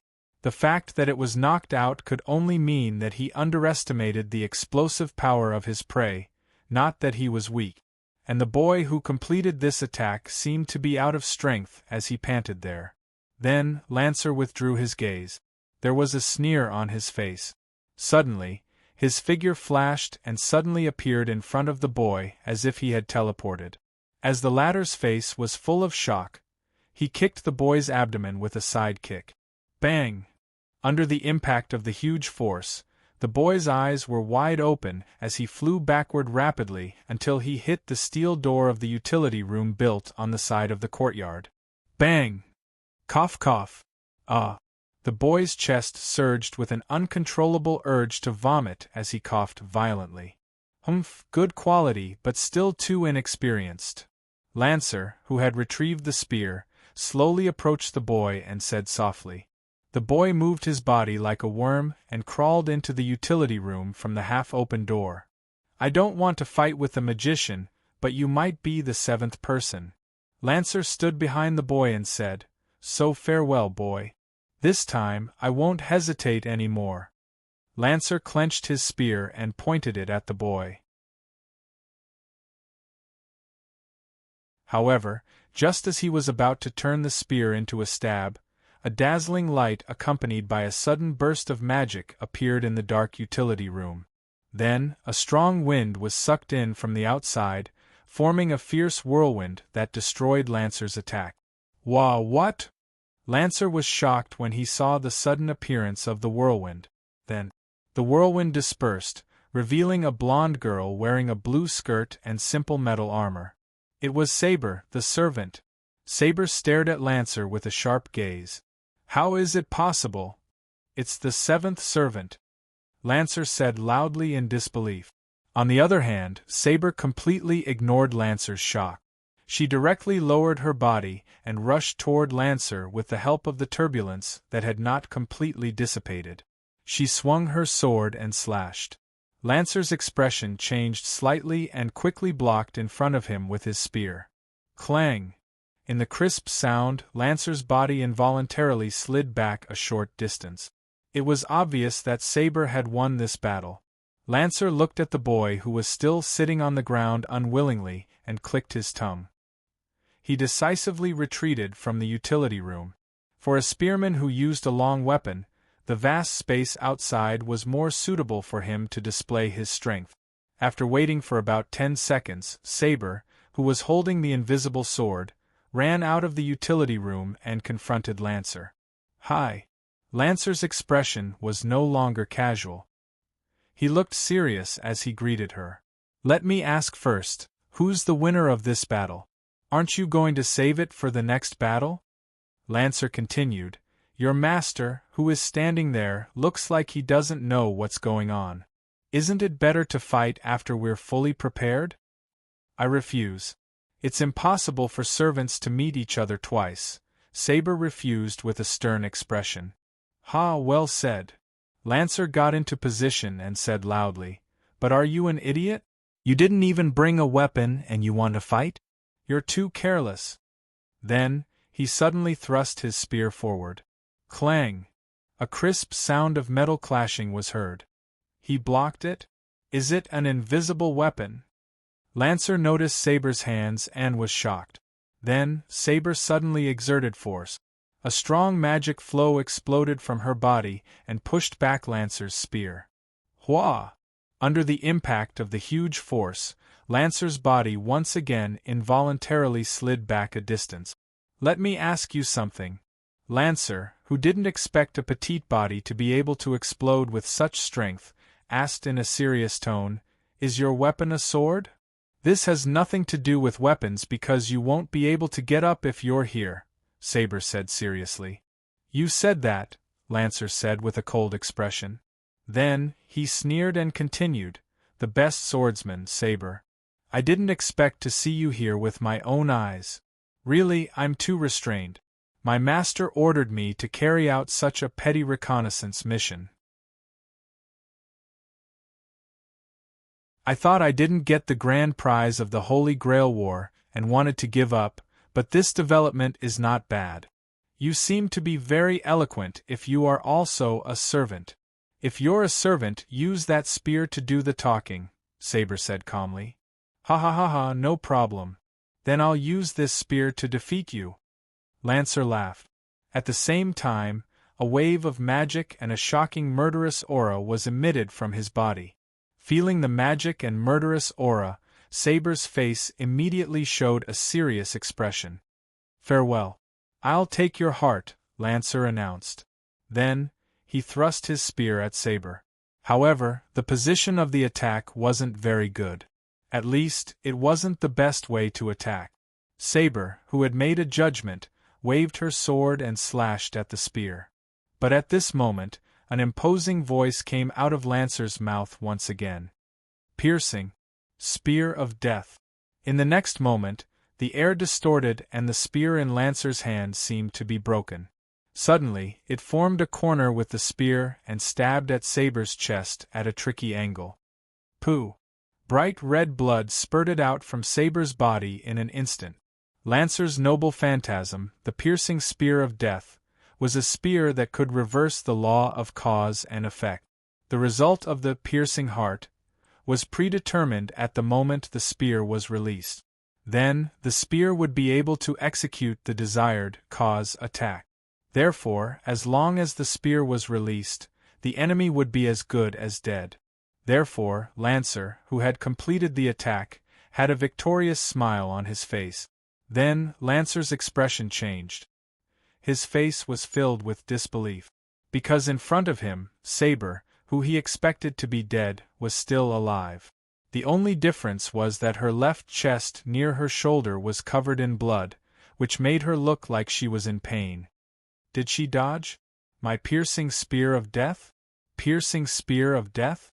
That's the name of your weapon? Then your real name is? Saber's expression changed slightly.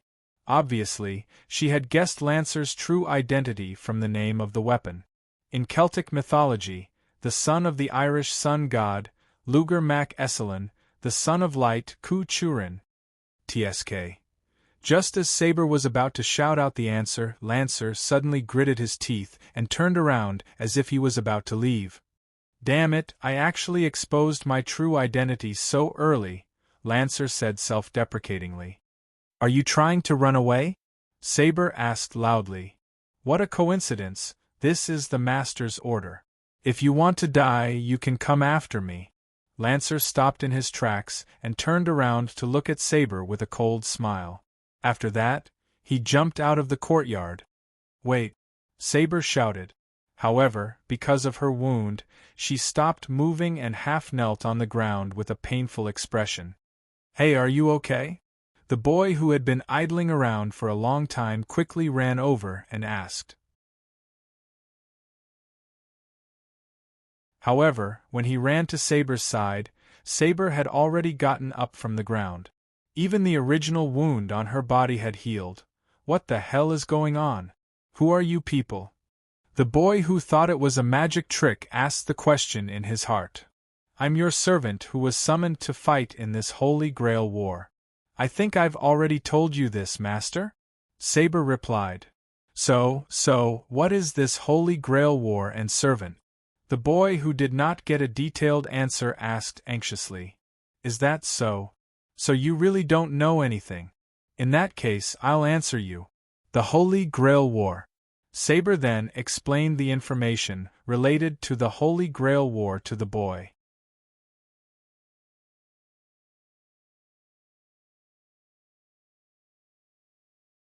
Chapter 1839. P.S. Thank you to Lightsplitter for your precious monthly vote. At this time, far away from the Japanese community, in a park with few people around, Lancer's moving figure suddenly stopped. You're really looking for death. Come out, let me finish you here. Lancer turned slightly and looked at the shadow not far away. As his words fell, the air began to blur, and then a purple-haired beauty in a sexy black dress, Rider Medusa, appeared from the void. Another woman. Lancer raised his eyebrows. But forget it, blame yourself for appearing at the wrong time. I don't have so much time to play with you now, so I'll take your heart. After that, Lancer's body spewed out an amazing amount of magic. He took a stance and suddenly thrust out the spear in his hand.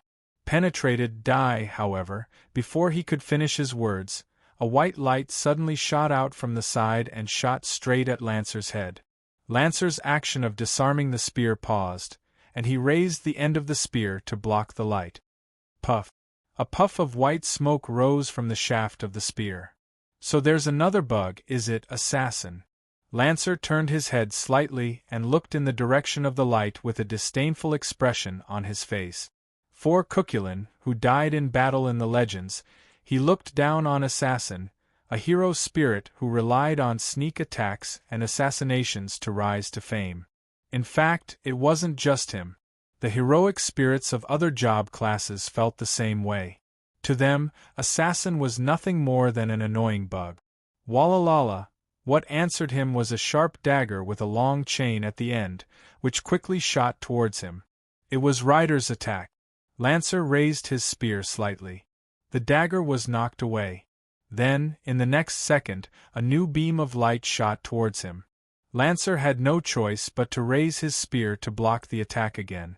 But taking advantage of this moment of delay, Rider rushed in front of Lancer with her A-level dexterity and stabbed the dagger in her hand. As someone who also had A-level dexterity, Lancer, who was much faster than Rider Medusa in terms of instantaneous speed, wasn't in a hurry either. He gently dodged the dagger's stab, then turned around and swept his spear towards Rider.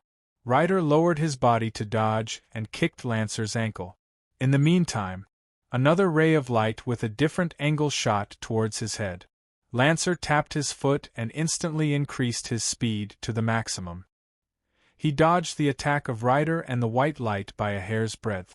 Then, he tapped his foot again and rushed in the direction of the light. Rider's expression changed slightly, and he followed suit. In the process of chasing, he threw out the chain sword in his hand.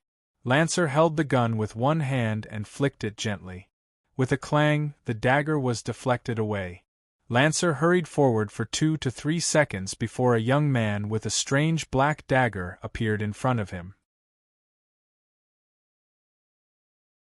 This man was none other than Seito, who was waiting for the 7 servants to show up and take down a city first.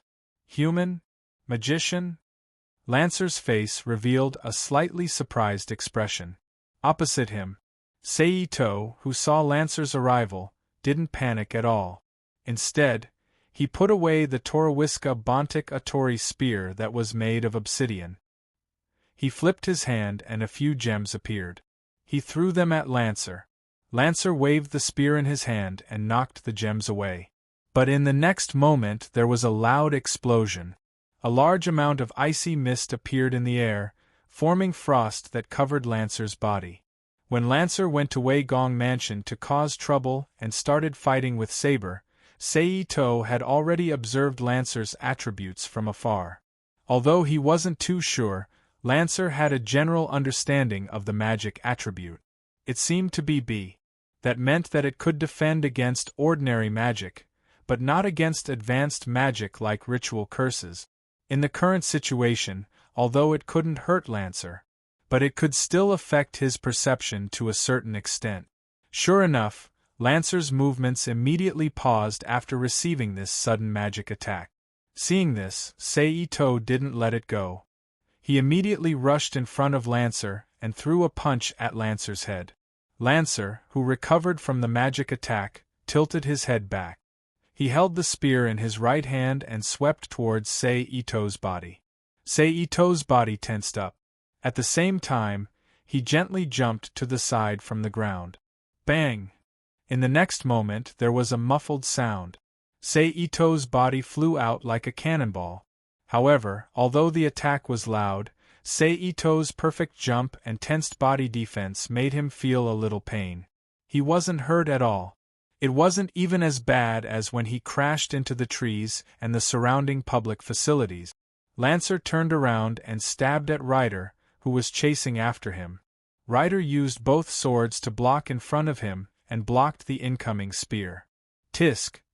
A series of sparks immediately jumped out in front of Ryder's eyes.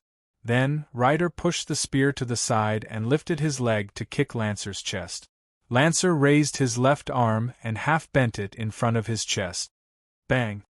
Under the heavy kick, Lancer's body involuntarily slid backward. It seems like my luck is really bad.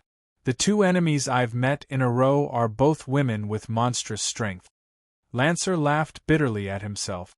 Ryder ignored Lancer's self-mockery and threw out the chain sword in his hand again. Just as Lancer was about to raise his spear to block, a black shadow suddenly appeared beside the flying chain sword. He reached out and grabbed the chain sword's handle and stabbed it with one hand. It was Saito who was sent flying earlier. Clang! Lancer raised his spear and pushed the short sword away. Then, he adjusted his spear and stabbed at Saito's chest. Ito-sei turned sideways slightly to let the spear pass. At the same time, he pressed the spear's body and pressed it hard. With the spear as a fulcrum, he stood upside down on the spear's body. Then he jumped back and landed on the ground.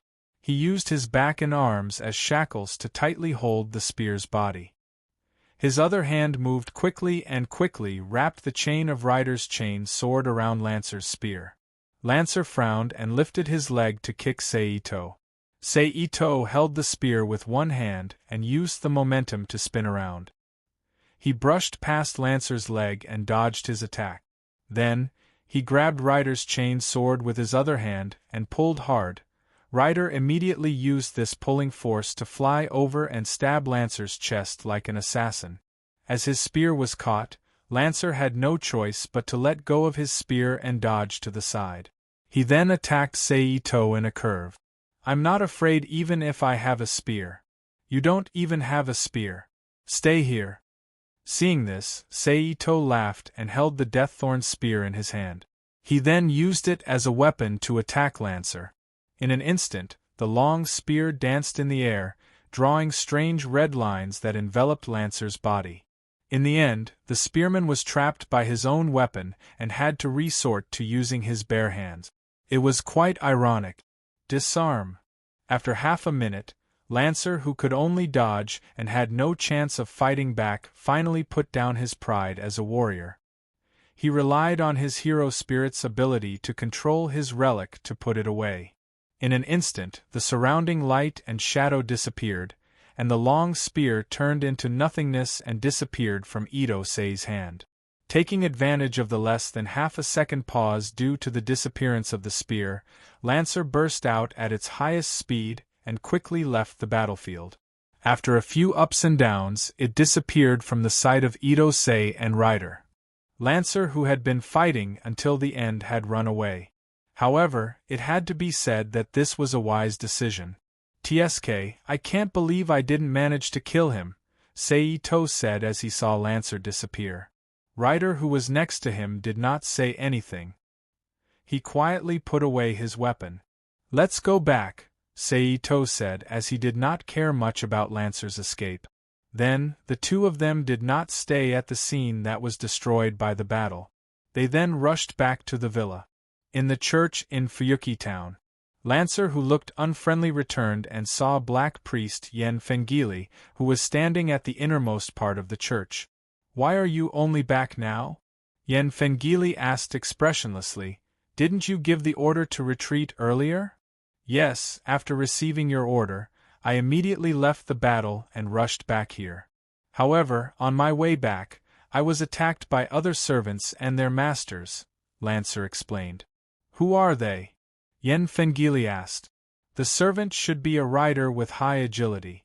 He has a strange eye mask on his face. I suspect that he has a magic eye skill. His weapons are two linked chain swords. The master is a young man who looks like he's in his 20s. He's wearing a magic attire made of obsidian. He's strong in close combat. I think he's on par with our servants," Lancer said. "You're tuning in to the Phoenix Knights YouTube channel. Don't forget to subscribe and join us on this journey to catch the most captivating stories."